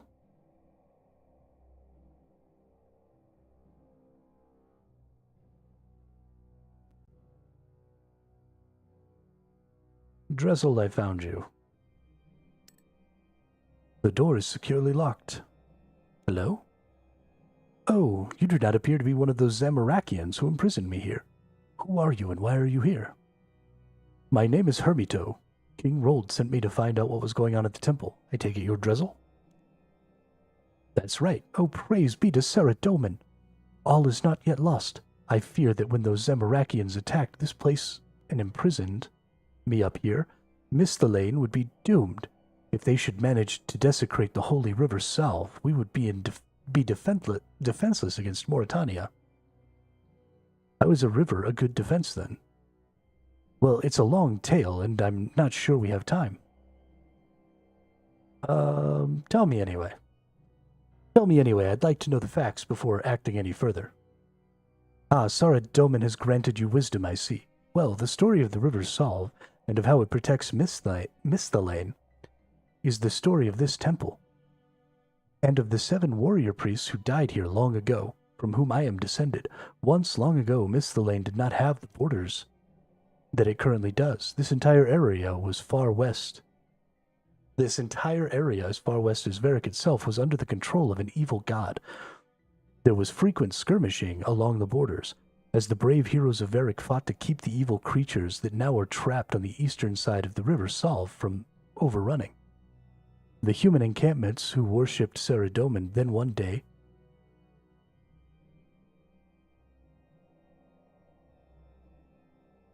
What? Okay. Saradomin himself appeared to one of our mighty heroes whose name has been forgotten by history, and told him that should we be able to take the pass that this temple now stands in, Saradomin would use his power to bless this river. and make it impassable to all creatures with evil in their hearts. This unknown hero grouped together all of the mightiest fighters whose hearts were pure that he could find, and the 7 of them rode here to make a final stand. The enemies swarmed across the salve, but they did not yield. For 10 days and nights they fought, never sleeping, never eating, fueled by their desire to make the world a better place for humans to live. On the 11th day, they were to be joined by reinforcements from a neighboring encampment. But when those reinforcements arrived, all they found were the bodies of these 7 brave unknown heroes surrounded by piles of the dead creatures of evil that had tried to defeat them. The men were saddened at the loss of such pure and mighty warriors, yet their sacrifice had not been in vain, for the water of the Salve had indeed been filled with the power of Saradomin, and the evil creatures of Mauritania were trapped beyond the river banks forever by their own evil. In the memory of this brave sacrifice, my ancestors built this temple so that the land would always be free of the evil creatures who wished to destroy it, and laid the bodies of those brave warriors in tombs of honor below this temple, with golden gifts on the tombs as a marks of respect. They also built a statue on the river's source, so that all who might try and cross the Misthalane from Mauritania would know that these lands are protected. For real, Peaks. For real. So normally I skip all of the talking. I don't normally give a shit, but it's so good in this game that I'm going to read it all. By the glory of Saradomin, and that good will always defeat evil, no matter how the odds are stacked against them. Okay, I can see how the river protects the border, but I can't see how anything could affect that from this temple. Well, as much as it saddens me to say so, adventurer, Lord Saradomin's presence has not been felt on the land for many years now. And even though all true Saradominists know that he watches over us, his power upon the land is not as strong as it once was. I fear that should these Zamorakians somehow pollute the salve and desecrate his blessing, his power might not be able to stop the army of evil that lurks to the east, longing for the opportunity to invade and destroy us all. So what do you say, adventurer? Will you aid me and all of Misthalane in foiling the Zamorakian plot? Yes. Yes, of course. Any threat to Misthalane must be neutralized immediately. So what can I do to help? Well, the immediate problem is that I am trapped in this cell. I know that the key to free me is nearby, for none of the Zamorakians who imprisoned me here were ever gone for long periods of time. Should you find the key, however, as you may have noticed, there's a vampire in that coffin over there. I do not know how they managed to find it, but it is one of the ones that somehow survived the battle here all those years ago, and is by now quite mad. It has been trapped on this side of the river for centuries. And as those fiendish Zamorakians pointed out to me with delight, as a descendant of one of those who trapped it here, it will recognize the smell of my blood should I come anywhere near it. It will, of course, then wake up and kill me, very probably slowly and painfully. Maybe I could kill it somehow then while it sleeps. No, adventurer, I do not think it would be wise for you to wake it at all. As I say, it is little more than a wild animal, and must be extremely powerful to have survived until today. I suspect our best chance would be to incapacitate it somehow. How about some garlic? Interesting, but I feel that garlic would be too weak. Perhaps you could use the salve itself to hold him at bay. I'm gonna go fill my bucket with water, am I not? Okay, got it. Find the key to your cell and do something about the vampire. When you have done both of those, I will be able to inspect the damage which those Zamorakians have done to the purity of the salve. Depending on the severity of the damage, I may require further assistance from you in restoring its purity. Okay, well, first things first, let's get you out of here. Right. Search the table. Yo, what's up, Drippy Bun? How you been?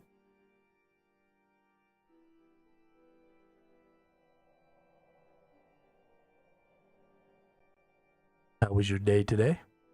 How was Arc Raiders? I saw you were playing earlier.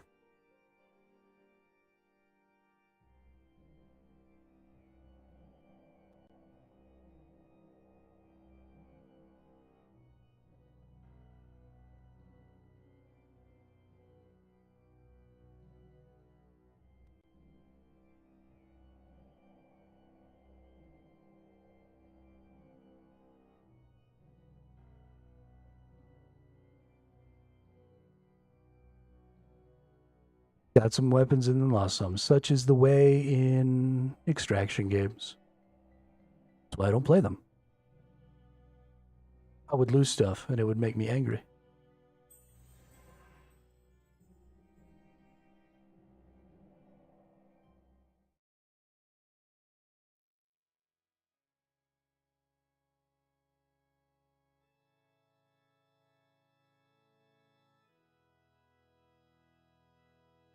That monk of Zamorak looks different than the others. Let's murder him.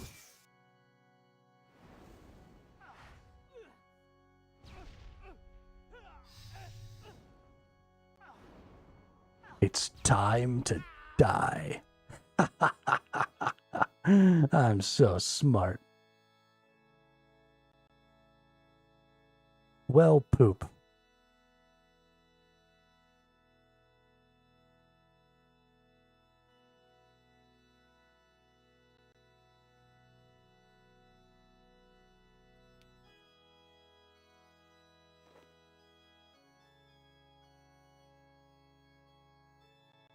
Enjoy the questing. I'm going to head out. Got to help the wife clean up for Thanksgiving company. Hey, yeah, have fun and enjoy your Thanksgiving. Eat a whole bunch of turkey and stuffing. I will see you the next time I see you. And thanks for all the help today, Peaks. I really appreciate it.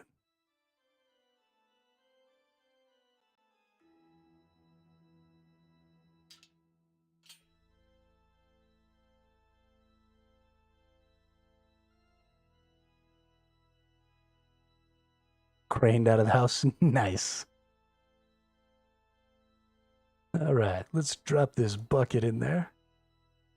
Get some salve water. Oh, yeah. Anytime, man. If you ever see me online, feel free to message me in game with any questions. I'll do my best. I appreciate it. I tell you what, with all the people who are willing to be my own personal wiki, I might never have to visit the wiki page ever again. This is fantastic.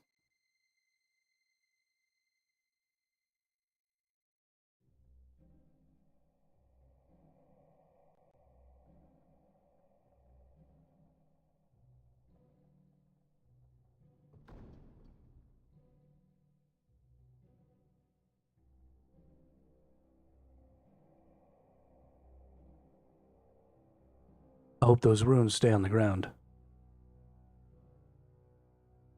Oh, I agree.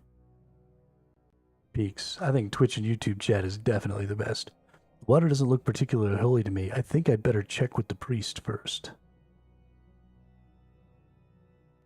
How goes it, adventure? Any luck with finding the key to the cell or a way of stopping the vampire yet? I have some water from this solve. It seems to have been desecrated, though. Do you think you could bless it for me? Almost certainly, adventurer. But not from inside here. You must first open my cell door.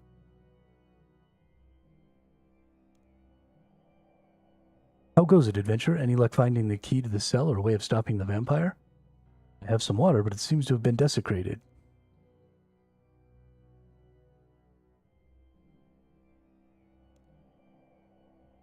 Okay, game.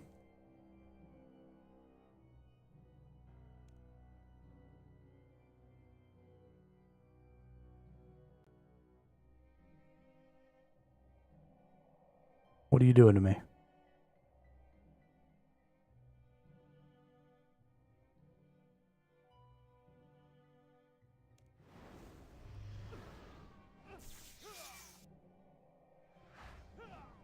Your face isn't the right key. How about that? How about that? Look near the well. Oh, I lost all my runes. Near the well? That's bullshit.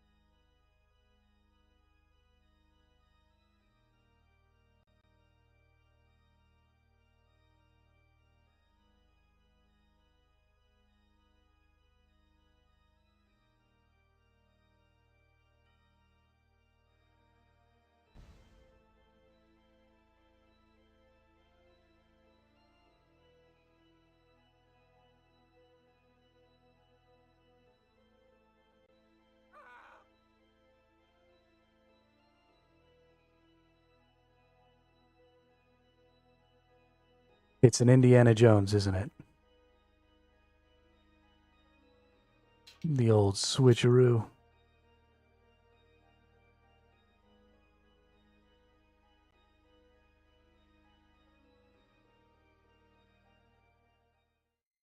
It's beginning to look a lot like Christmas. Toys in every store.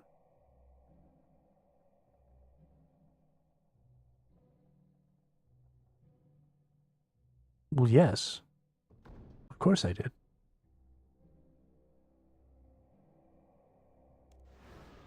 I don't understand the problem.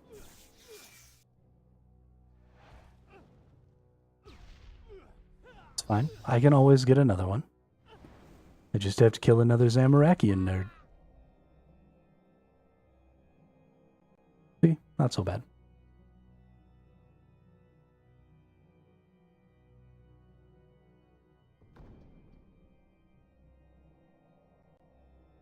Ring Christmas bells, merrily ring, tell of the world Jesus is King. Loudly proclaim with one accord the happy tale, welcome the Lord. Gaily they ring while people sing songs of good cheer, Christmas is here.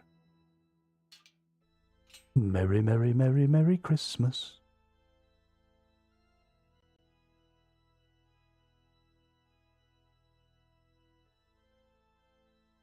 Something smells like burning.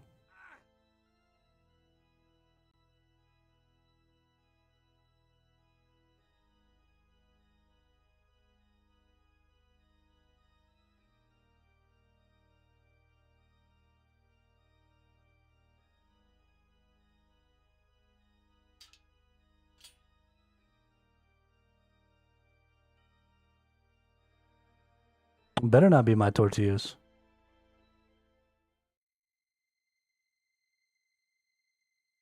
I mean, I'd eat them anyway, but I don't want no burnt tortillas.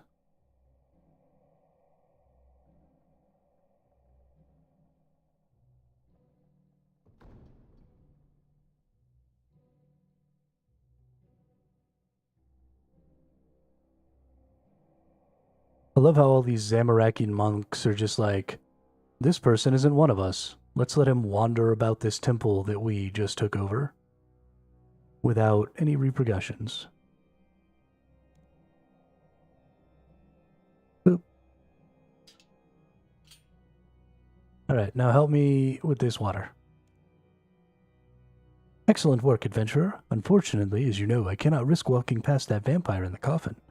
I have some water from the south. It seems to have been desecrated, though. Do you think you could bless it for me? Yes, good thinking, adventurer. Give it to me. I will bless it.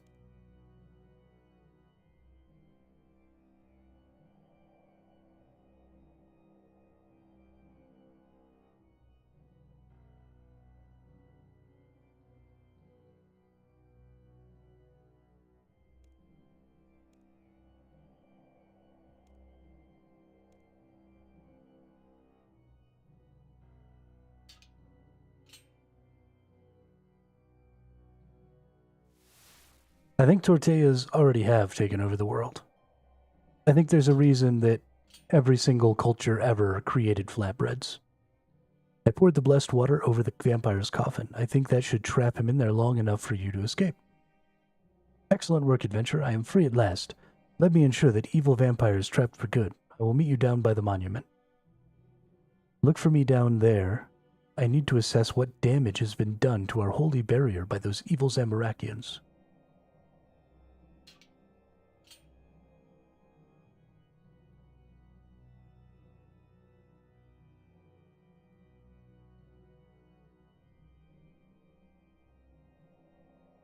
I mean, tortillas aren't sentient. I don't think there are overlords.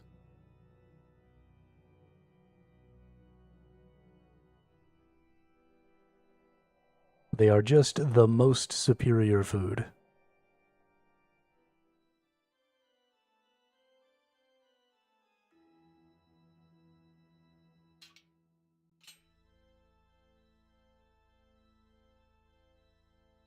Okay, you said meet you by the monument. There you are. Drizzle.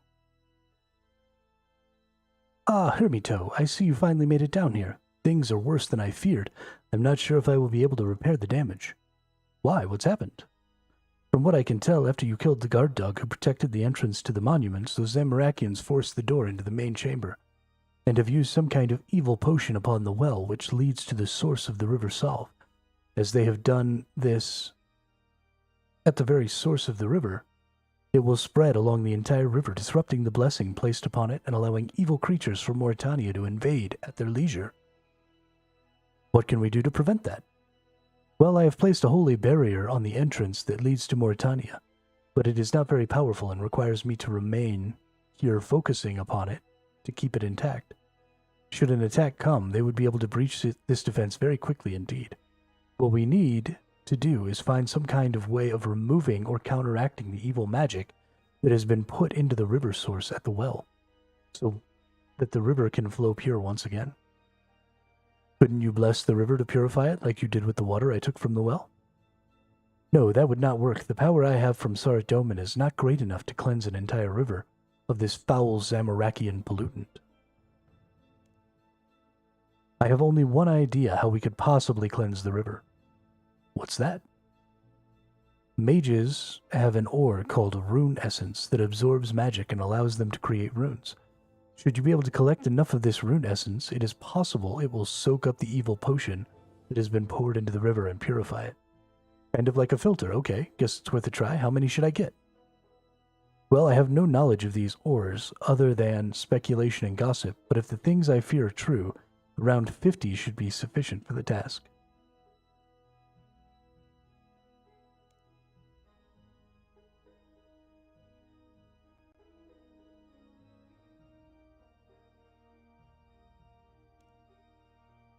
All right, Drezel. I brought some runes. Quickly, give it to me. Excellent, that should do it. I will bless these stones and place them within the well, and Miss Lane should be protected once more.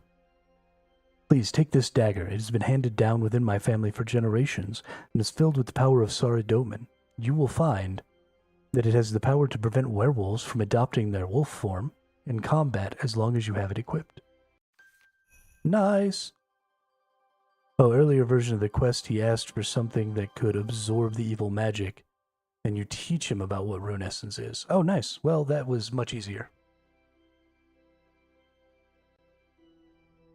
1,406 prayer lamp XP. The blessed Wolfbane dagger. 5 kudos from historian Minas at the Varick Museum. And a quest point.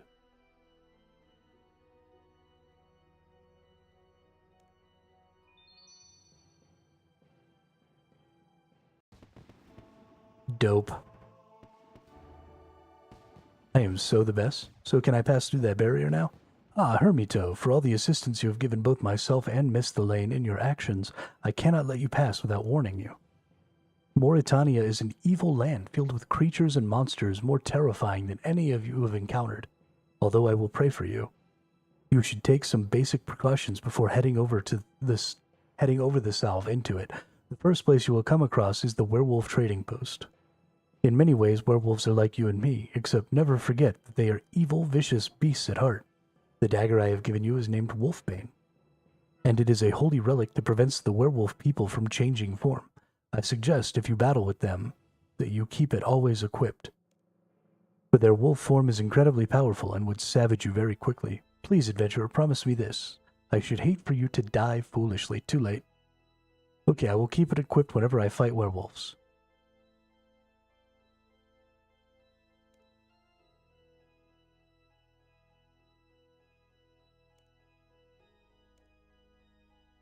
Sounds like a good idea. Don't get into any trouble, though. Okay. Does that mean I can finally go across this path over here?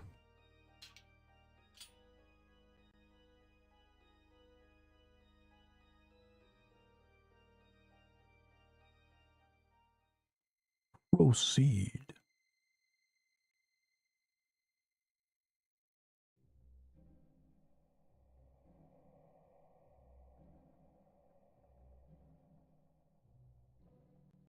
Open the gates. There's a message attached to this gate that reads, "It's dangerous."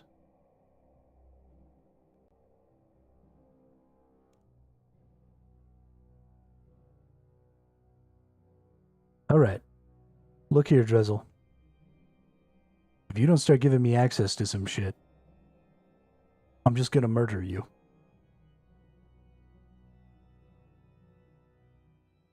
You can't be in my way if you're dead.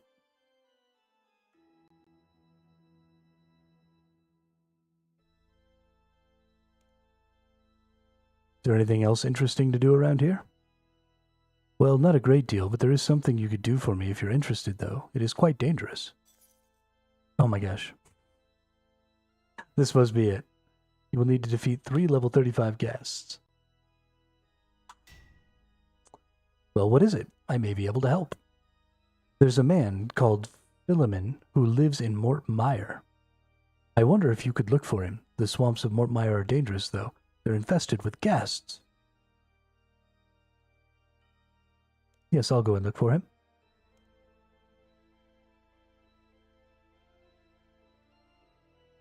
That's great, but it's very dangerous. Yes, I'm sure. That's great. Many thanks. Now then, please be aware of the ghasts. You cannot attack them. Only Philemon knew how to take them on.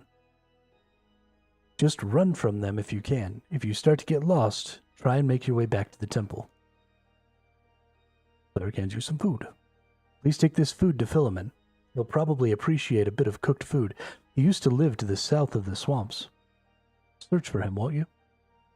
I'll do my very best. Don't worry, if he's there, and he's alive, I'll find him. I saved a few runes to allow me to travel quickly to Philemon's old camp. However, I was never able to use them, and of course now I cannot leave. If you can return to me and confirm he is safe, I will gladly allow you to use them. I'm sorry, so you have runes that can just teleport me there, but you'll only let me use them if I walk my fat ass over there and prove that he's safe. You must be joking.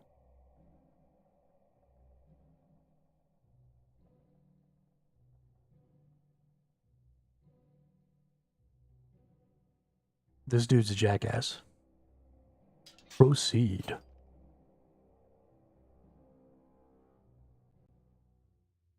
Alright, way down south we go. Run from ghasts. Don't spear me.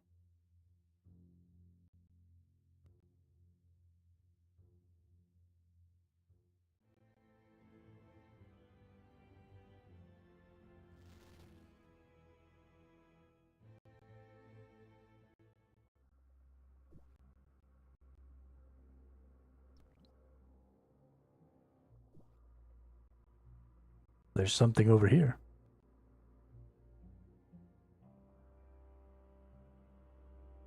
I think you accessed that from the other side, though. Oh no, it's got a fairy ring on it.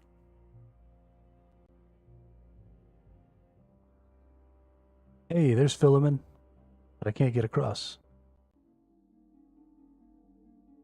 Jump! Yeet! Cannot wake up. Where am I? Huh? What's this? What did I write down now? Put it in the knothole. Now you're just not making any sense at all. I just cannot understand you. You search the tree to find a knot, and inside of it you discover a small tomb. Or tome, not tomb. The words on the front are a bit vague, but you make out the words Tarlock and journal. Under the table you find a small mirror. You pick it up.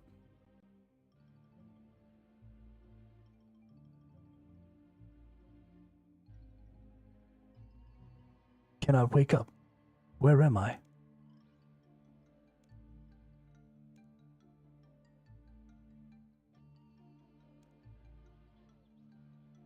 Okay, let's read the journal.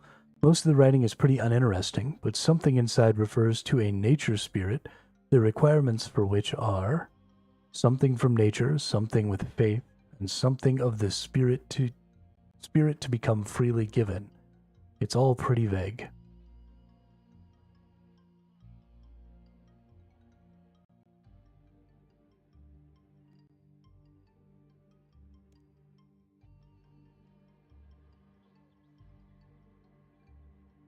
I think we go back.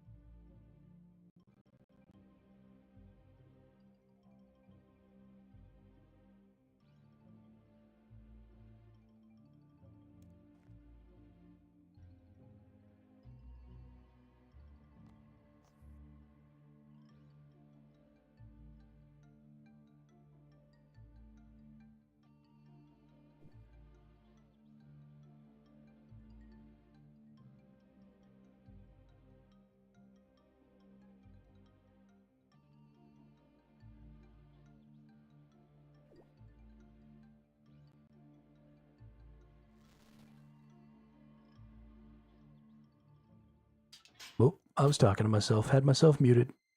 What a nerd.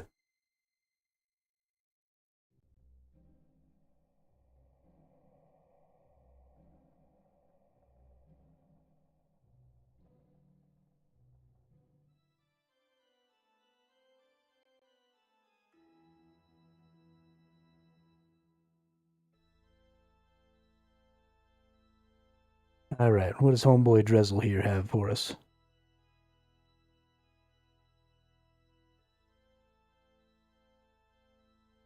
I found Philemon, and you should prepare for some sad news. You mean he's dead?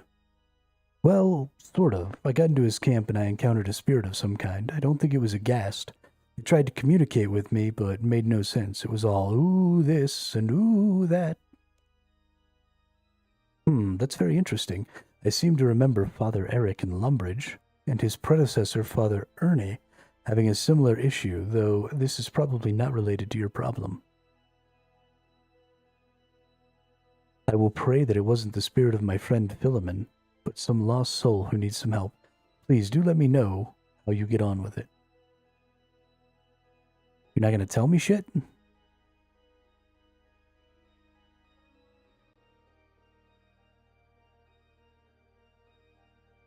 All right, Lumbridge it is.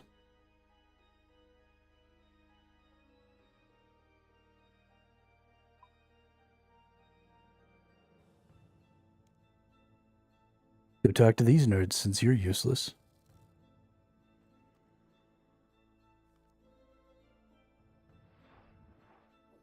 Why are 2 of my pies gone?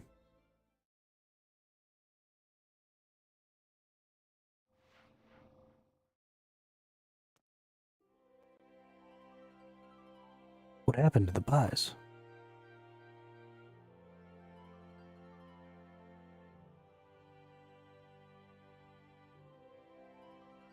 Must need to go over here, right? Father Eric, there you are. You've got rid of that ghost, haven't you? Yes, I have. Thank you so much. I don't have much money, so I can't pay you, but I could improve your gravestone. My gravestone? Yes, the gravestone that appears when you die. If you go somewhere dangerous, you'll often find that people have died, and you'll see their gravestones. Most people have very plain ones, but I can upgrade you to a better design. Yeah.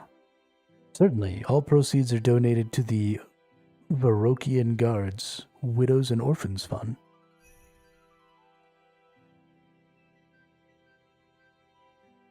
Oh shit.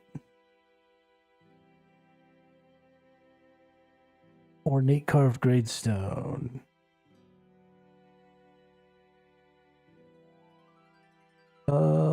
Sure.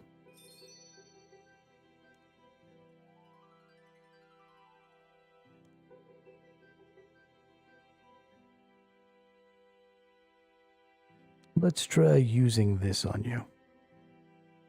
Welcome back to the Church of Polisar Domen, my friend. What can I do for you today?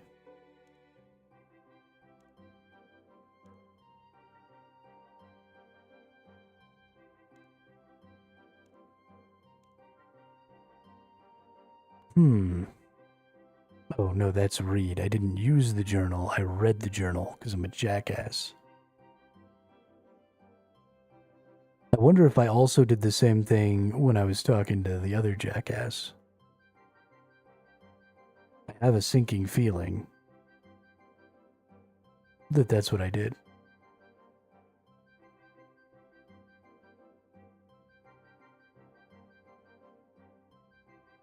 Well, poop.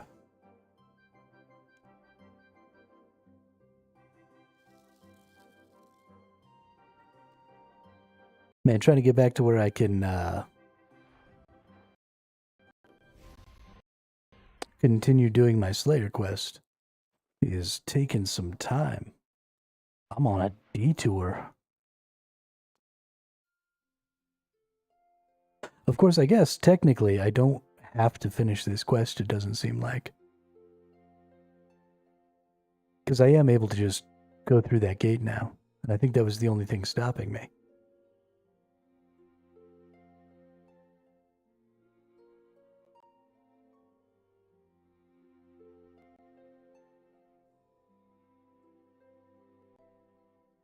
And if that's the case, then I need to actually be coming from the other side.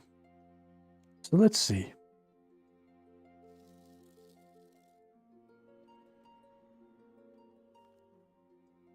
Let's see if we can't go through this and go kill me some shades.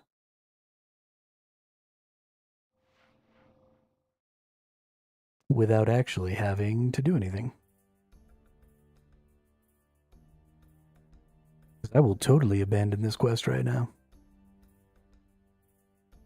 Because I'm just trying to level up, man. Just trying to level up.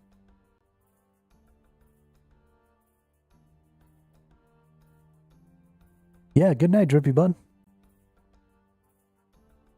Enjoy your sleepy time.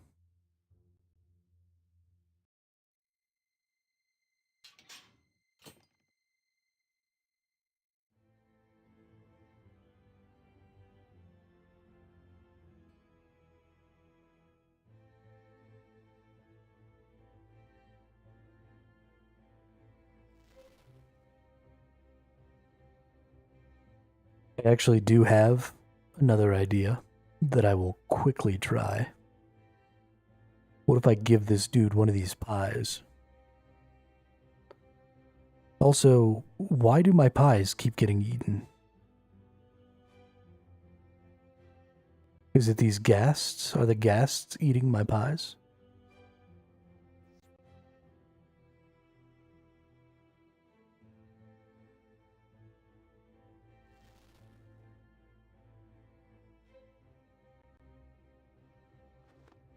Holy crap, it did eat my pie. Oh, there's also stones to search here.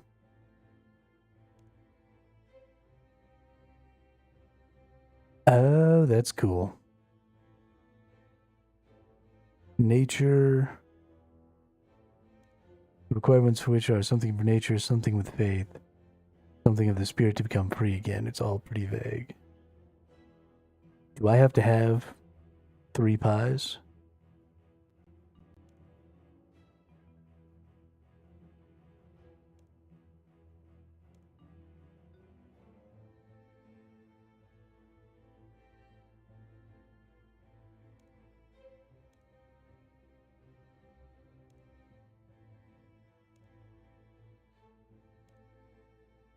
Okay, hold on.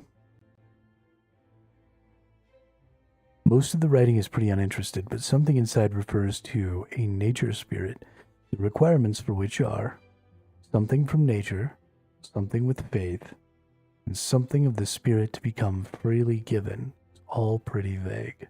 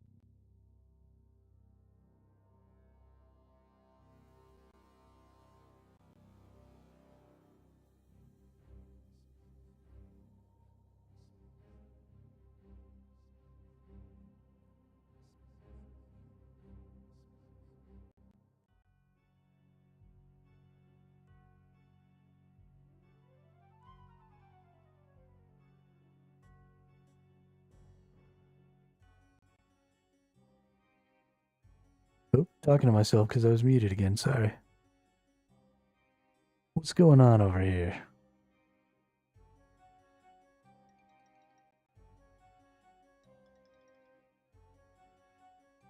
Where are the shades at?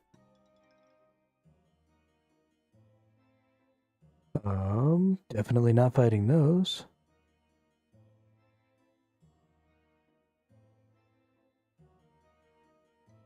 So we've got some afflicteds. We've got some big, ugly, succubus-looking things over there. Got some more. Nope, these are regular people.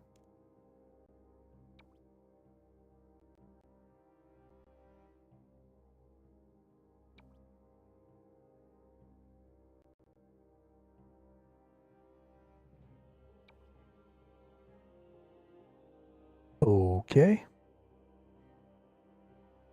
Jerk.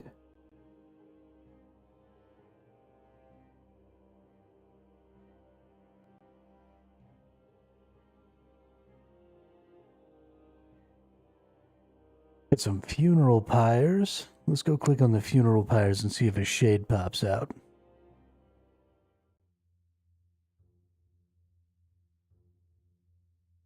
Nope.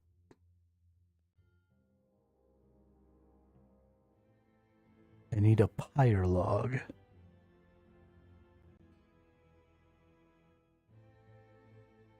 There's a bunch of resources. Bunch of vials and things that I might need. This is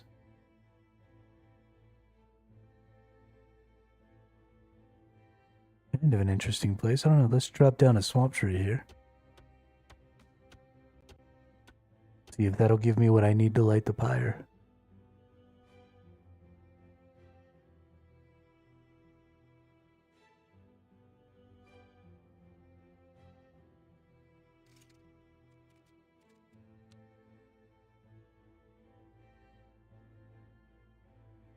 The logs won't burn hot enough to cremate the dead. You need to make pyre logs to use this pyre. Okay, how do I make pyre logs?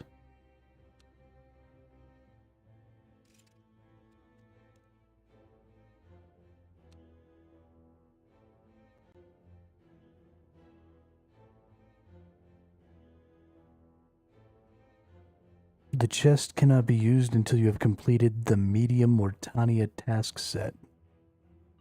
Okay.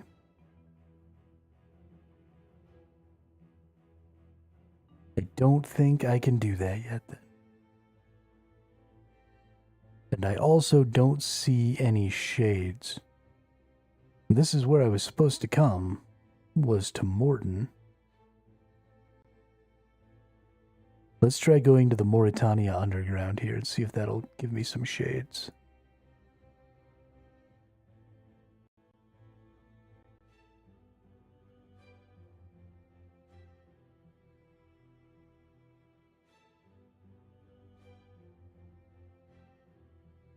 Door is locked and you need a key. Okay. Don't you dare spoil my last pie.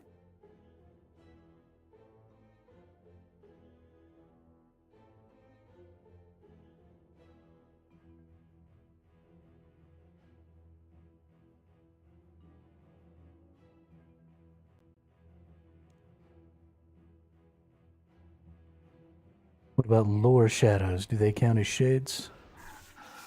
Ah, the shadow turns into a shade. Found them. Nice.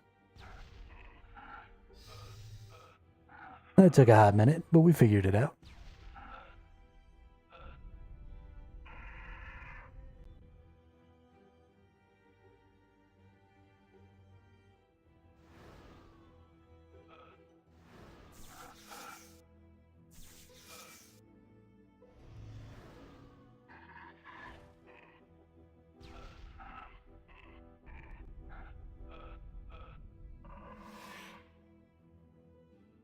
Damn, we gotta kill 90 of these things too. Holy shit.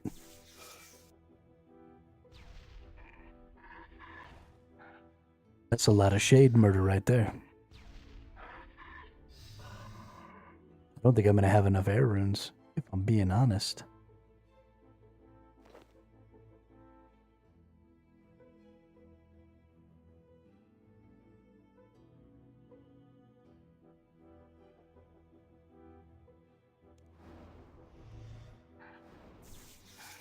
Some high level shades, though. This is going to be a really good one as far as levels are concerned.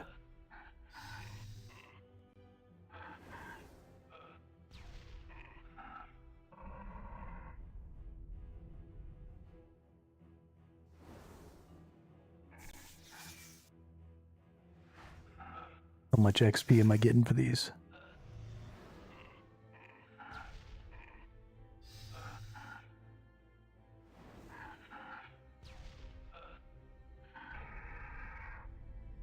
$300 and something?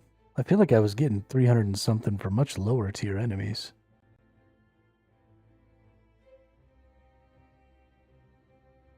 That doesn't seem right.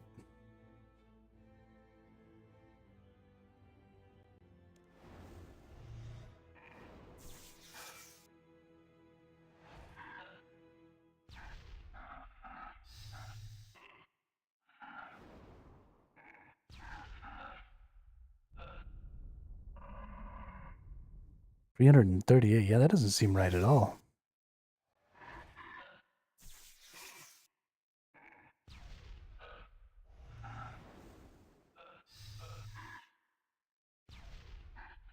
We have been going for quite a while, though, so I do need to go see about getting some food in me. I'm starting to get a little hungry. And then we'll come back and we'll kill another 83 of these shades. Hopefully pass some levels here. So give me just a couple of minutes, I'll be right back.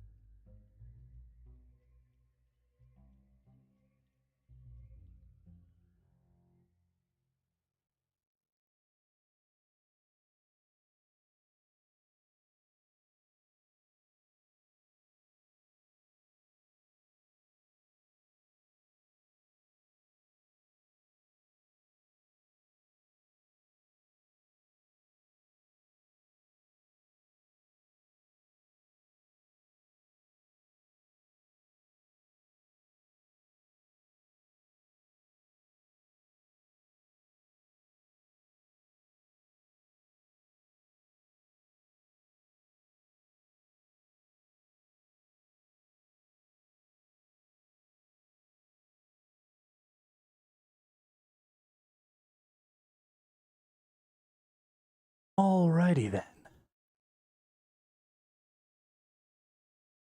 We are back. We have our food. Let's murder some more shades. Where are the shades?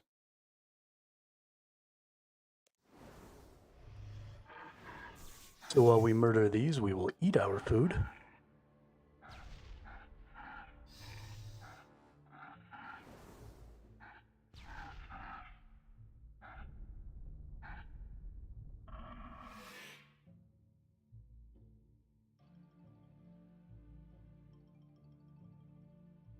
Just try to continue our steady growth here towards our ultimate goals. Because we're already having to push magic all the way up to 65, that's really going to make the future much easier for us. Getting everything else to 70, because if any quests come up that require a higher combat level, we should be good to complete those quests with magic. I would obviously prefer to use melee, but since this quest is requiring us to get magic up, we'll just have magic as our standby until significantly later. I would like to go through the story and through the quests and stuff like that as a melee. So I want to kind of get everything that isn't a combat stat up as much as possible before I really start leveling my melee stat. And then I'll go through, a bunch of the storylines and quests and stuff like that as I level my melee. No, I think that probably a lot of stuff is going to ultimately end up getting completed as we try and level everything up here, but we'll see.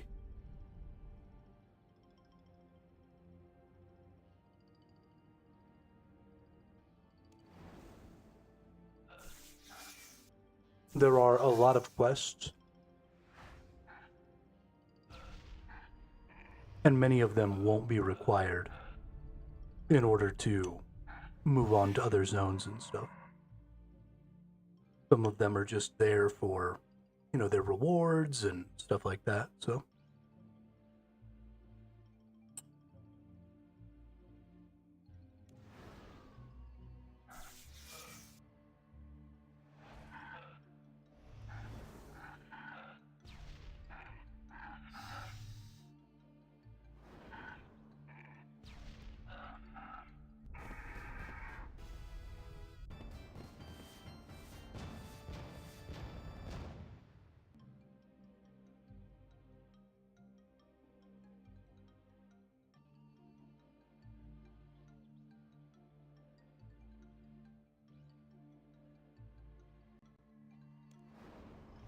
We're over here just beating some shade ass, though.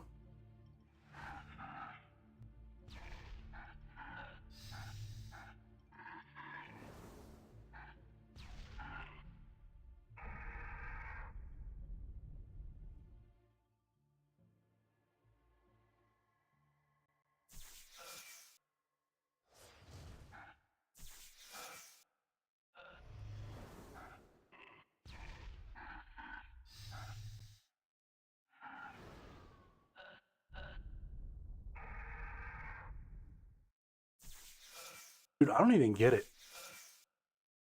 Why is this game so much fun?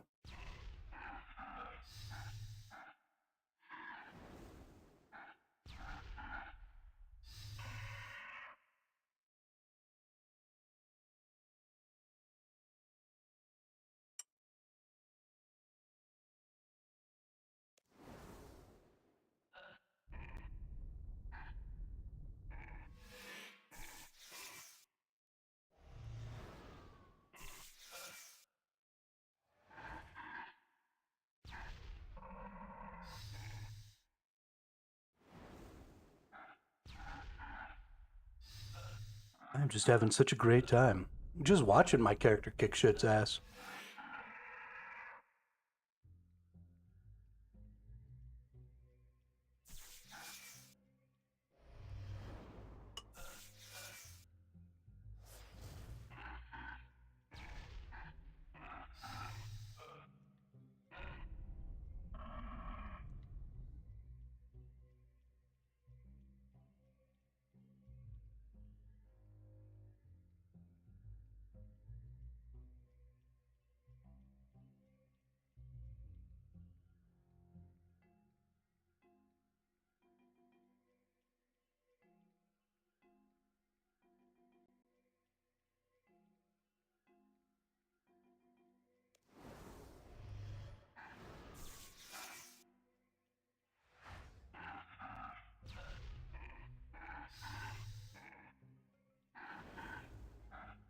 I tell you what I need next, though, is I need a new MMO.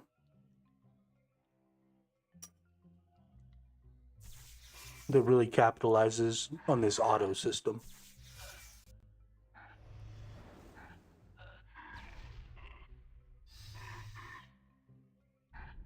Because what we've got down here is a great start. But there's so much more you can do in here. Just a couple of if-then statements blows this whole thing out of the fucking water.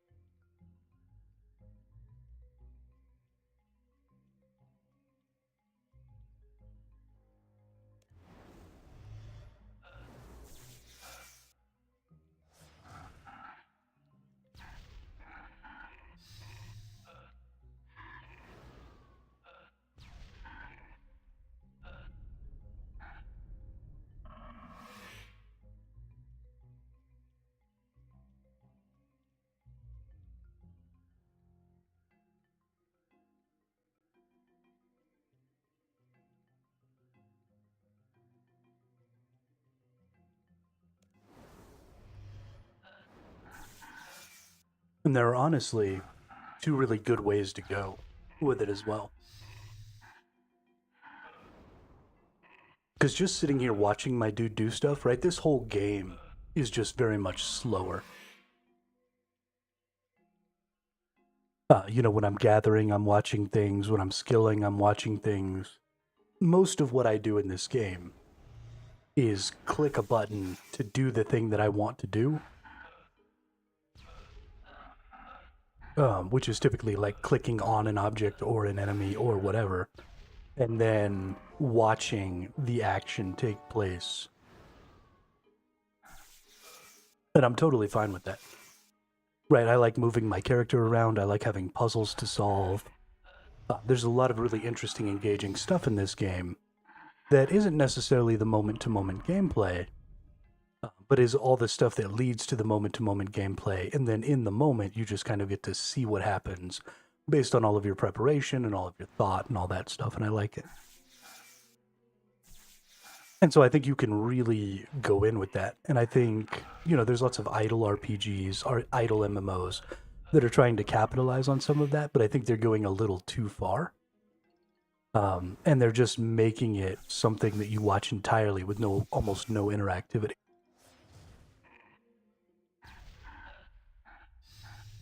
This feels very much more like I am my character, right? It's got those good RPG elements. It's got, I'm moving around. There's this world that I'm exploring that I don't feel like I get.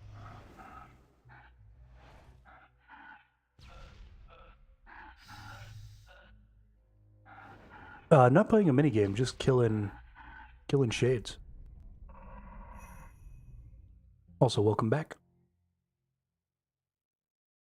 Congealed blood. Yeah, I just got to murder 90 shades, so.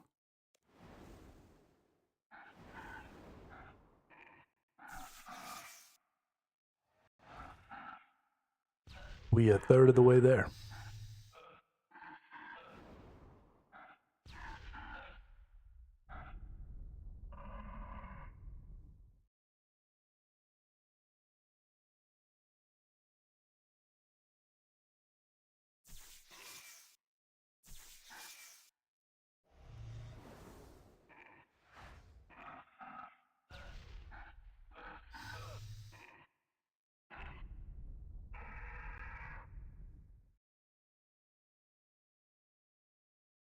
Okay, awesome.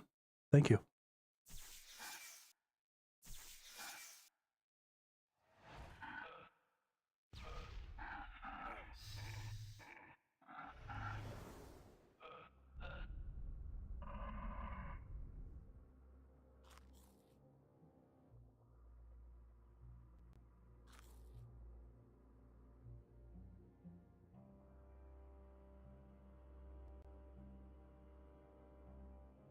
I really haven't been paying attention to my HP. I should probably start trying to get that up a little bit.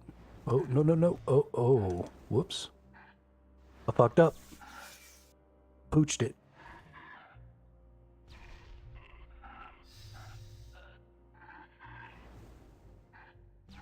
Looks like maybe one of them isn't actually attacking me, though. That's nice.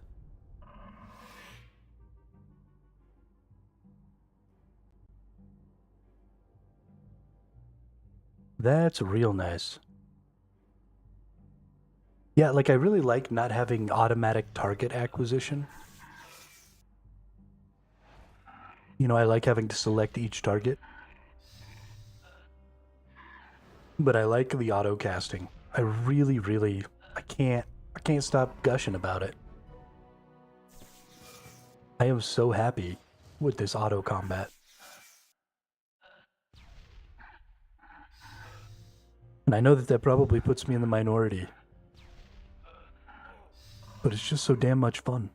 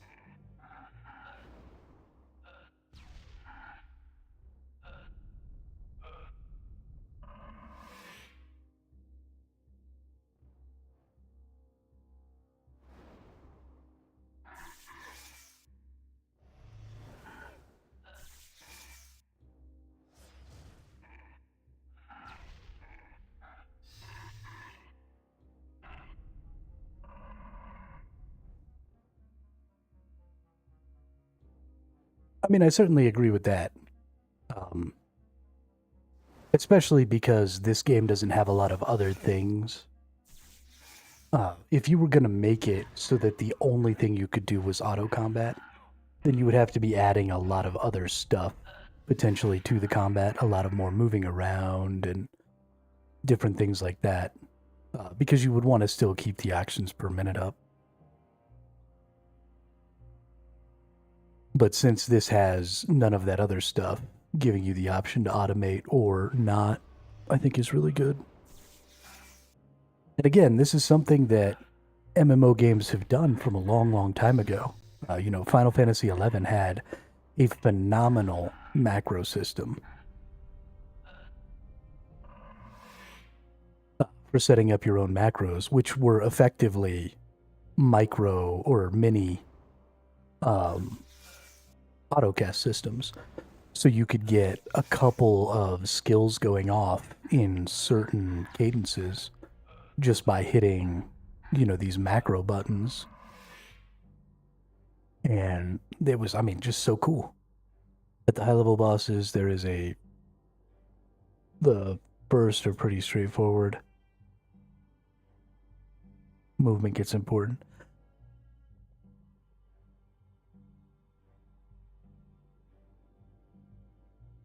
I'm excited to see how movement is played in this game.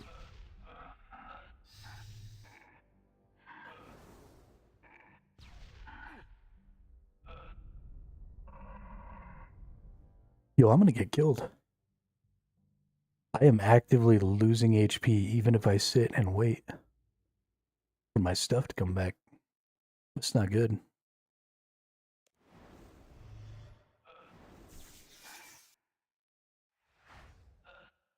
Not good at all.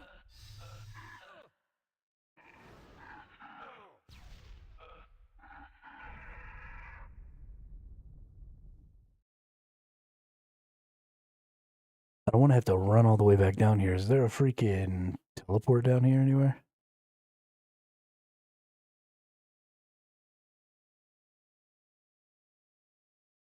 Of course not.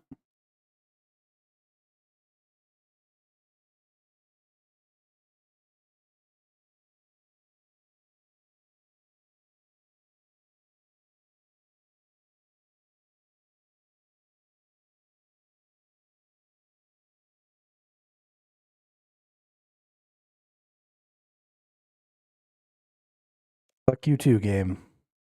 Fuck you too.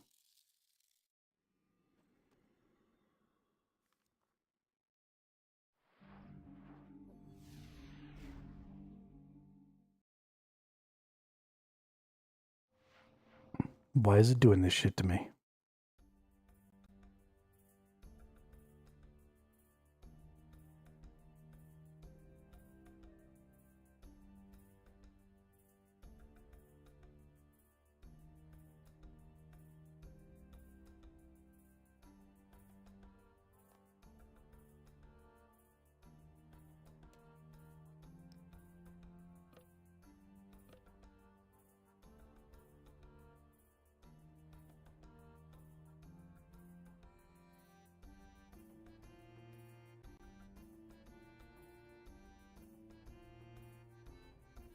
It is a close-by bank, but it exists after a few quests in the vampire questline. Well, fuck me sideways then.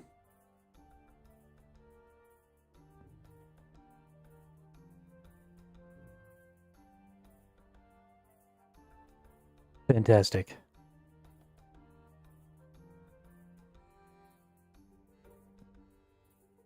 Oh, I'm almost out of air runes too. Gracious.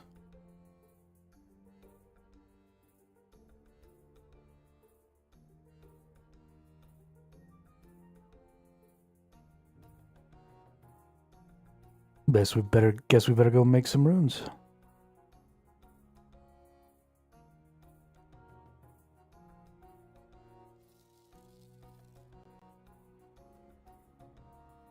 I now understand, I guess, how important runes can be.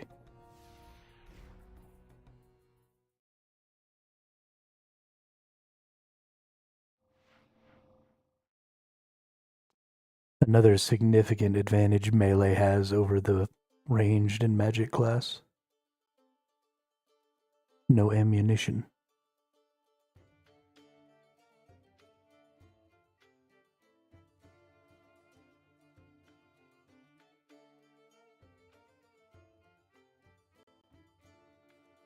No ammo. Just go to Berthorpe, Varick, or Port Sarum to buy 1k of each elemental.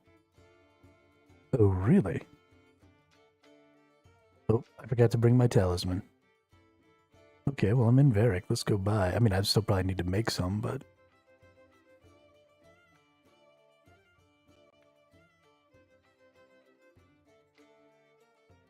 What is that, like 1,000 a day?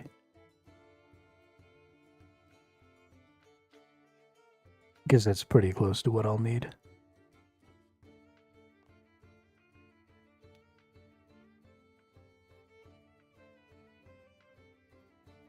Alright, well, let's see if I can find the rune shop here. I assume it's right over in the center of town.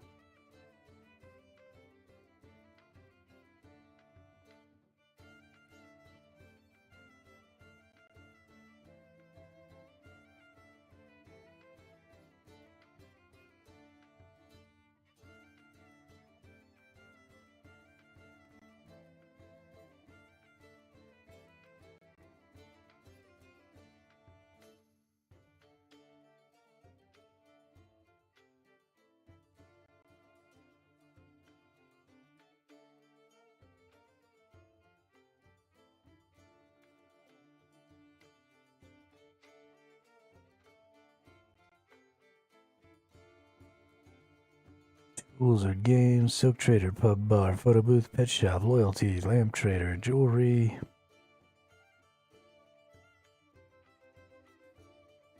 Oh, these are general goods.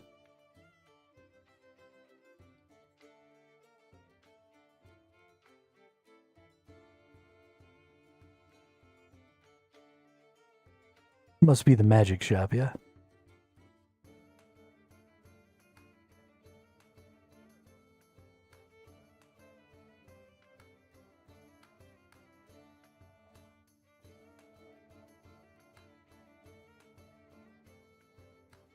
Boop.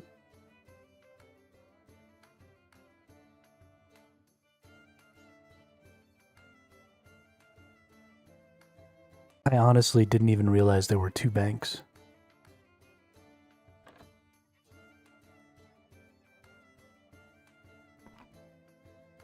Oh, we get some free runes. Definitely take those.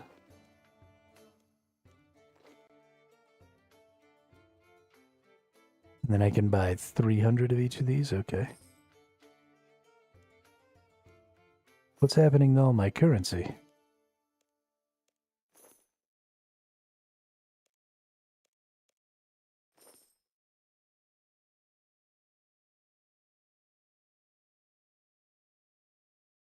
Alright, now we need to go find the other ones. You said Lumbridge, Port Sarum. Okay.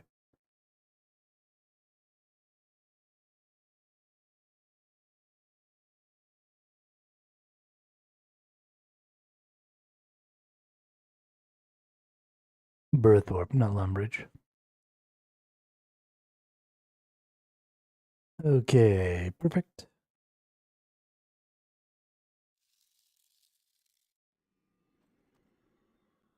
This is something people do to actually make money too, right? Is they buy up their cheap however many a day and sell them for some of these. Is that accurate?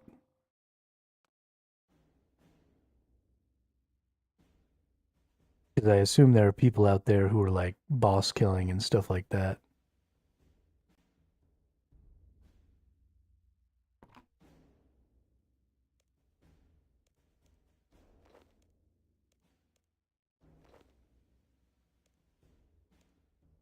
I mean, if it's free currency, it's free currency. Even a little bit of profit is good. I mean, like, let's check here. 35 coins. So buy these for 17, potentially sell them for 35. That's a double up on the investment. You're buying 300 of them at 17 apiece, so that's 1,700 times 3. So you're looking at almost 5K. It's not great, but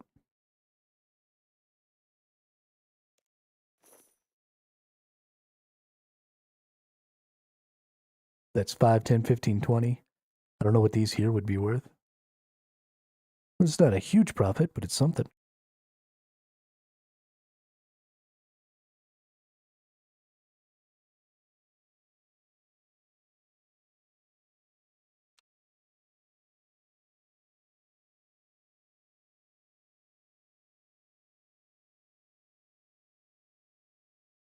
One in Deep Wildty that is useful and has more runes. Okay.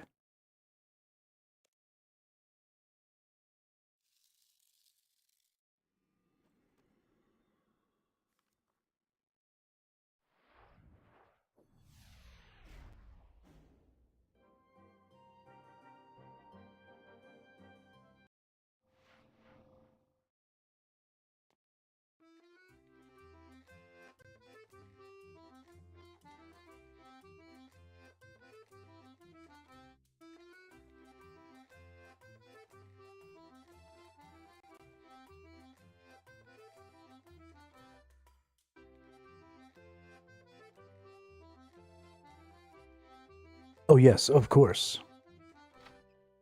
Of course, the Magic Guild in Yanil.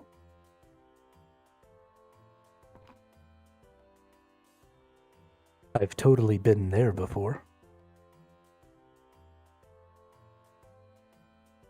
Oh, I could have just bought all this Batwing shit. Yo, I've been doing this shit the hard way. Damn. And y'all just been letting me.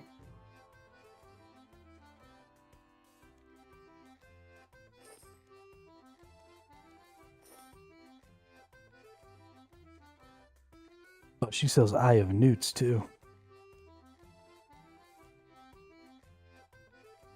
That I can only buy 20 at a time. Ain't that about something?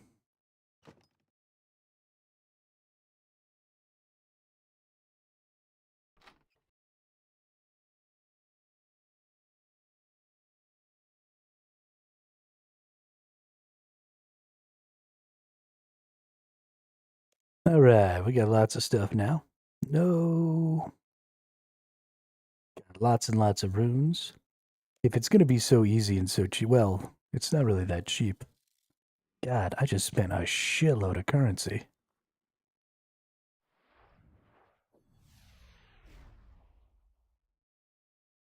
Fuck me.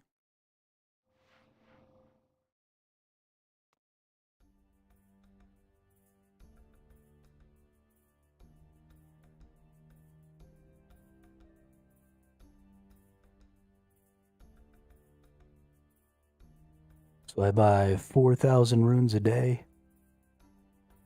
At 17 gold each.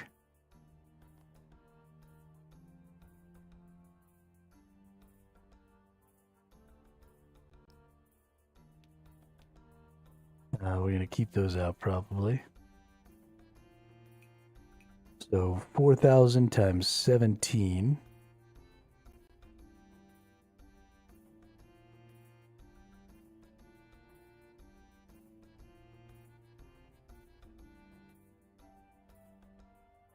Four times 10 is 40. 4 times 7 is 28, so 68,000. Somewhere abouts. Call it 66,000 silver every day. Buy all of our runes.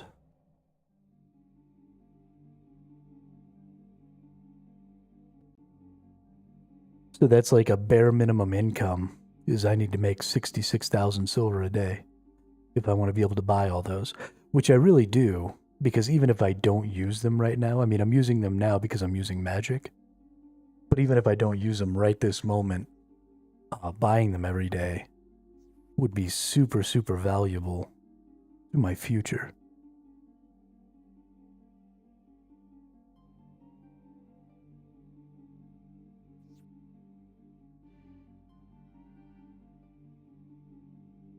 And we definitely want to be setting ourselves up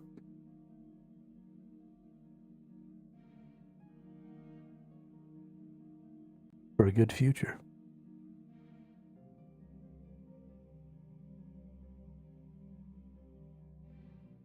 That plus blood and death runes that are even more expensive. Gross.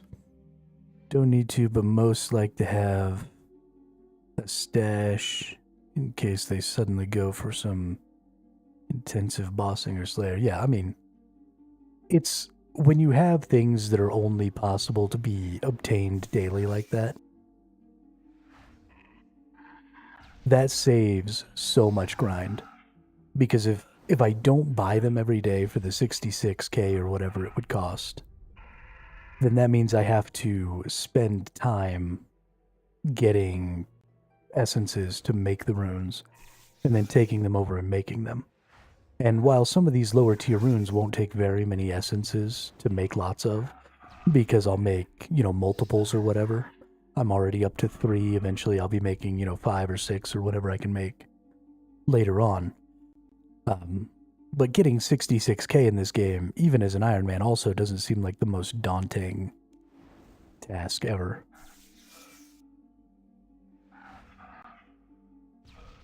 So I imagine, as long as it is something that will be addressed in the new roadmap since all those daily stuff is a bit out of hand. Oh, okay. Well, that's kind of cool.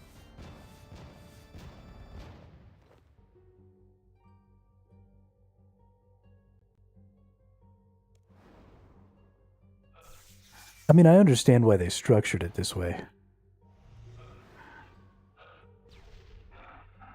Yeah, exactly.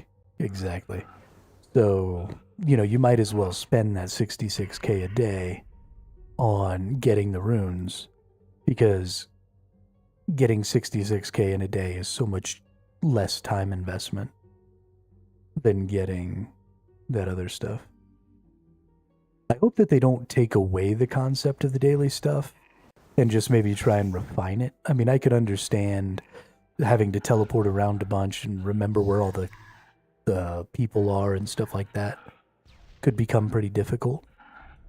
So maybe instead of having you go to a bunch of different merchants, being able to buy 900 from any of those merchants would be better than having to go buy 300 from each of them. And so maybe cutting down on some of the daily stuff that way instead of just completely removing it. Because, this game is grindy, and it's designed to be grindy. And a lot of the point of this game is about managing your time. And so if you took away, those daily buys and stuff, you take away some of the time management and stuff that goes into the game. Not that we have hourly wilderness events, daily run for runes, daily farm run, daily broad arrow tips.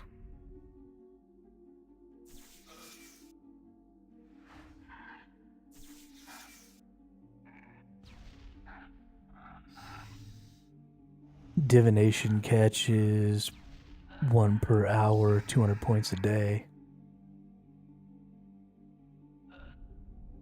Can't just do more the day after to compensate. Yeah, I mean, it seems like they should try and maybe streamline some of that.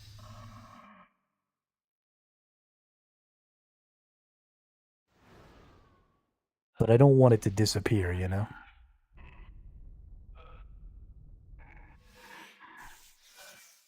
Maybe that's just because I haven't been doing it for 20 years, though. Maybe if I'd been doing it for 20 years, I'd be like, okay, this is bullshit. Open case of shops will become infinite for runes.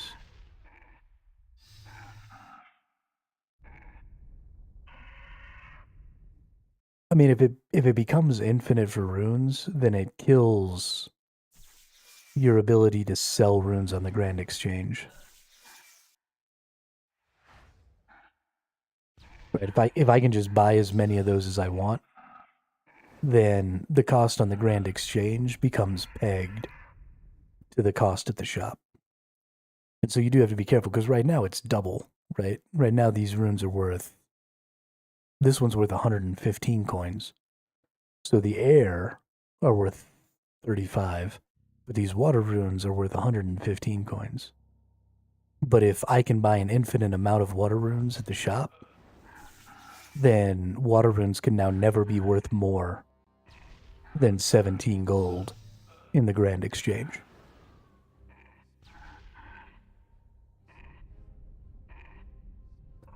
And that would be hugely upsetting for a lot of people, I'm sure. I mean, this is such a great way.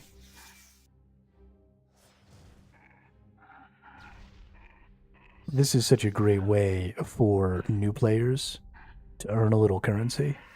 If I'm, for example, not playing mage or don't intend to play mage or don't intend to play archer or whatever it is where I can go buy, some of these resources that they need and then just go sell them. I mean, I can buy 900 of these, making almost 100, right? I can make 90,000 just selling these water runes.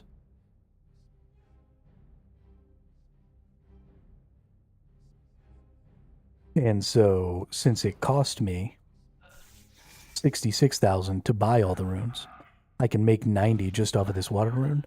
I can keep my other 3 runes and turn a profit here.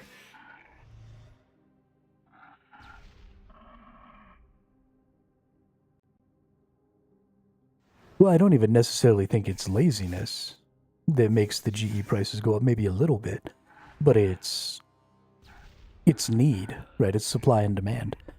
There's only so many water runes out there, and there are some people who are running around playing mages, burning through, I've already burned through 1,000 air runes today.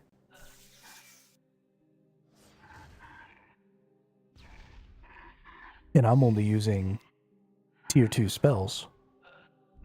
So I have a real potential. Actually, I'm supposed to be using the water spell.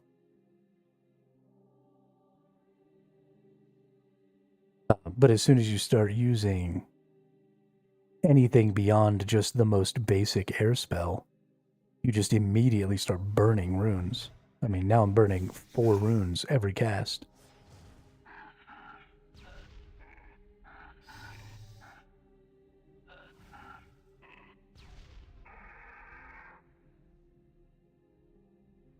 It is, you can put an order for 1 million runes every 4 hours. It will automatically buy the 10k per 4-hour limit. Half the GE prices are laziness and inflation combined. mean, but how would you get those runes otherwise?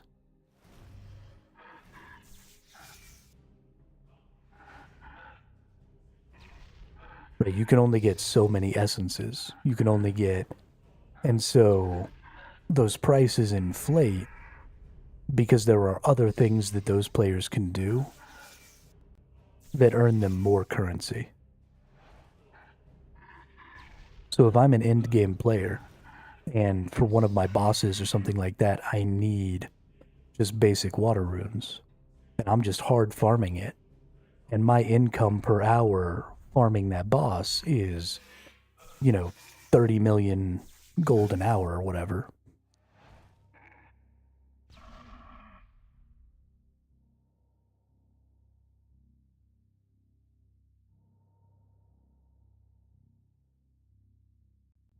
Then, I'm doing that because I don't want to go farm essence or whatever. Because my time is better spent, right? These lower tier activities are good because these lower tier activities earn currency for lower tier players because the higher tier players would be wasting their time if they did them. And so you want to keep these lower tier things viable because if you don't have lower tier activities that are viable money makers, then there's nothing to help you bridge the gap to those higher tier activities. And it basically turns main into Ironman until you get to endgame, which would suck.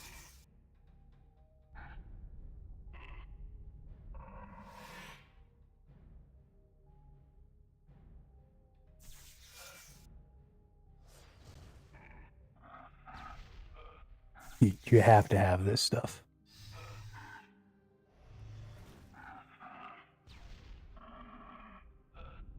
I don't know what this congealed blood is for, but I'm picking it up. It seems important.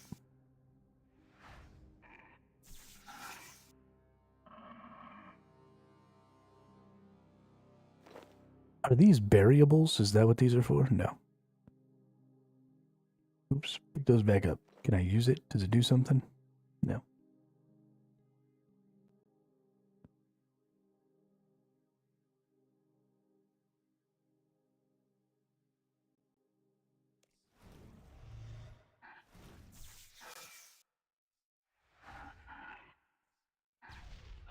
Hey, just 20 more shades to go. Nice.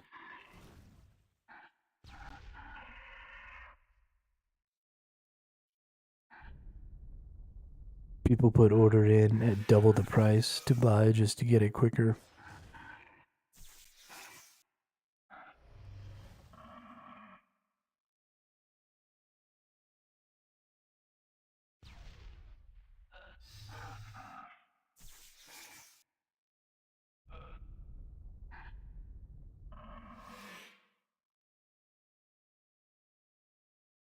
Gives split bark components sometimes. What, these lore remains? What do I do with them?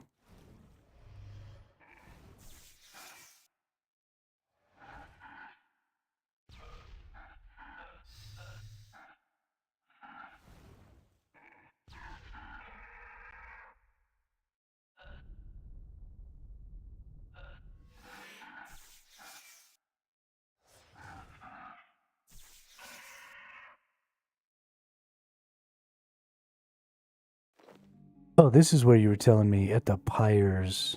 Oh, okay, but I don't have pyre logs. Yeah, not important.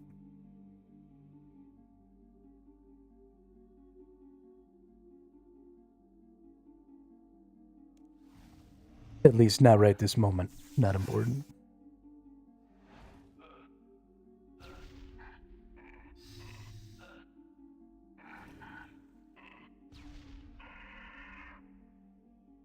Just need to kill 14 more of these nerds.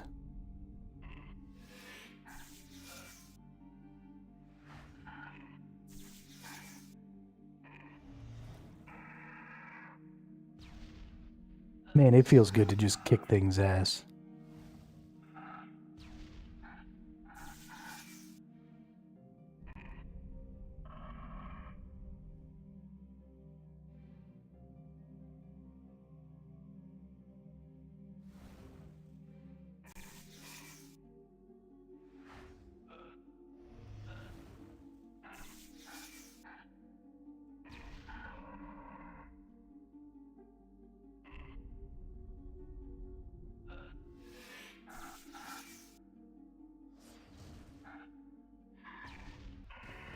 Yeah, dumpster, nerd.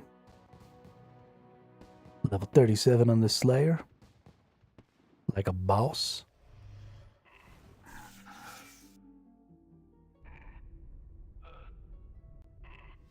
Only level 44 in the magic, though, and I don't even think we're going to make it to level 45. It is taking way longer to get to 50 now that I've had to split my XP with defense.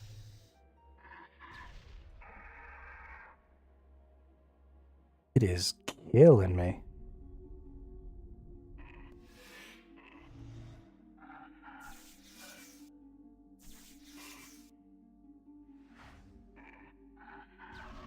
I don't think I like it at all.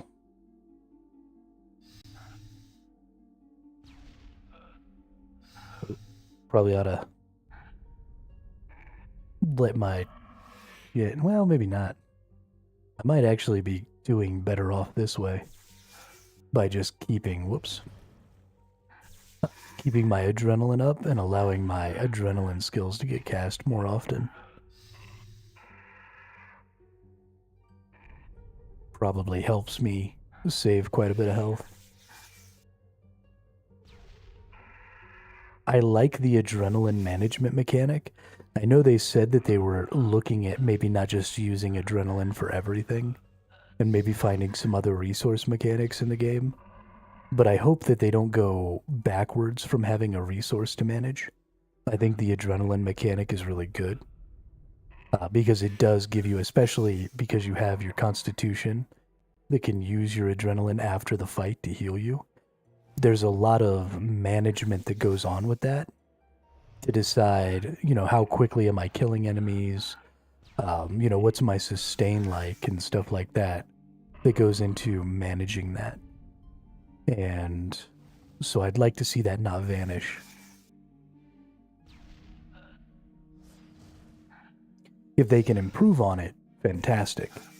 I'm all for that. I just don't want to see it get diminished. Because I think that's a really cool sustain mechanic. It has a lot of value.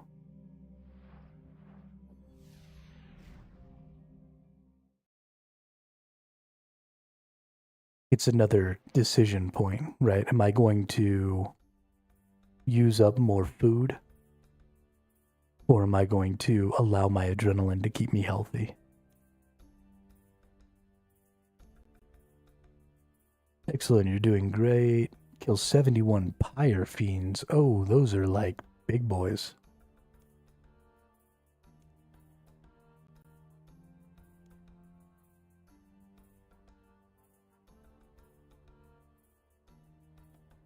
They're agile, so try attacking them with the crossbow bolts. You can find some fiends in the Releka Slayer cave.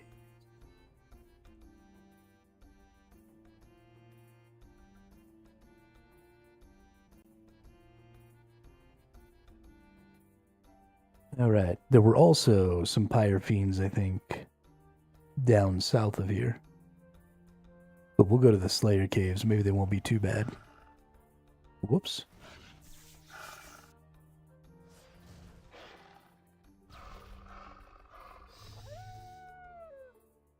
Pissed off a werewolf.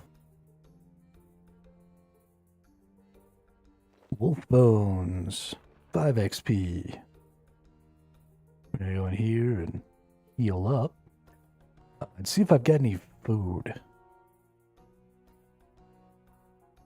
Let's see, we got some trouts. Yeah, let's bring them trouts. And then let's go murder some pyre fiends.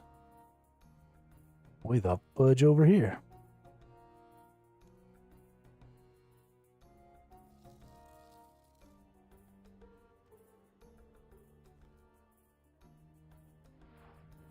If this game is going to start giving me harder shit to kill, I'm going to be more prepared.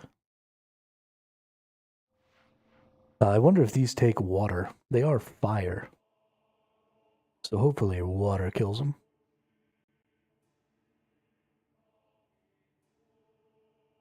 Man, I want to level up my summoning so bad too. I need to work on that. Because I really want a unicorn summon. that can heal me. Like, a lot.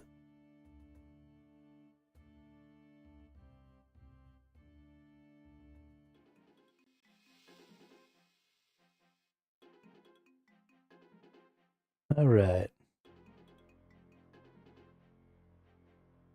Let's go looking for some pyre fiends. Oh, they're only level 38.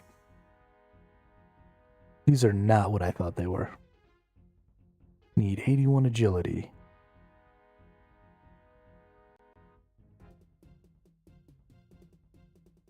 Guess we're going the flippin' wrong way. Or long way, not wrong way. In the long run. In the long run.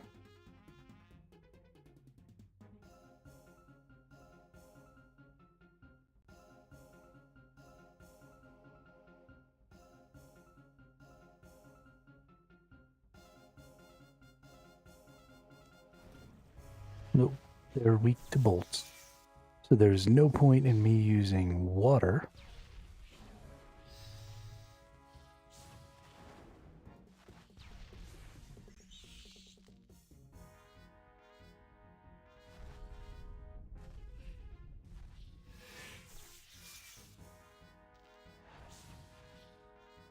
Let's see, impious ashes, willows, more ashes, gold charms. Can I just scatter?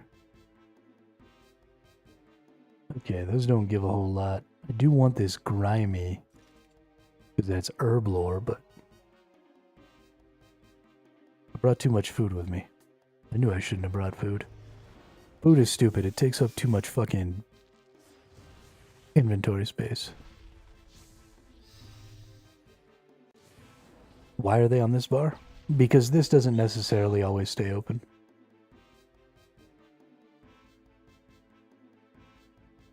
Well, I have them down here so I can change them. If I need to.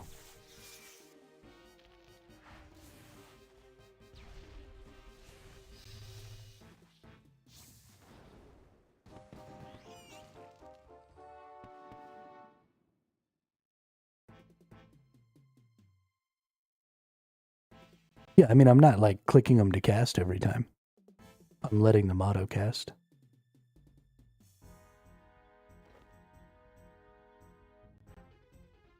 I just have them down there so I can change them easy.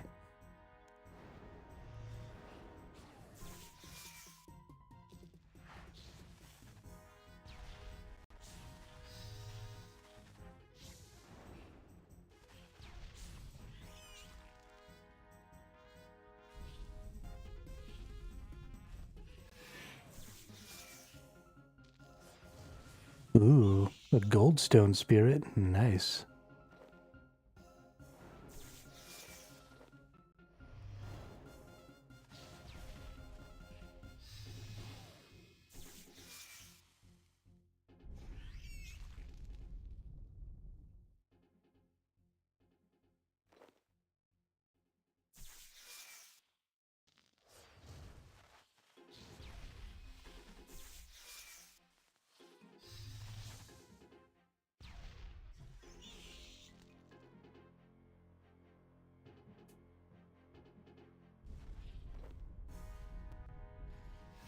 All right.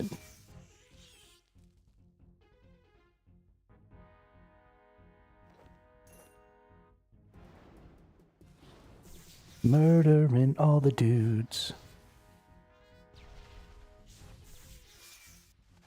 How does it feel to get murdered? The silly pyre fiends.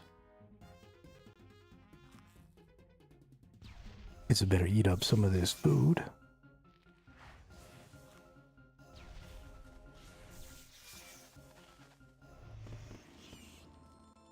See, level 45.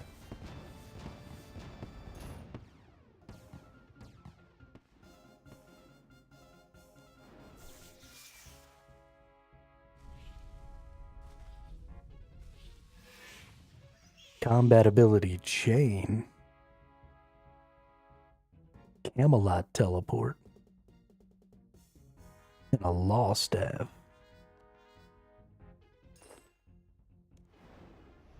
You know, I actually haven't been looking at any new abilities I might have access to. It looks like chain is maybe the only one. Threshold ability, detonate. Let's actually maybe move this on here. Oh, detonate is on there. Okay. And chain did get put in here. Cool. Chains between nearby targets. Oh, I don't want chain. Oh no. Oh no.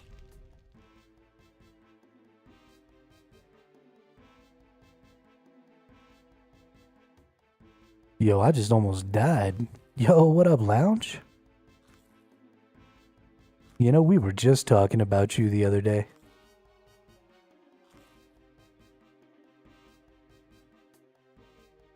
We were just talking about you.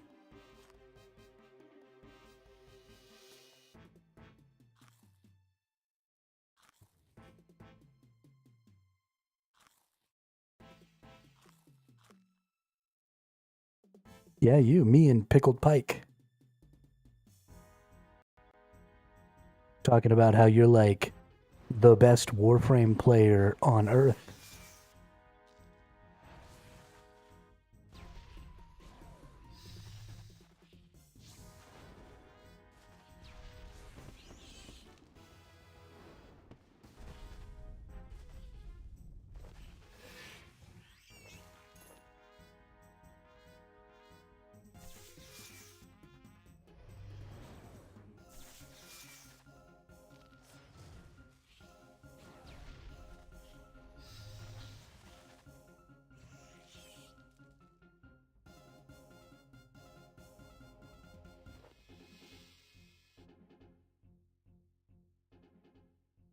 I mean, that wasn't me saying it. I obviously think that I'm the best Warframe player on Earth, even though I've never really played it. You can be second best.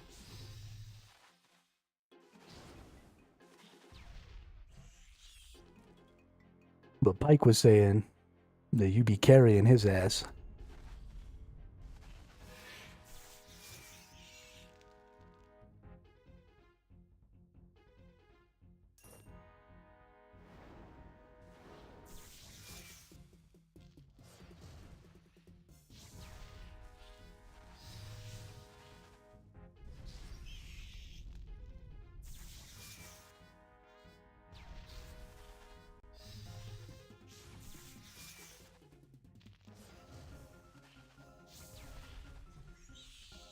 I accidentally aggroed an extra enemy there because I thought the first one was dead.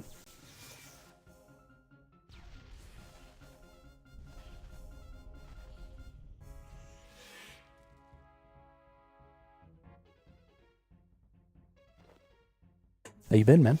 How's your gaming going? Did you get into any of the new games like Ion 2 or Where Winds Meet or any of that stuff?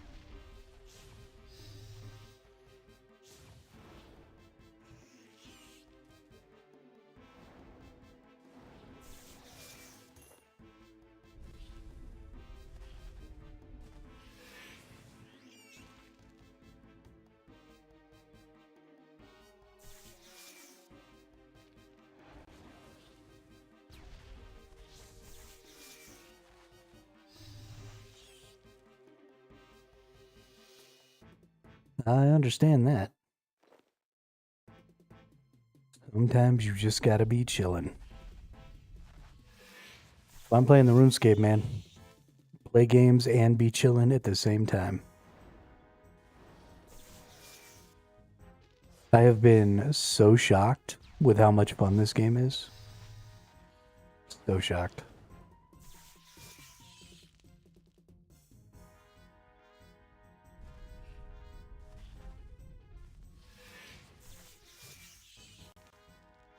But it is a hilarious amount of fun.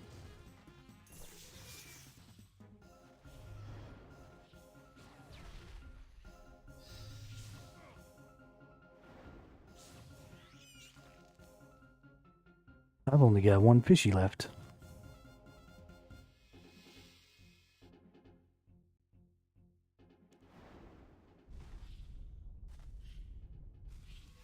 You on that OSRS? Yeah.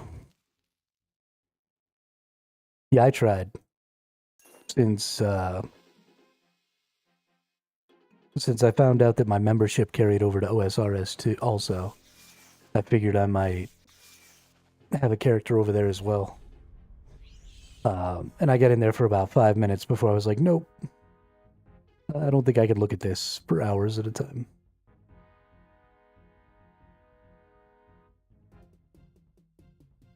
I don't need great graphics, but I need better than that.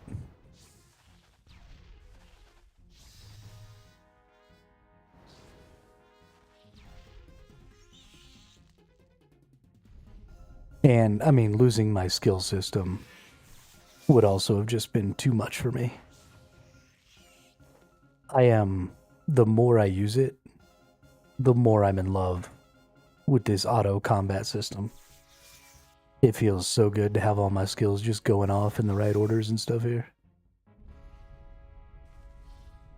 Feels so good.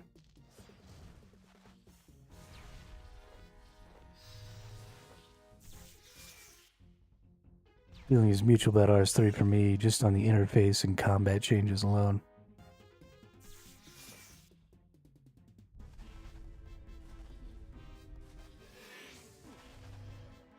Yeah, the interface could probably use a little work. I like having all of this information available to me, especially in a game that just doesn't really require a lot of clicking, at least to the point where I'm at right now. I'm okay with all this business going on. You know, I like being able to see. It's a little bit like Eve spreadsheets and stuff, you know? Just gives you that data. Feels good. But there's definitely some stuff that could be changed about it to maybe make it a little more manageable. Especially for people who would prefer to be able to see the whole screen. I've never been one to need to, like, be super immersed in my video games. So things that other people consider immersion breaking, like health bars and, you know, names and all of this information on the edge of the screen, and that stuff doesn't bother me because immersion's not really why I play.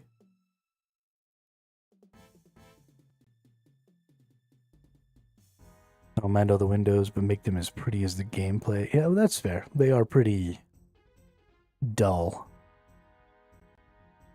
They are pretty dull.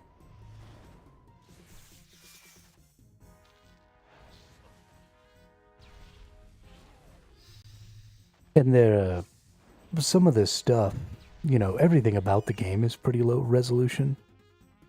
But I feel like you could maybe increase the resolution on some of these or something. I don't know. It just makes things easier to read and easier to see and understand and parse if the resolution of your windows is up a little bit. Your icons and stuff. That's one of the few things that I like about Ark Survival Ascended over Evolved, is I feel like the resolution of their icons was much better. So they just looked crisper. And it felt good.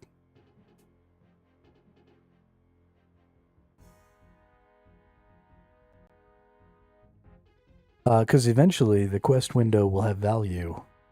And the familiar window will have value. And I don't want to change it later. I just want to get used to it. Just leave them there.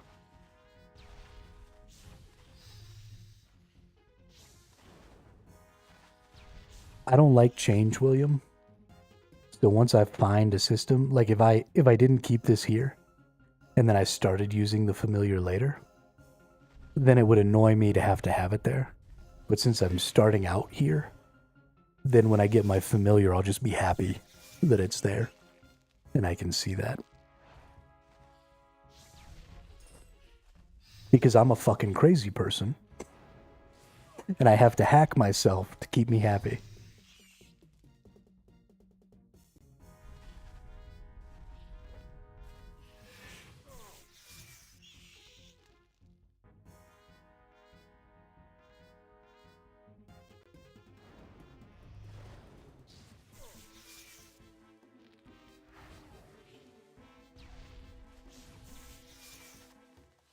Oh, I better let my adrenaline heal me a little bit here. I'm gonna die. We still got 20 pyre fiends to kill.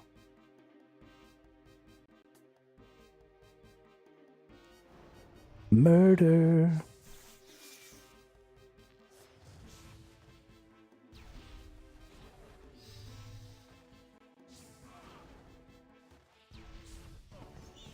Oh yeah, murdered that pyre fiend. Whoops.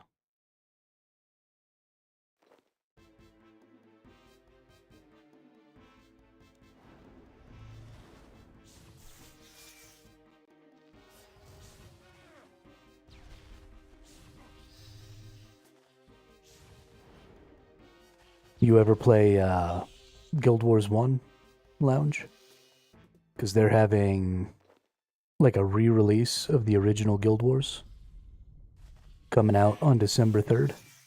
It's called like Guild Wars Reforged or something.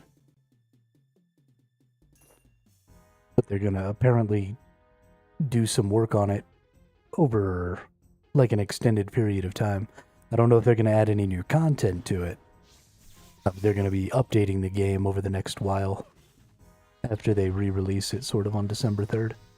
I guess the game's still been active this whole time, but they're like having a push to try and bring in new players and sort of revamp the game a little.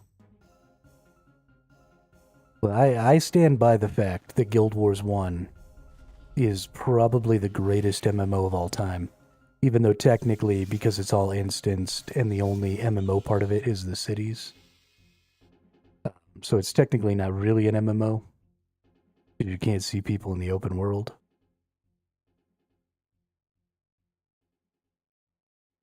But I think it is probably the best MMO of all time. They're on December 3rd, they're going to be reducing the cost and doing like a big relaunch. So if you've never played it and you have any interest in doing so, December 3rd is going to be the time to do it. Can I eat these? Do these have any healing value? I'm very much about to die here. Yeah, it's all instances. Except for the cities. The cities are...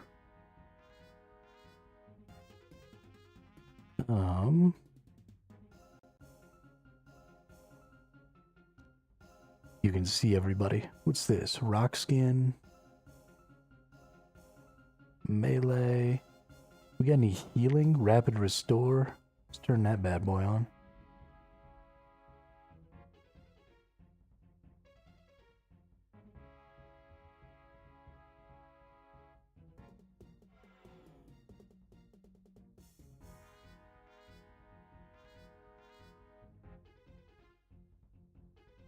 Okay. Will that help me at all?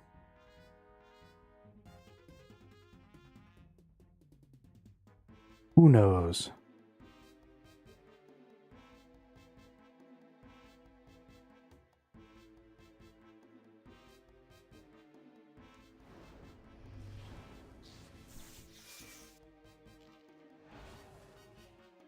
I'm a little worried that they might try and like put a bunch of bullshit monetization into it.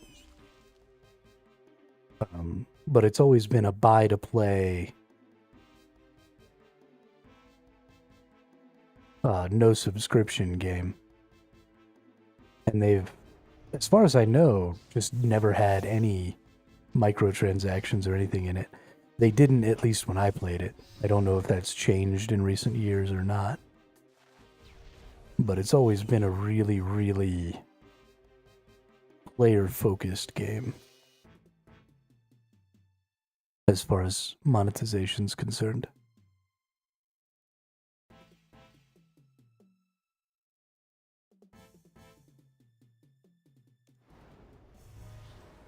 I don't know. I'll probably be trying it out when it comes out in my off time. And then if it's just like, oh my god, wow, then we might switch from RuneScape. I'm not 100%. I'm enjoying RuneScape a lot.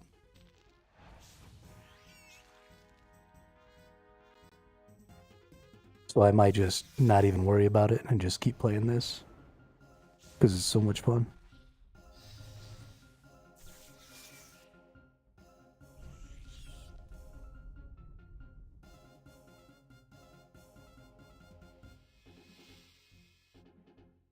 Or maybe we'll end up playing both.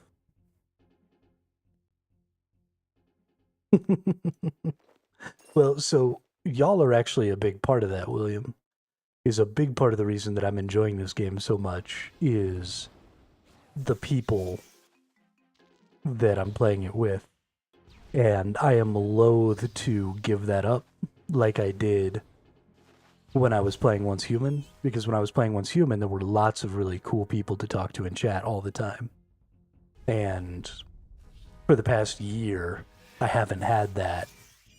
Well, at least not to the same degree I did when we were playing Once Human, because I left Once Human and then a lot of the people who were watching because of Once Human content didn't come watch the other games. And so as great as the people who are watching specifically for RuneScape, as great as those people are, as you all are, I would be loath to leave that again if I wasn't like 100% sure y'all were going to follow to that next game, you know?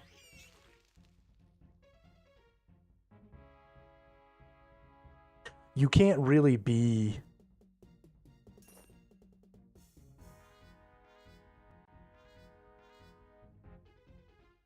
There's not really any room for being a variety streamer in the MMO space. Because MMO players play the MMO that they're playing, and they don't really play other games. And so you just sort of end up like moving from community to community, and it's not super fun.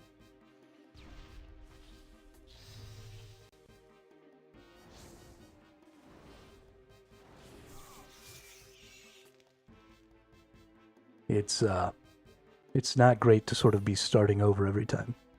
There's a couple of people. Drat's been with me since the beginning. Lounge has been with me since the beginning. Nemanja still pops in quite a bit. Drippy Bun. There have been quite a few people who have been here since the beginning who still stop by.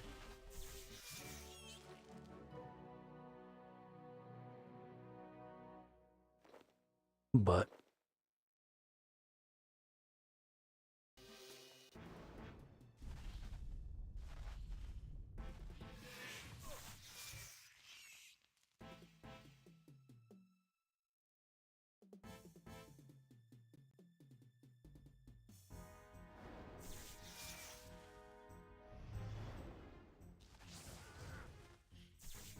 yeah, that's what Pike was saying. He said back when I was playing Eve, you had mentioned me to him, and he didn't.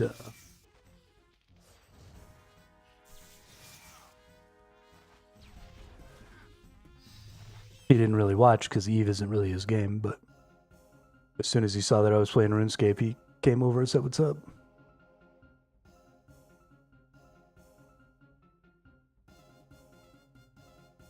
Oh, nice. I'm done with Pyrofiends.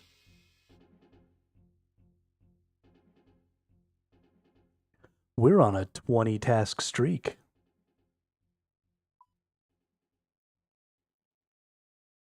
What's that streak for? Is that like completing tasks without dying. Eve streams were pretty fun. Eve itself was a fun game, but there was just no future for me in that game.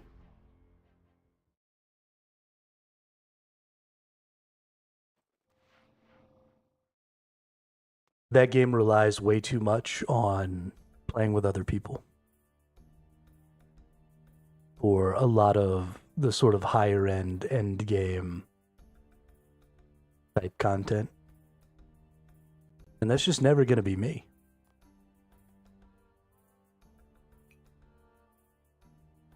Let's put all this stuff away. Whoops. Oh, no, those do go there.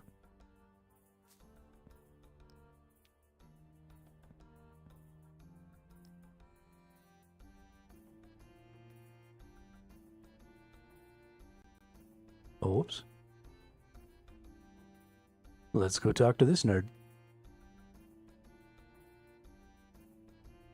I'm just never going to get over my desire for factions when it comes to games like Eve and Albion and stuff like that. Like, I can't. I'm never, ever going to be able to put that thought down. 83 cave crawlers. The last cave crawler I killed, I found slashing attacks, took them down effectively. Cave crawlers are fast, often seen creeping around in the Relic of Slayer dungeon. Avoid their barbed tongue or you'll get poisoned. Alright then, dude.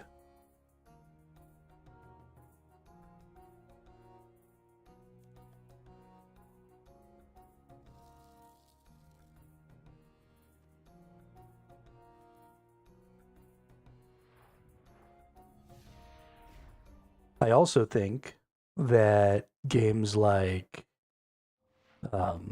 Arc Raiders, extraction games, would also benefit extremely well from a faction system. So that way, every time you went into a match, it didn't devolve into kill on sighting everybody you see. But instead there would be people who would just like automatically kind of be on your team and you could help out with stuff and you wouldn't have to worry about them backstabbing you. I think it would make a much more dynamic experience. Cave crawlers.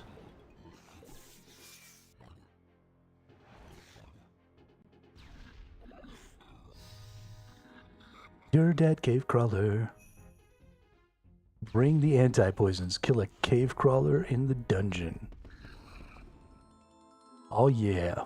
Is that level 46? That is level 46. 4 more levels.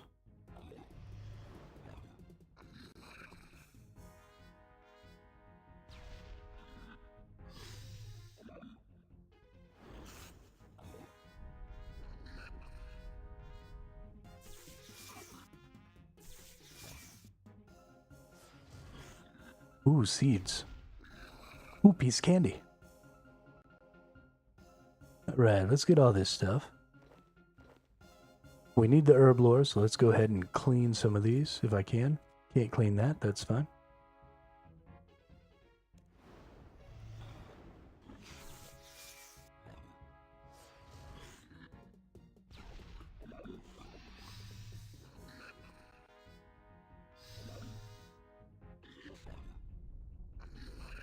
Bop, bop.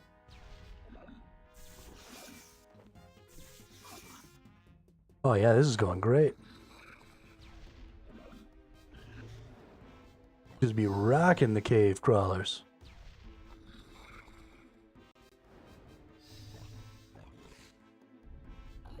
Ooh, a vial. Whoops.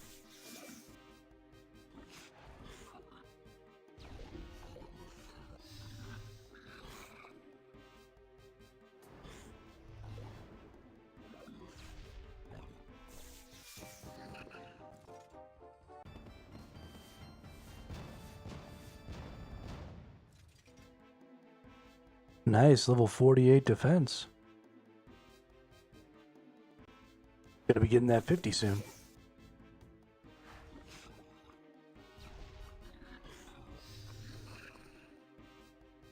Then I can buy me some mystic armor.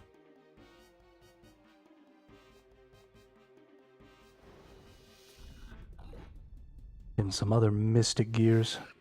Or did I already do that? Did I already buy the mystic stuff because I was standing there? I think I might have.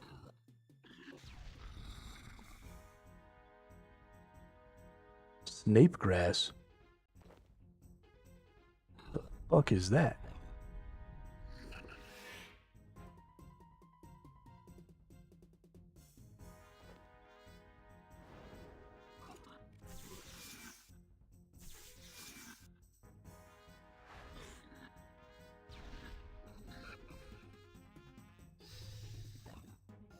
Bam, bam.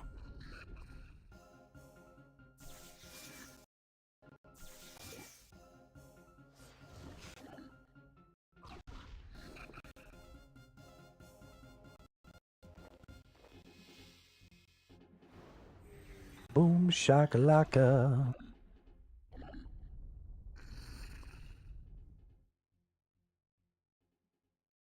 Oh no, I've been poisoned.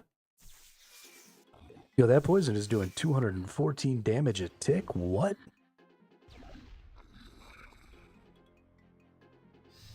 That's bullshit, ref.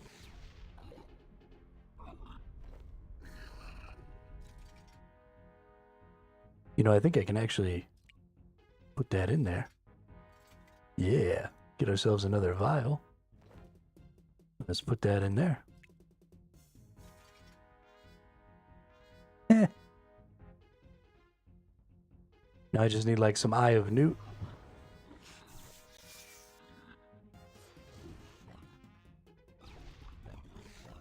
Get some of this herb lore leveled up.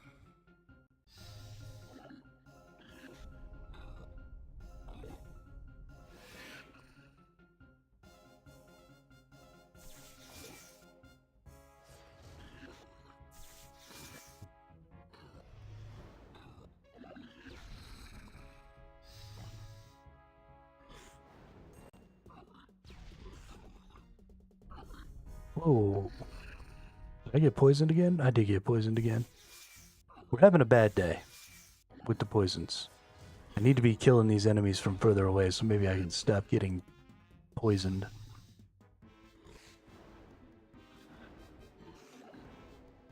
I think that's what the problem is. Hey, another vial of water. Oh yeah.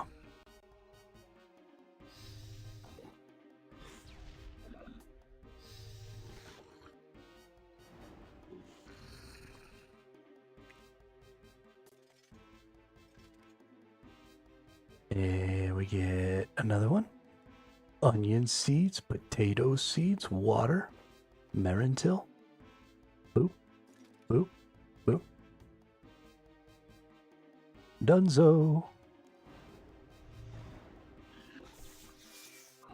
Very nice. Oh, I didn't kill that other one. I'm stupid. I'm very, very stupid.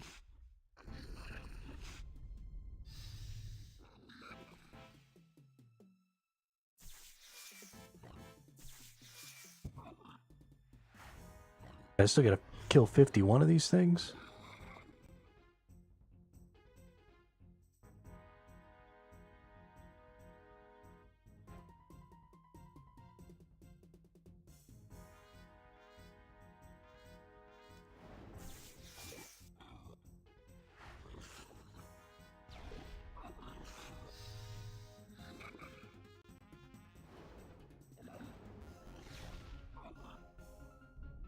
Red spider's eggs? What is that?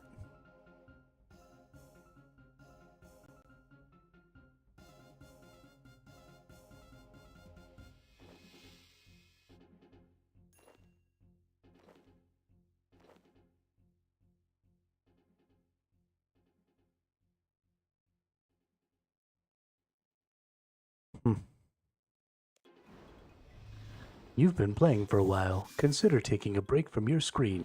Kiss my ass, computer.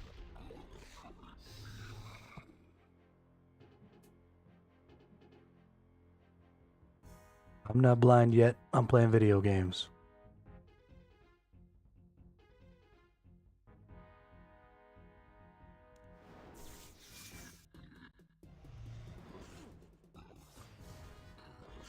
Hey, I'm only going to be poisoned for 10 more seconds. We'll just keep killing these things far away. So that maybe they'll stop poisoning us.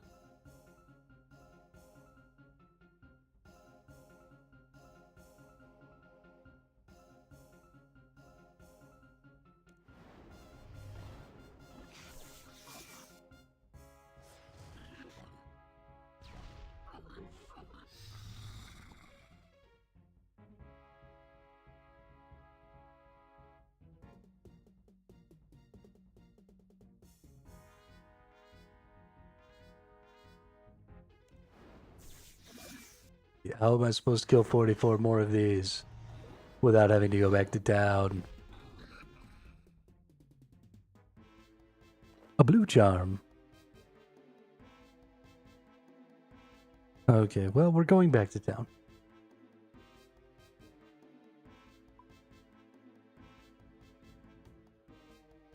Since this game is an asshole.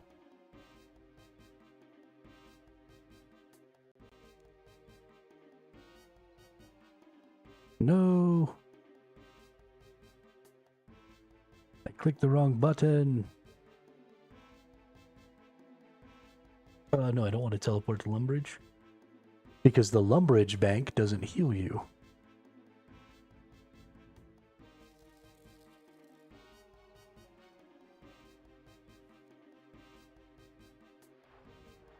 And I don't want to die. I don't want to die. Don't want to have to talk to death. Yo, we do not have very much time left. We better get in this bank. Oh no. Oh no. Heal me, bank. Heal me.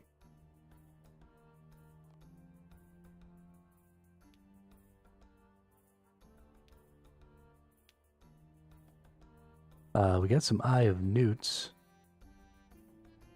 Let's get some of them things out. Where's my Eye of Newts at? Put some Eye of Newts in here.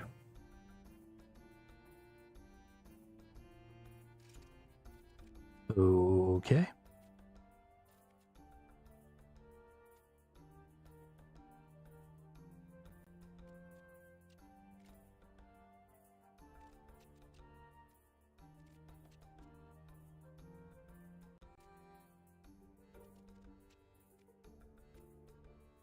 Bear fur for defense potions, or cadaver berries for necromancy potions.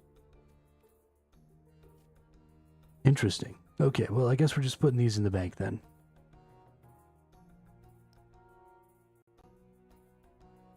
Since this game wants to be an asshole.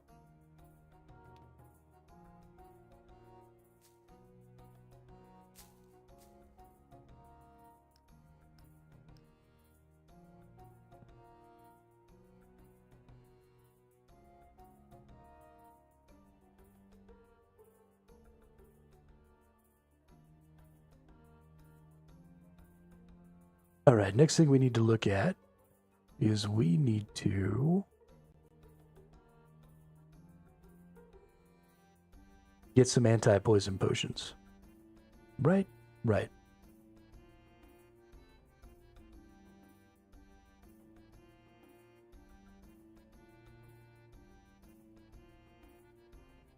So, what saves me from poison? Can I make poison potion?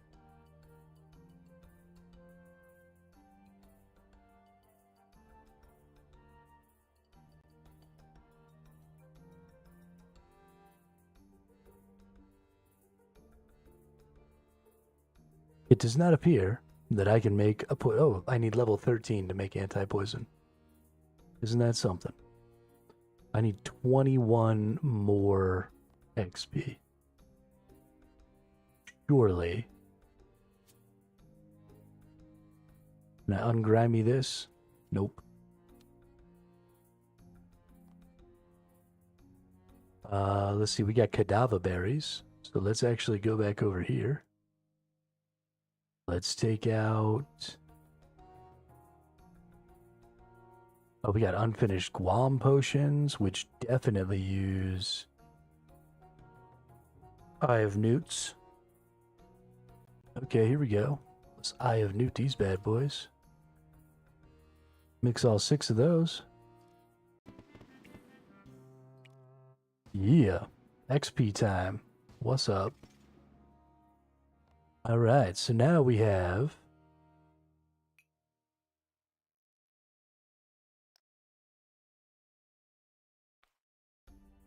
our level 13. So what does it take to make a poison potion? Marintil and ground unicorn horn. Hummingbird eyelash and rhino horn. Give you great masculinity. So I want my Marintil potions.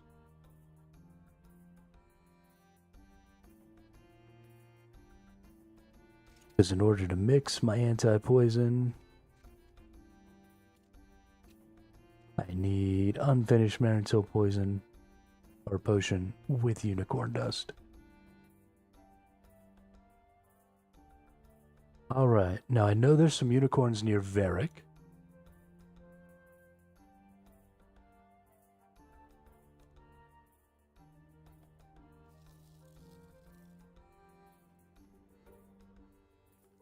So let's go murder a couple of unicorns.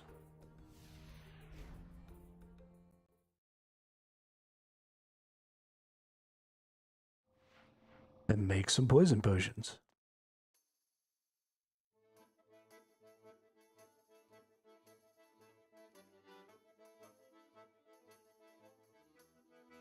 This is what it's about, though, right? Getting fucking thrown off what you're trying to do.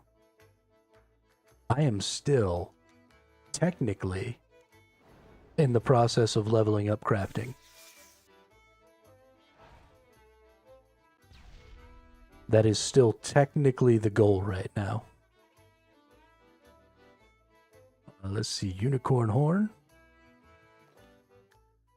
Okay. Need to grind that bad boy. For some more herb lore XP. It's only 1, but it's a little more.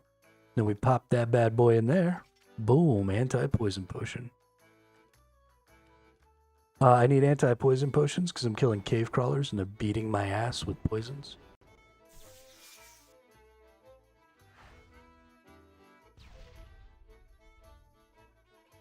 And since I was super close to level 13, I went ahead and did a couple of potions real quick to get myself leveled up to 13 so I could make the anti-poison potions. This is going to be so great, though, because I can see, right? It's things like this that make you sort of see into the future of what your gameplay is going to be like. And once I have lots of different things leveled up and I have lots of different abilities to make a lot of things and do a lot of stuff, especially as an Ironman. I was saying a few days ago that I was thinking about maybe giving up my Ironman status, but I'm glad that I didn't.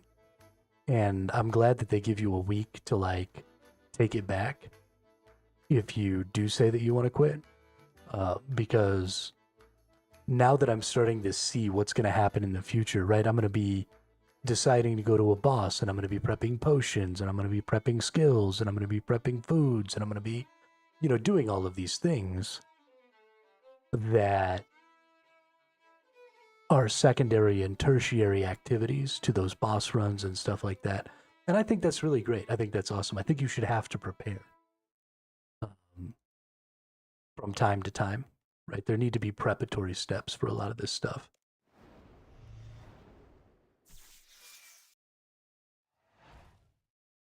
And those preparatory steps need to consistently be happening too. And in this game, they are a lot.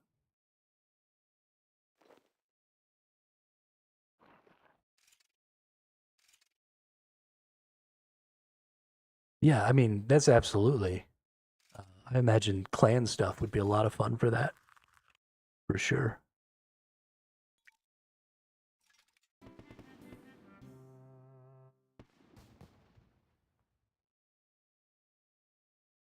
Oh, that's cool.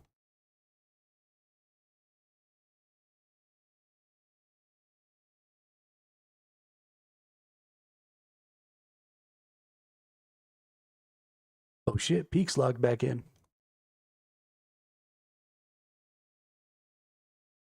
Must be all done with the adulting.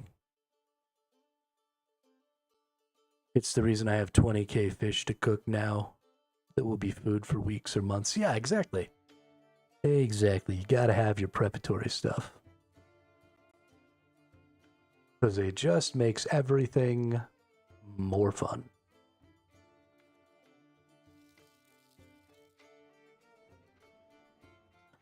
Especially if you're going to have creatures and bosses and things like that that are going to give you status effects.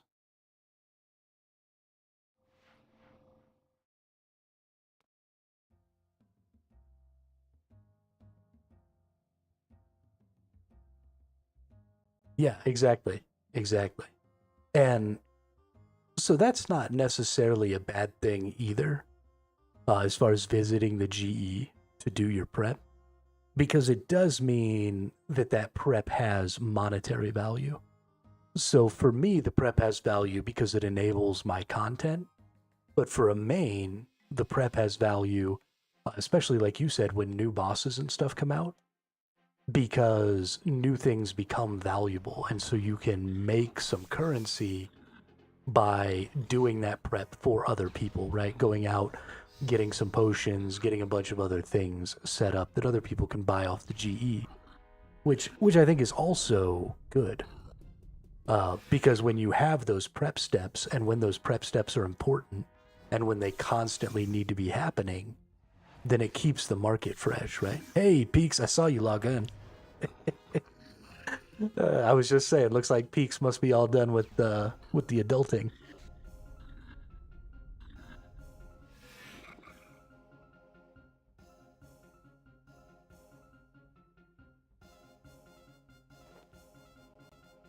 That's funny.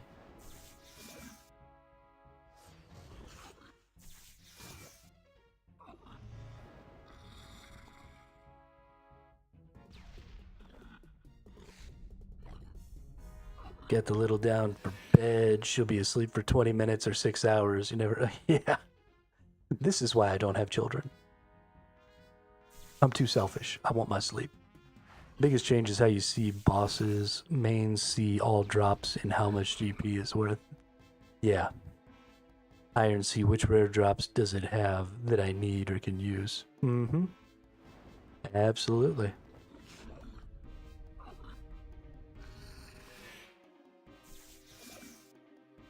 Yeah, it's sad because Iron Man is such a cool dynamic, but you literally can't have Iron Man and have a market.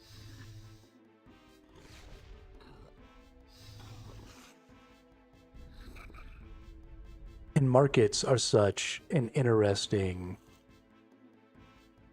um, aspect of video games that it's hard to play and not be able to interact with the market because I love interacting with markets so much.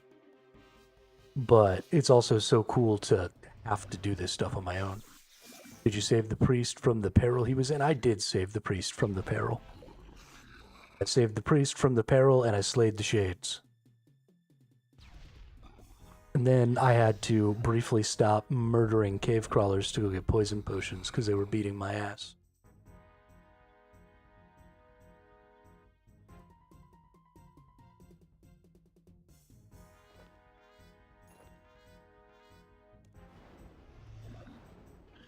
No bueno indeed. It's hilarious that you say no bueno.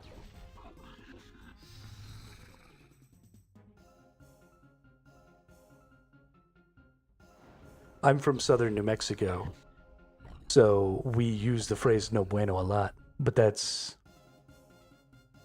something that me and my brothers say a lot is it's no bueno or that's no bueno or Haven't normally heard a lot of people from outside of New Mexico say that.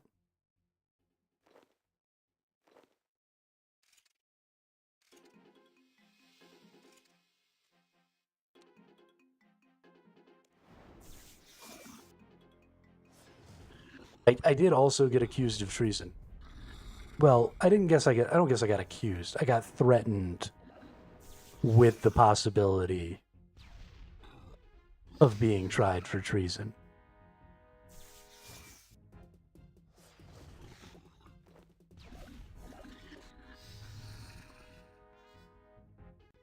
Four guys that I work with that are all Hispanic, I hear it a lot.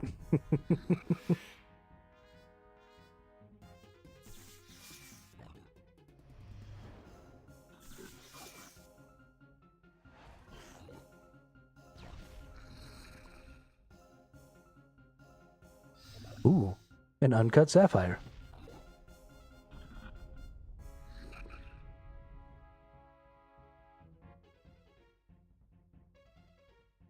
When the priest was in peril, but I still looking for the runes that are escaping. Say what now? Oh, the runes that are escaping. Runescape. Holy shit. Took a minute. I swear to God, I got more than one brain cell. They bump together and make thoughts sometimes.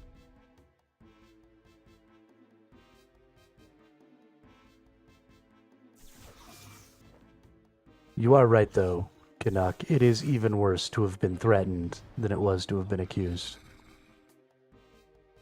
Especially since that asshole wasn't paying me.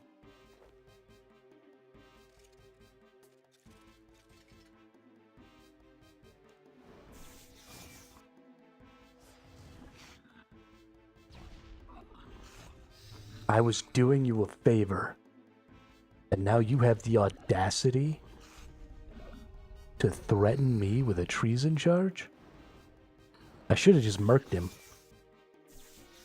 You know that king can't stand up to me.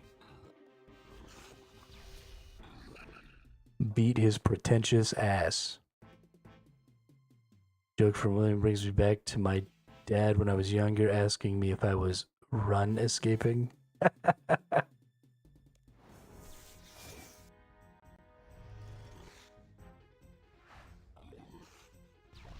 I'm not afraid of his wife either. Beat her ass too.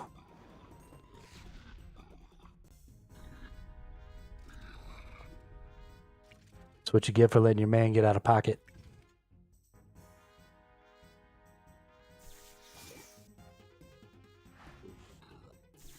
Nope, not afraid. Not even a little. Not even at all.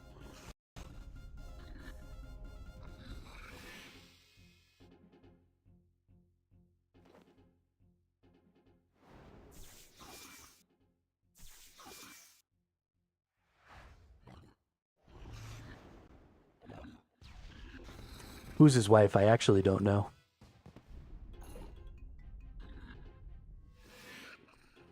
Yeah, we're talking about the king's wife. Apparently she's scary.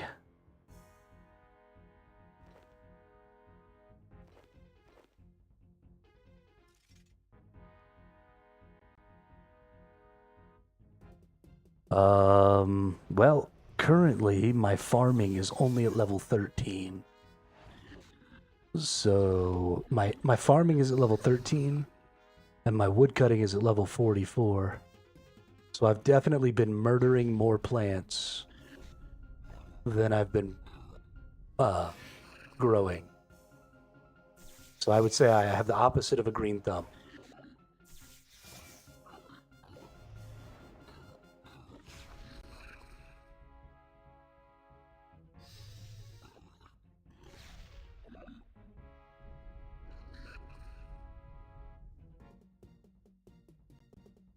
So I might be in trouble if I decide to pick a fight with the king's wife.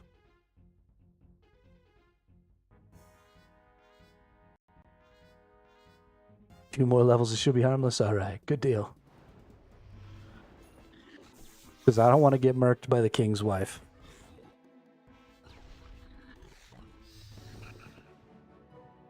I don't think anything could be more embarrassing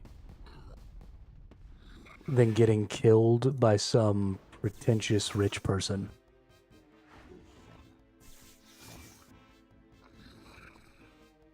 How much of a weakling do you have to be to lose that fight?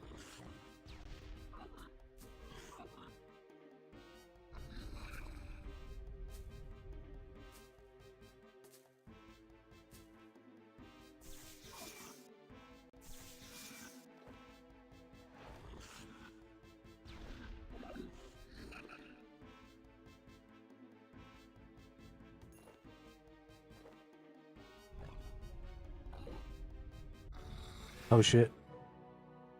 I've been poisoned. Did I just use a different potion than the one that I had already used? And so now 2 of them, 1 drink out of them? Yes. Is that going to annoy me later? 100%. In fact, is it possible to use this poison on this poison? Oh, dude.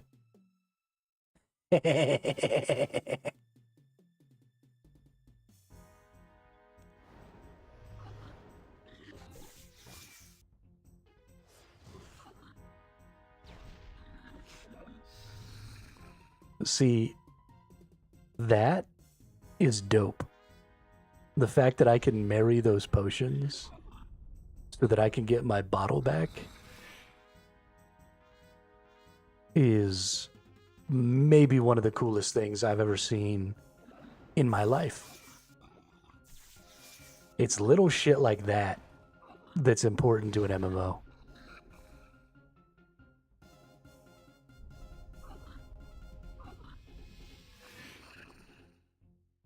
Especially when your MMO is built like this one, right? So you've got this super limited inventory space. Everything goes in there. So you've gone and made potions that have multiple uses. And that's super cool because that saves you a little bit of space. But then doing like they do here, where making my potion only gives me 3 of the possible 4, and then allowing me to marry those together to get a 4 is... I mean, that's just such an incredible little detail to go in there and to really make the most out of this inventory system, right? Because this inventory system is fairly limiting.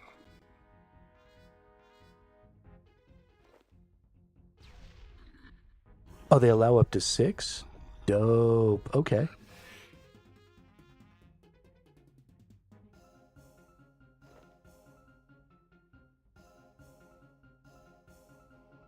So I should do up to... I should always do even numbers and then marry them. Oh, higher herb lore. Okay. Okay.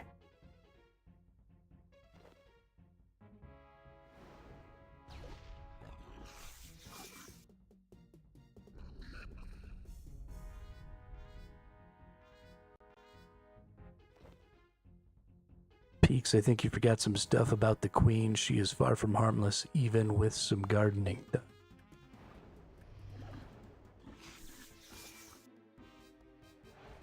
That's alright. I'm gonna tune her ass up.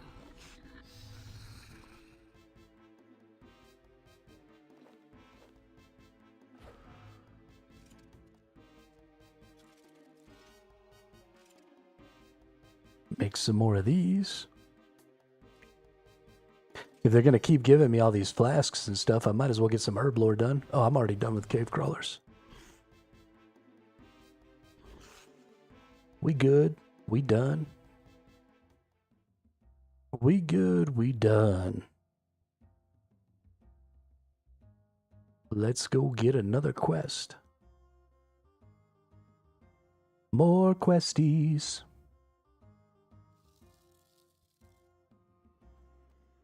Holy shit, look at all these people we got watching right now. What the hell happened?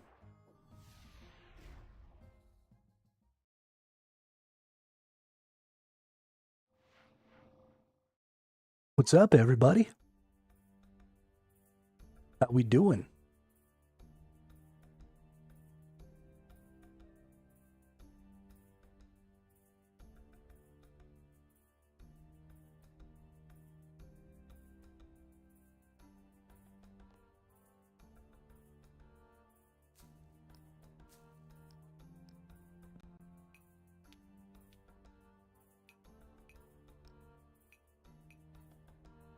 Ba-da-dum-bum-bum. Alright, nope, wrong way.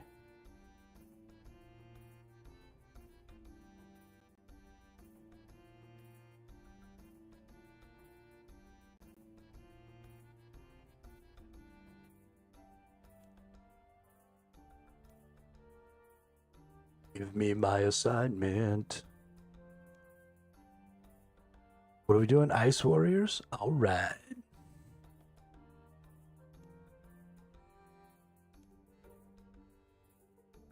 Back to the Ice Warriors. Where were the Ice Warriors again? Down below Port Sarum. Right down here, right? Yeah.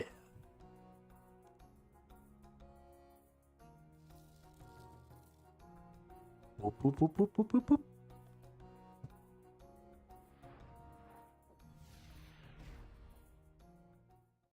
I can remember stuff sometimes. Only sometimes. Oh, shiznit, we're down to 400 air runes. Gosh, dude. I eat so many runes.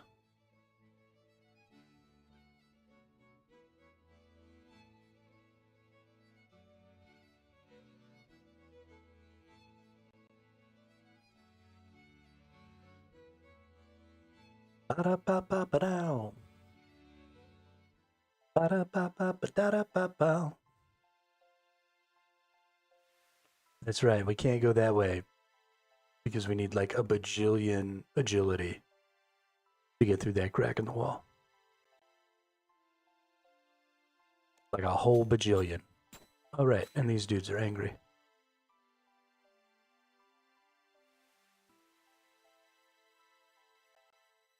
Yarr. It's time to make you walk the plank.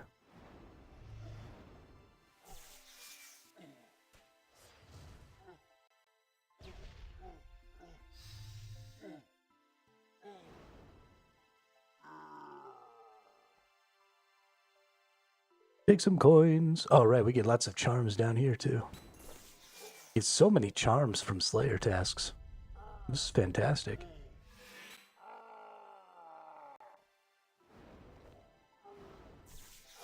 That'll help me work on my summoning. I need to go figure out exactly what to do for the summoning again, because I've kind of forgotten.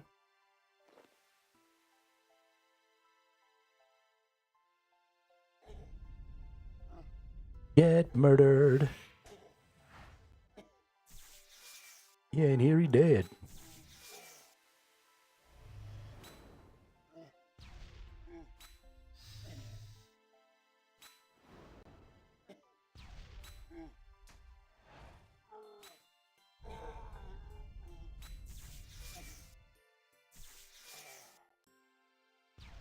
Big sneeze.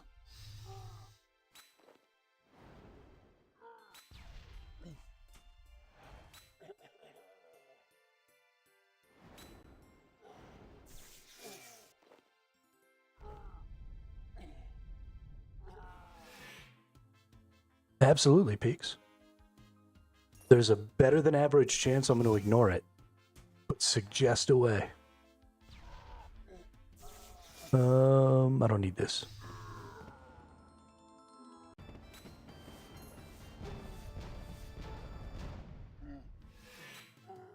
Switch Sonic Wave and Concentrated Blast locations with each other. Sonic Wave, Concentrated Blast. A focus blast of magic that pummels the target. Generates flow stacks. Generates adrenaline flow. Power grows where anima flows. Grants an additional 1% hit chance per stack. Does this use? Blast the target with beams. Channeled. Deals an additional 38 damage with each hit. Increases the critical strike chance of your next magic attack by 5%. Generates flow stacks. Okay, so you want to be using the one that generates the stacks less often?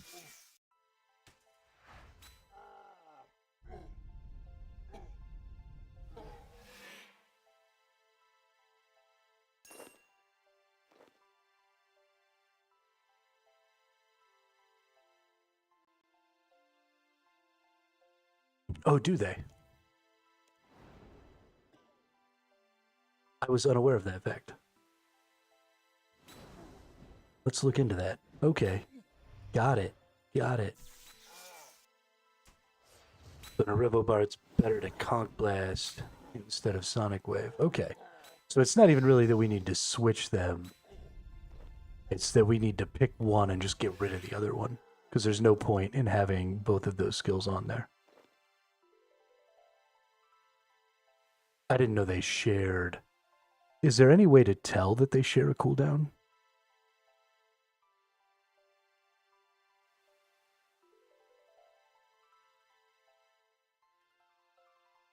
Yeah, there doesn't seem to be, other than physically watching it happen. Well, sure. But I would prefer, because at some point, right now my bars are pretty basic because the enemies that I fight are pretty basic. And so I haven't even read all the skills. I didn't even know that there was this flow system in the game because I had never read this skill before. My bars right now are literally set up from left to right with threshold abilities and then generating abilities. And then I basically just set them up based on their cooldown timers. And then my super low basic attack is just the furthest right thing. And that was pretty much all the effort I put into my ability bars. But at some point, I will read them all and like really sit down and make an ability bar. And so I wish that there was something that said like, hey, this shares a cooldown with this other ability. So Concentrated Blast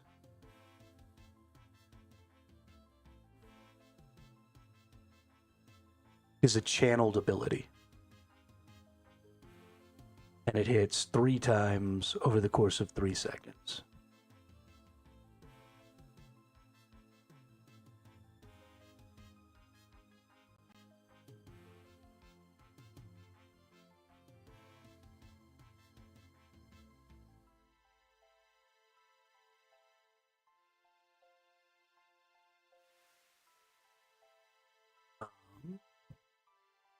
Yeah, that's actually a good idea. I'll go use some of those for making my revolutions. So magic damage, 1.2 seconds, 3 hits, channeled, deals an additional 5% damage with each hit, increases the critical strike chance of your next magic attack by 5% with each hit. Okay, so that probably is better. This flow ability seems interesting, but only 1% hit chance isn't really great. If there's something else that might consume those flows, that could be cool. We'll see about that in the future. Nice. Good tip. Thanks, Peaks.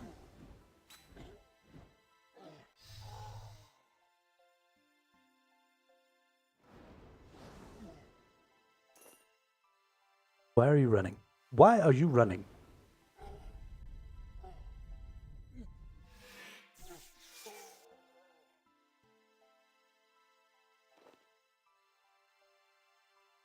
Go ahead and regen some health here so I don't get murked.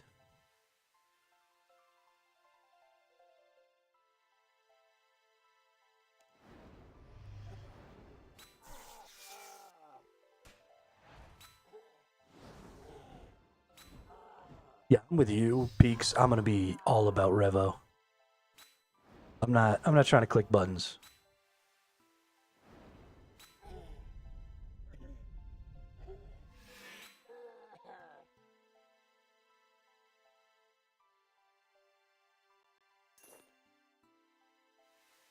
There are definitely going to be times when I'm going to want the other one.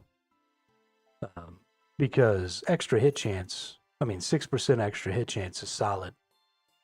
Hey, what's up, Spazzy114? How are you?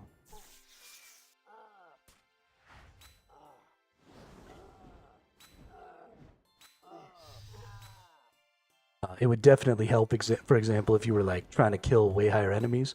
But my hit chance on these is 100% right now. So getting increased hit chance is doing me literally no good. I'm doing fantastic. Yeah, there's just no point in not having.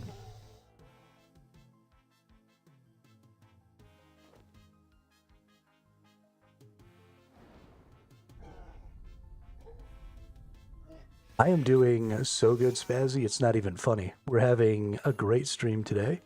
We're getting lots of shit accomplished. We've got to do a lot of different things as we're trying to move forward and get some more crafting leveled up. It's caused us to take a couple of really fun detours and go level up some different stuff. So it's been, I mean, just a really fun day. I'm really enjoying it. How is your runescaping be going? Yeah, everything except crafting. How long have you been playing RS3 for? 14 days. I guess technically 15. I took the day off yesterday, but technically today is the 15th day since I started playing.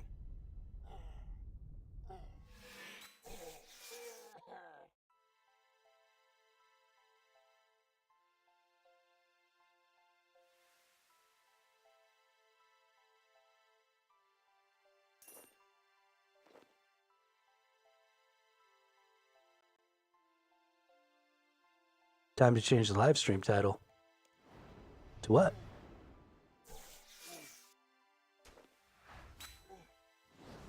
I'm having the most fun, Spazzy. I really am. It's a great game.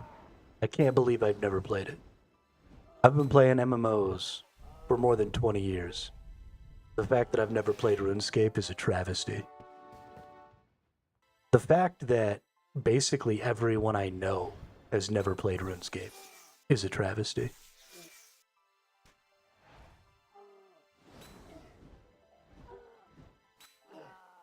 None of me and my friends, my brothers, our good buddy that we used to game with and live with all the time, like none of us have ever played RuneScape. And I don't know how it fell through the cracks. I mean, we're hardcore fucking gamers. And nobody tried it out, really?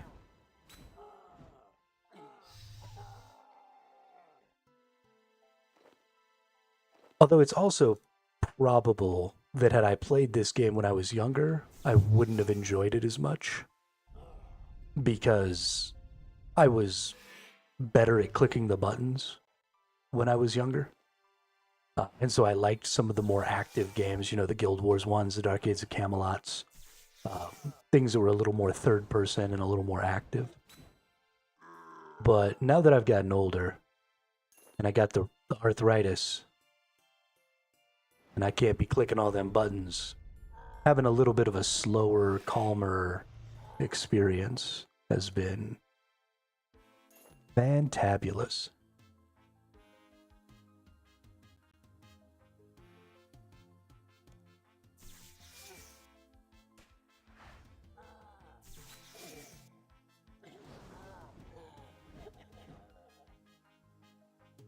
Dude, look at all these charms. Got so many charms.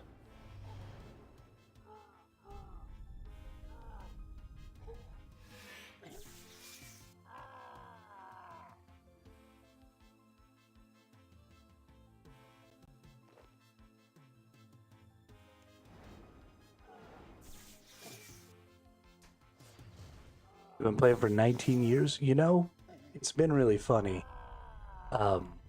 The number of people who are in this chat right now,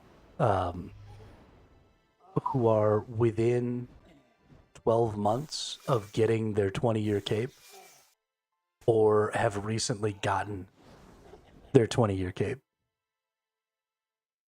Like everybody in the chat right now has been playing this game for almost exactly 20 years. It's fucking wild.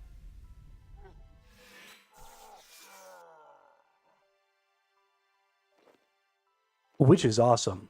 Y'all are going to be instrumental as the changes start getting rolled out over the course of 2026, because y'all have been so welcoming to me, and I'm sure are so welcoming to everybody else who's new, who plays the game, that is going to be hugely instrumental in making RuneScape 3 really pop off over the course of the next year as we go through this integrity roadmap and the game starts getting changed and, you know, just improved and stuff in a lot of ways. Having a community of people who have been playing the game for so long and who really know what to do, helping out some of those new people, is going to be massive.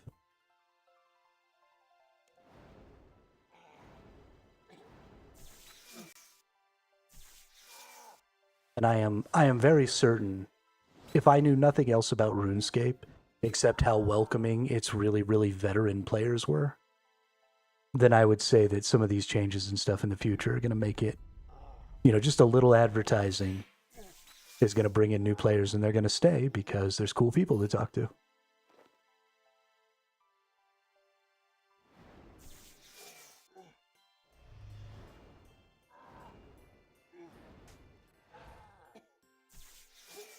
January 6, 2005. Yeah, I'm pretty sure I was still playing Dark Age of Camelot back then. Oh, all done with the Ice Warriors. Let's get the flock out of here. What do we got? We're level 47. 3 more levels.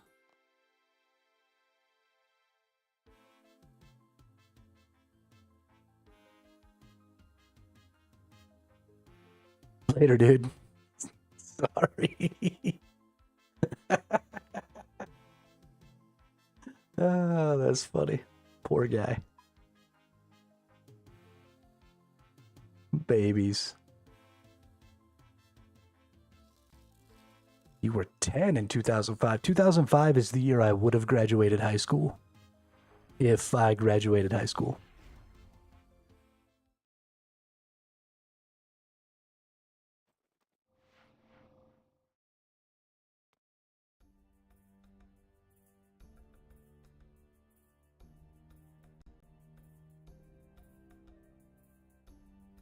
Wow. That means this year was my 20-year reunion. I didn't even realize.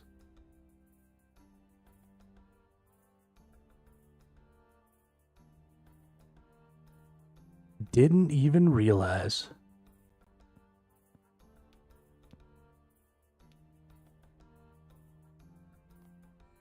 Fuck, I'm old.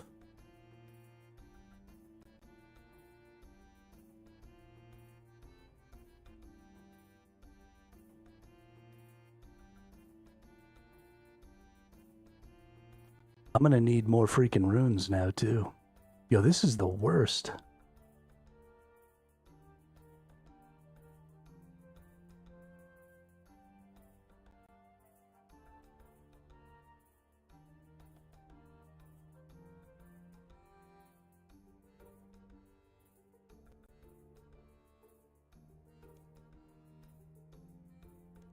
I need another assignment.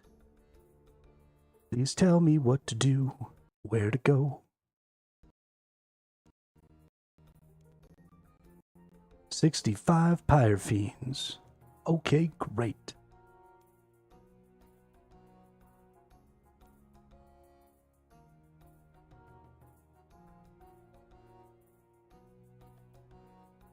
I think I was 6 or 7 when I started. Back in mini clip days. What's a mini clip?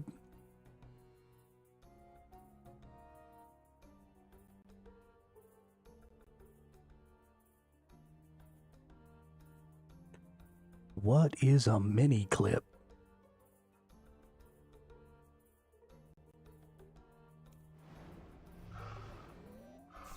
That's a browser? I've never heard of that.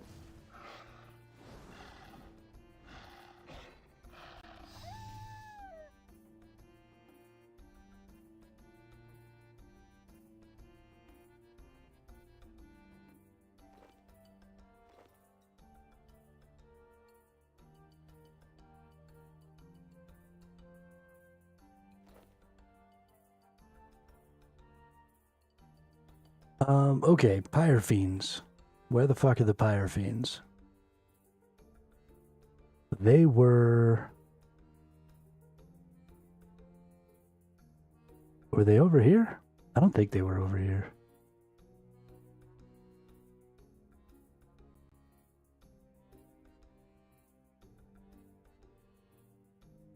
Shoot, I don't remember.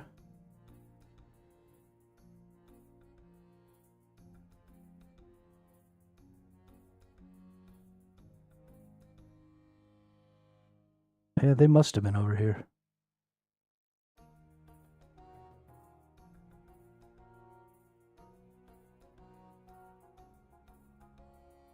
Yeah, I think you're right. I think that's where they are. But first I want to come over here to Varric.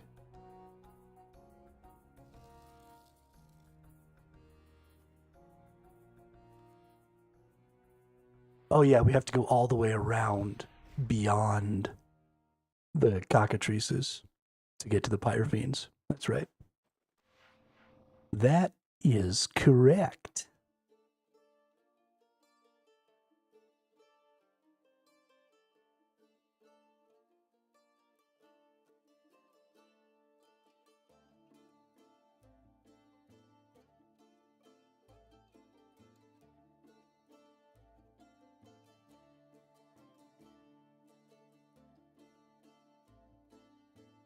Is that a Chris Farley emoji? Yo, if that's a Chris Farley emoji, we'll be best friends.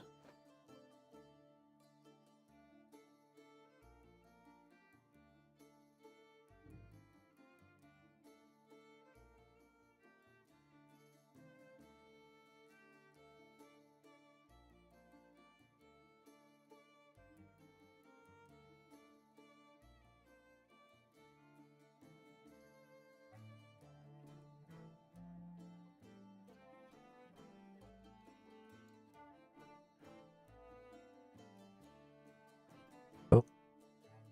That's twice in a row now. I've forgotten this stupid-ass talisman.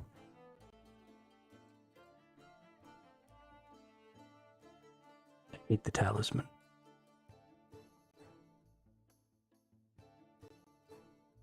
We're gonna get, I don't know, maybe 300 more 300 more of these.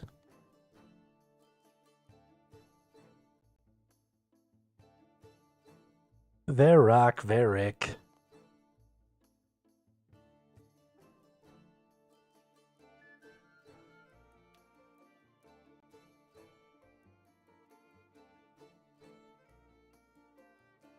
Who cares?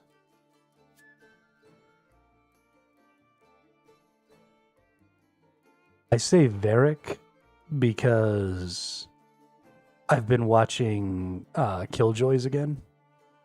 Actually, that's what I was doing like all day yesterday.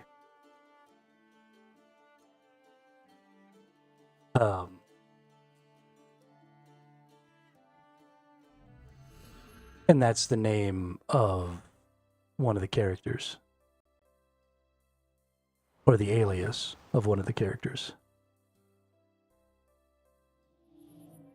Is Varric.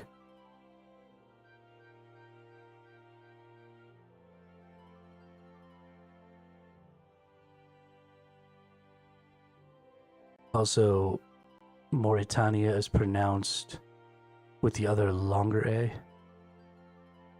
Mauritania? Fuck that.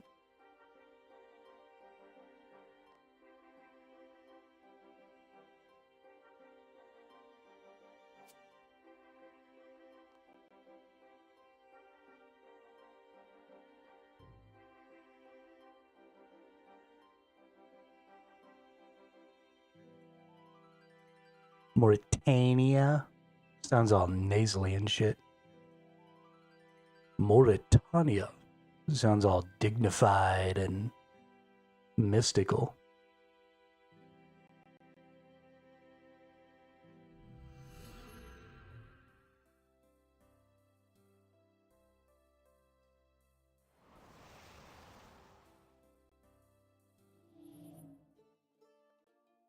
I don't know who came up with these pronunciations, but they should have consulted me, I guess.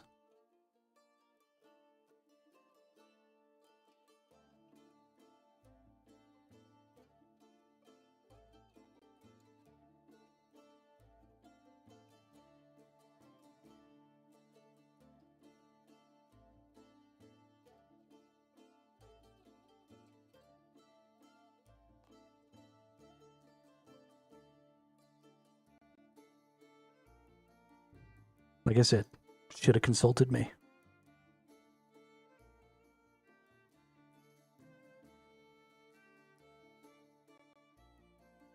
It's okay, though. How could they have known? I was only a teenager back then.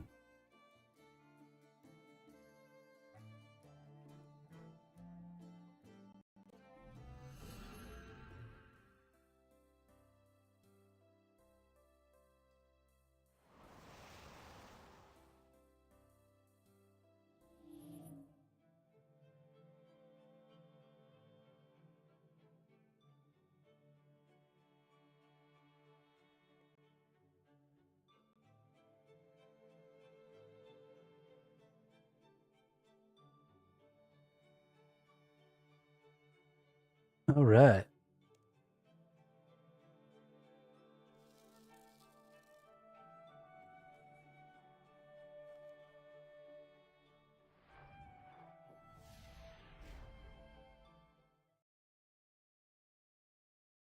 Let's go murder some things. I want to murder some pyre fiends.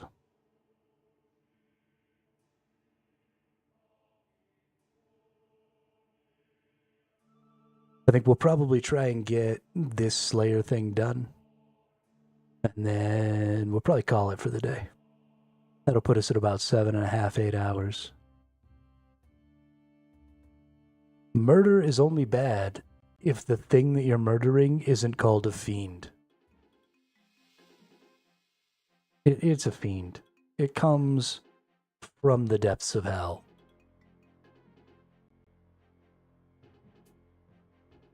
This music that you play for us comes from the depths of hell. Rock and roll's the devil's work. He wants you to rebel. You'll become a mindless puppet. Beelzebub will pull the strings. Your heart will lose direction and chaos it will bring. What about the poor ice warriors? They're not even real. They're animated frozen water. They don't matter. Murder away.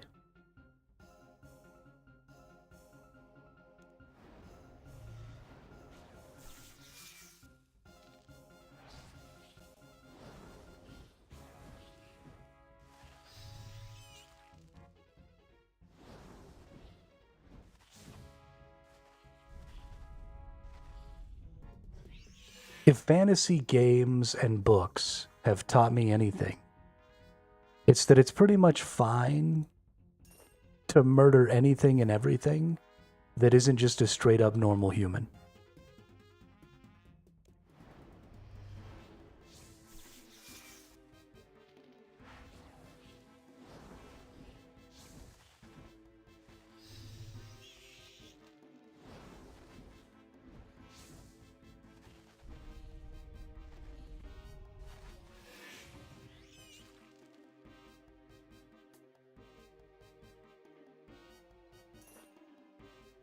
No, not a normal human. It was a shapeshifter. Shapeshifter equals evil in like every fantasy ever.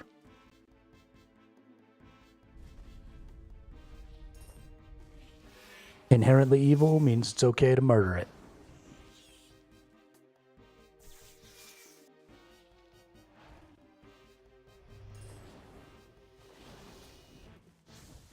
I don't make the rules. I'm just playing by them.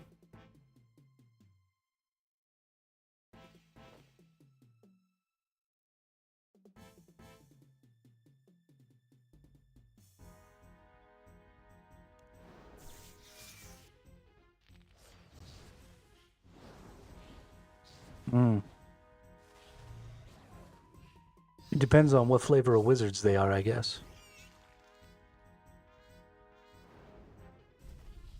Some wizards worship evil gods, and that's how they get their powers.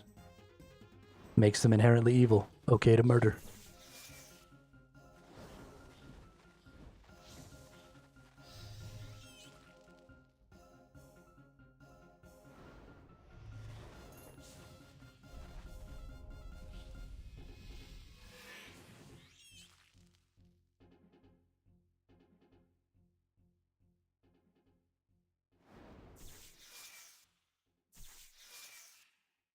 Thought you learned res wizards weren't bad in your quest at the tower.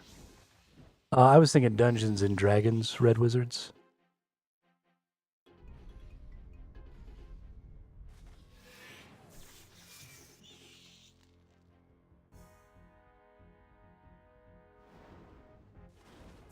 But the Zamorakian wizard dude is still a psycho evil dude. And they do still pray to the god of chaos. And I feel like chaos is the opposite of order. And order is good, so chaos is bad, right? That's how that math works out.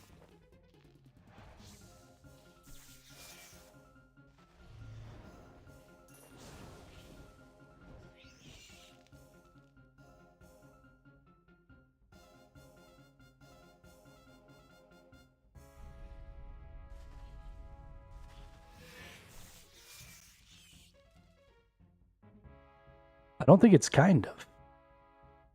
I'm pretty sure they just straight up said he's the god of chaos in that storyline.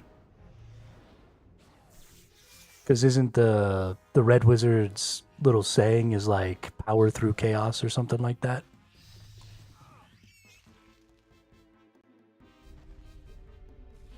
I don't know, that was like a week ago, I don't remember.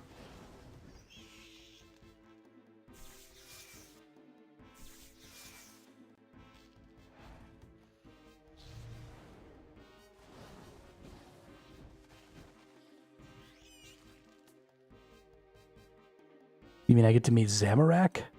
Do I get to kill that nerd? Because basically every follower of Zamorak I've met so far in this game has been an evil asshole. Most gods don't start as a god in Runescape, but become one. Oh, that's right. Zamorak stole some dude's staff. That's right. And that's how he become a god. Thief. Asshole.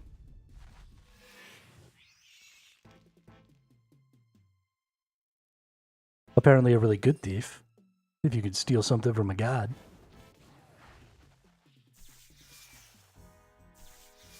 But a thief nonetheless. Deserved everything he got. Technically the dude stole the staff from others to begin with. Oh yeah? Well. What did my mom always say? 2 wrongs don't make a right?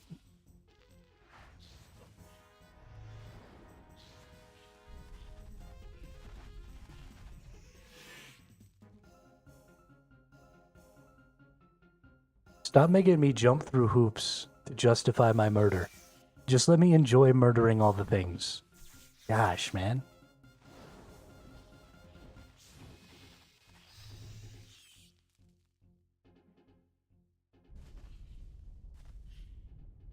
I just want to commit wanton destruction.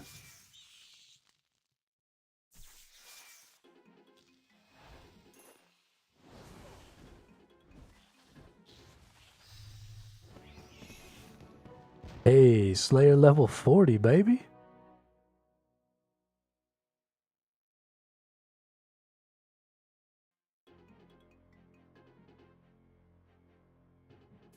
Oh, you can do basilisks and terror dogs now.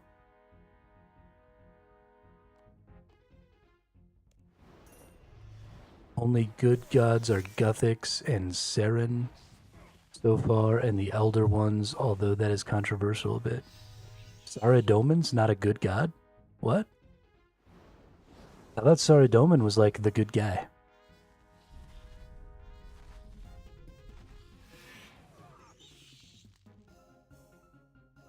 Because I keep doing things for Saradomin. He's the one that blessed that river Salve or whatever.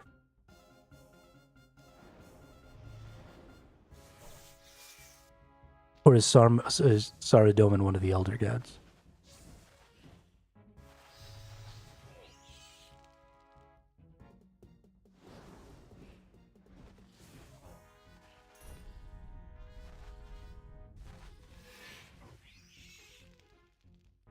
Does he turn out to be evil? That's too bad.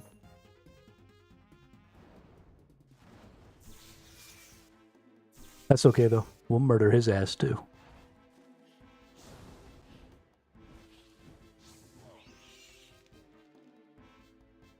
I ain't afraid of no gods.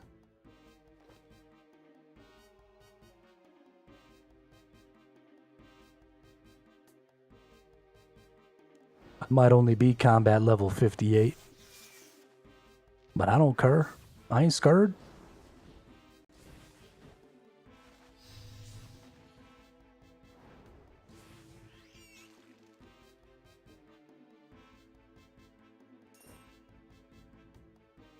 Not really evil, but he doesn't have a problem starting a war to prove he's better. Pride comes before the fall, my friend.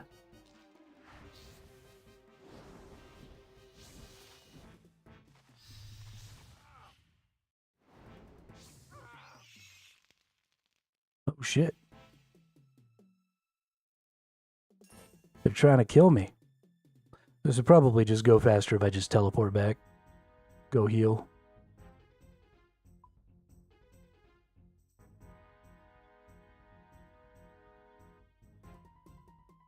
Why am I going over here to heal? I don't know.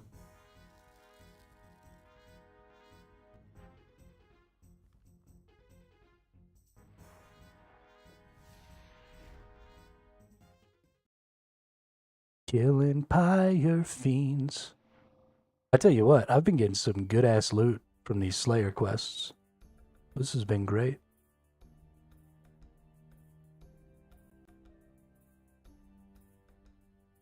Lots of charms, lots of these spirit stones or stone spirits or whatever.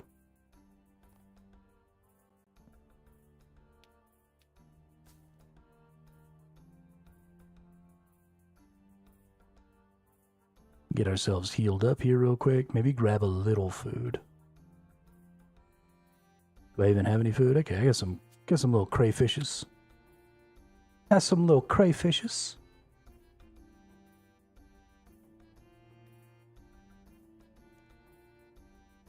Here, fishy, fishy, fishy. Do look up Zamorak in the boss list. His character is badass. How do I do that?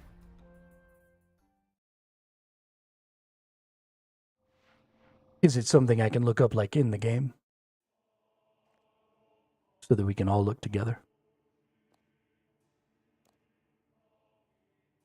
At this dude whose ass I'm gonna beat.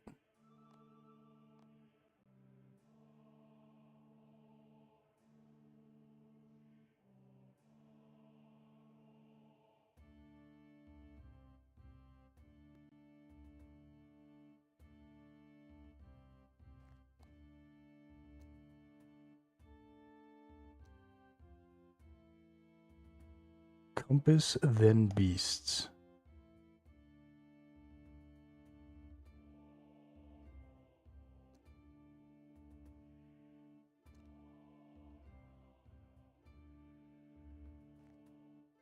Oh, I can just click on the compass. Got it. Beasts. A mascot. What does she require? Combat level 130. The ambassador. Yo, you ugly as shit, bro.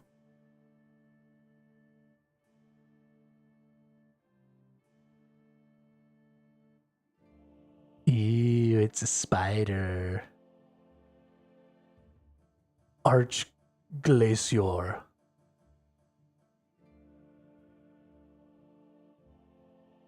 Oh shit, it's a baby dragon.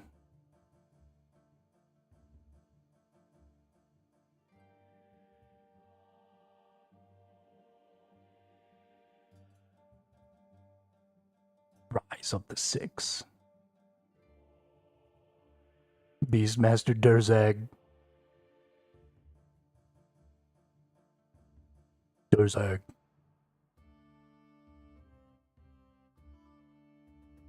Oh shit, it's a bigger dragon.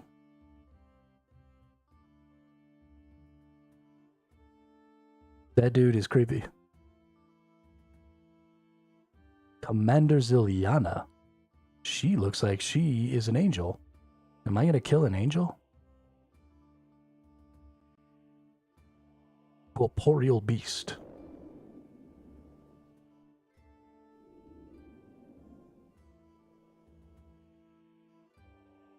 That is an ugly ass fish.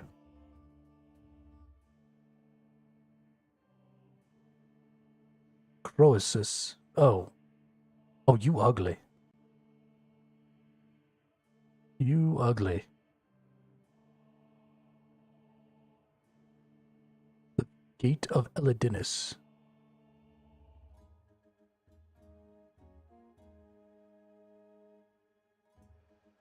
It's a flying skirt.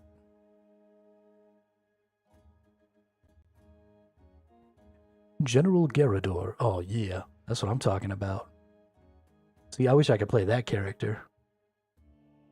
Run around looking all beefy.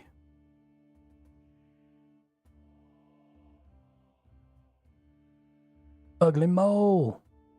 Dude, I want to kill this mole so bad. Gregorovic.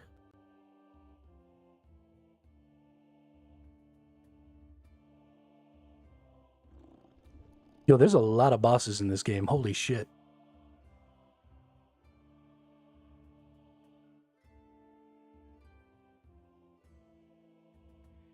Yo, this dude's cool. He's like a wolf reindeer.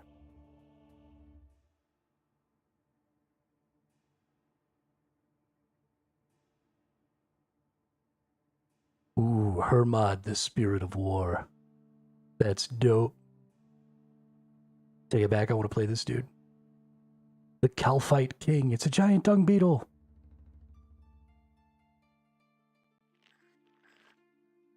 The Calphite Queen.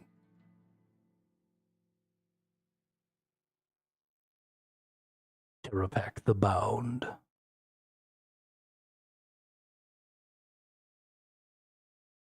Hezalam the Wanderer.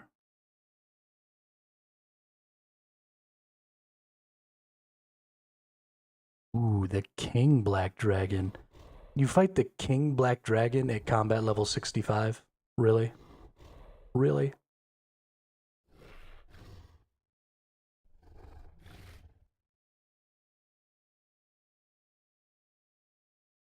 Triara.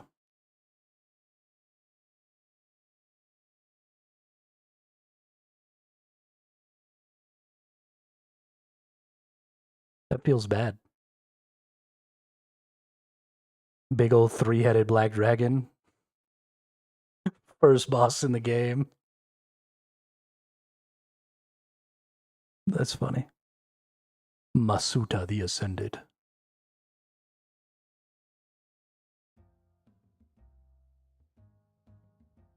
Nakatra. Nex. Nex, the Angel of Death.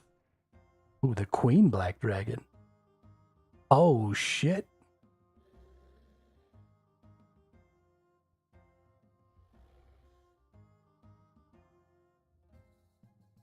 The First Necromancer. Oh, that's that evil dude down the Necromancer quest line.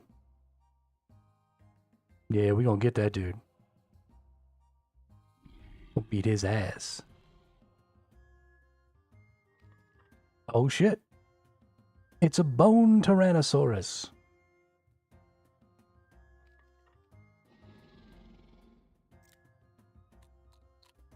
Okay, see, now that's just a terrifying creature.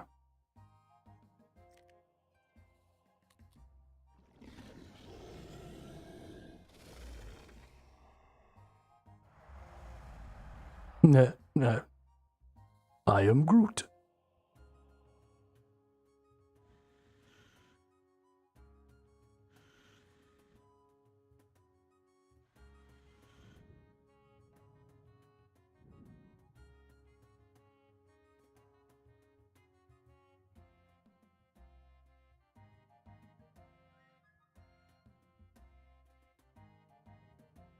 Hey, that's a cool one.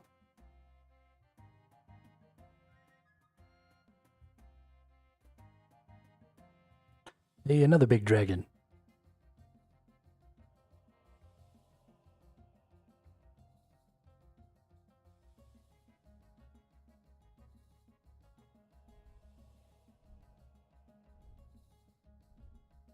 Vorago.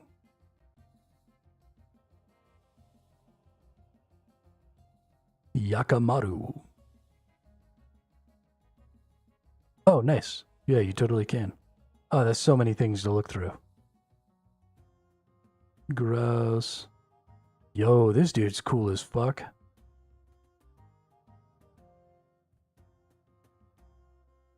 Zamarek, Lord of Chaos.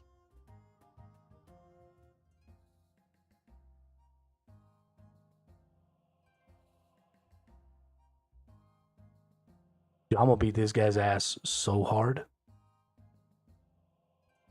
What's this? Recommended combat level 128? I'm gonna go in there solo and recommend at combat level 100 and beat this dude's ass. You just watch.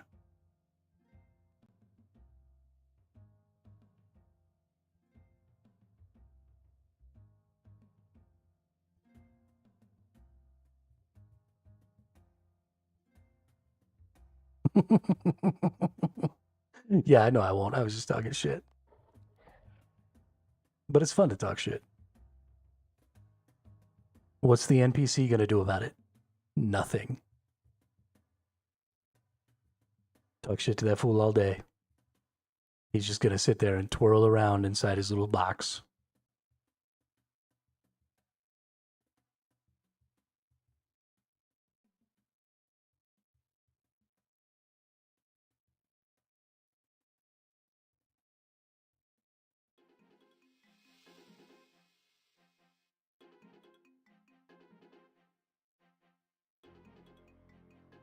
Yeah, I'm excited. I'm excited to get close enough to the end game with some of my skills that when new stuff like that comes out, then I can just hop right into it. It'll be really fun, in the future when we get new quests or new bosses or stuff like that, to just jump in and do a nice long stream and, work out mechanics and all that good shit.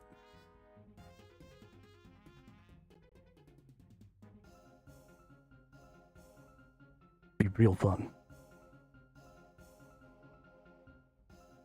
We gotta kill 30 more of these friggin' pyre fiends, though.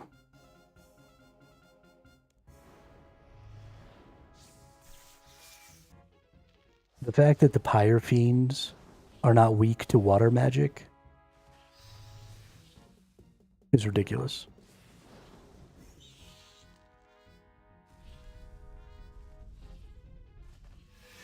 Yeah, hit you with that asphyxiation.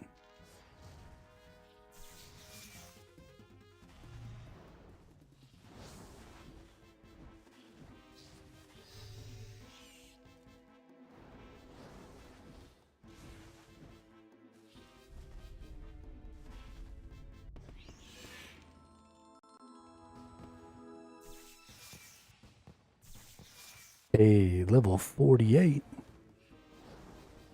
The Dome of Frost. Requires 48 dungeoneering. Yo, kiss my butt, dude.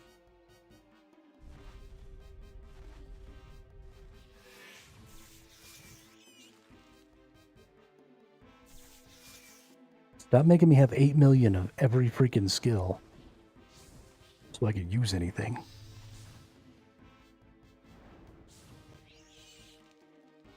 You ruin everything.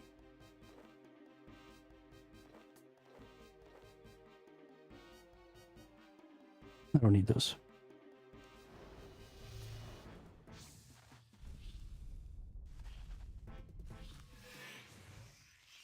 You're dead.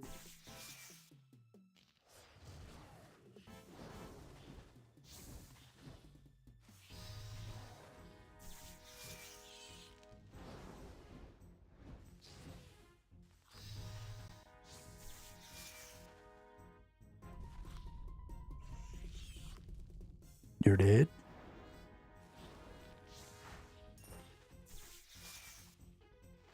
You're all dead.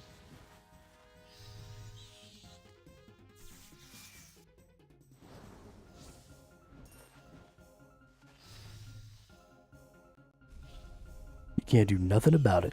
And this time I got food. So I don't have to wait. Just eat that shit.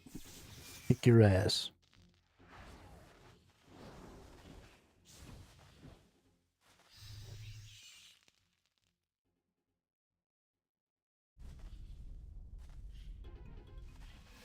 Fairly soon, we're going to have ourselves like a fishing stream.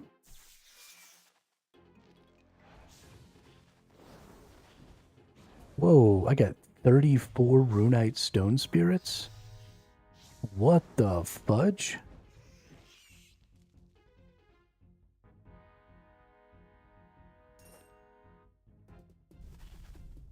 A golden beam shines over one of your items. You receive 34 times runite stone spirit. What the hell is that? I've never had a golden beam shine over an item before. That's fucking dope.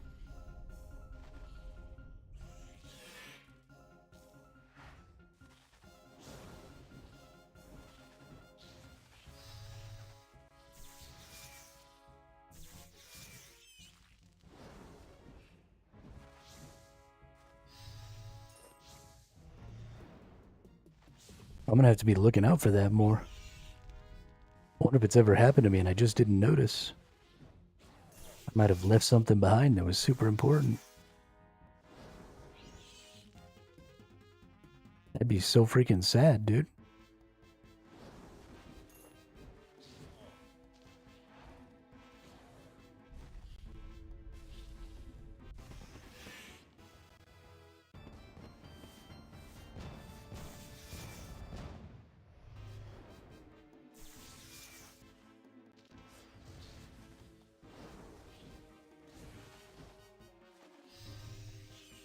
Does it actually give like a little beam of light that comes up out of the ground? Because that'll make it definitely easier to see. Which will be nice, because I'll be sad if I miss some good loot. Okay. I'll keep an eye out there then, since I know now. We ain't gonna miss out on none of those. I played a lot of ARPGs in my life. I'm really accustomed to looking for little beams of light and shit on the ground, so we'll be alright.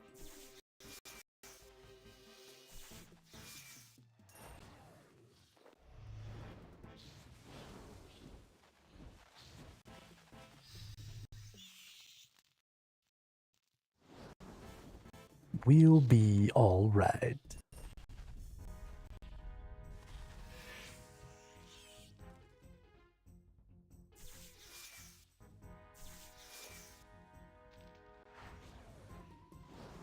I guess we better eat up the rest of these crayfish. I'm trying to die over here.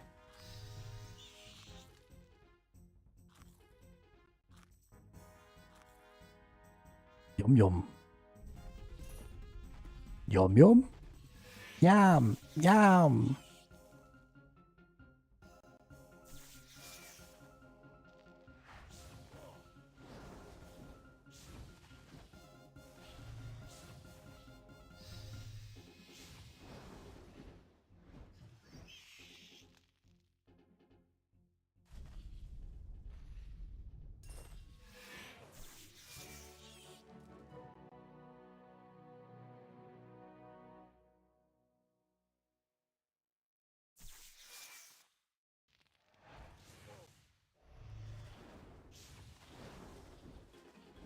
We're all done. That's a whole lot of dead pyrofiends. Let's run around and make sure I didn't leave any loot. Just see what pops up in my little thing there. Nothing that's important to me. So we're going to teleport on out of here. I think that's going to be the end of it for the day. Awesome fucking stream today. So many new people. So much happening in the chat. Oh my goodness, there hasn't been this much happening in the chat the entirety of a stream in so long. So thank you all so much for stopping by today and filling up my time with interesting conversation and fun little tips and tidbits.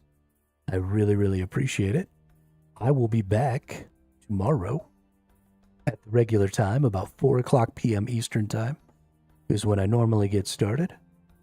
So, yeah, thank you all so much for coming by. I hope everybody has a great rest of their night. Canuck Outdoors, you have a good night.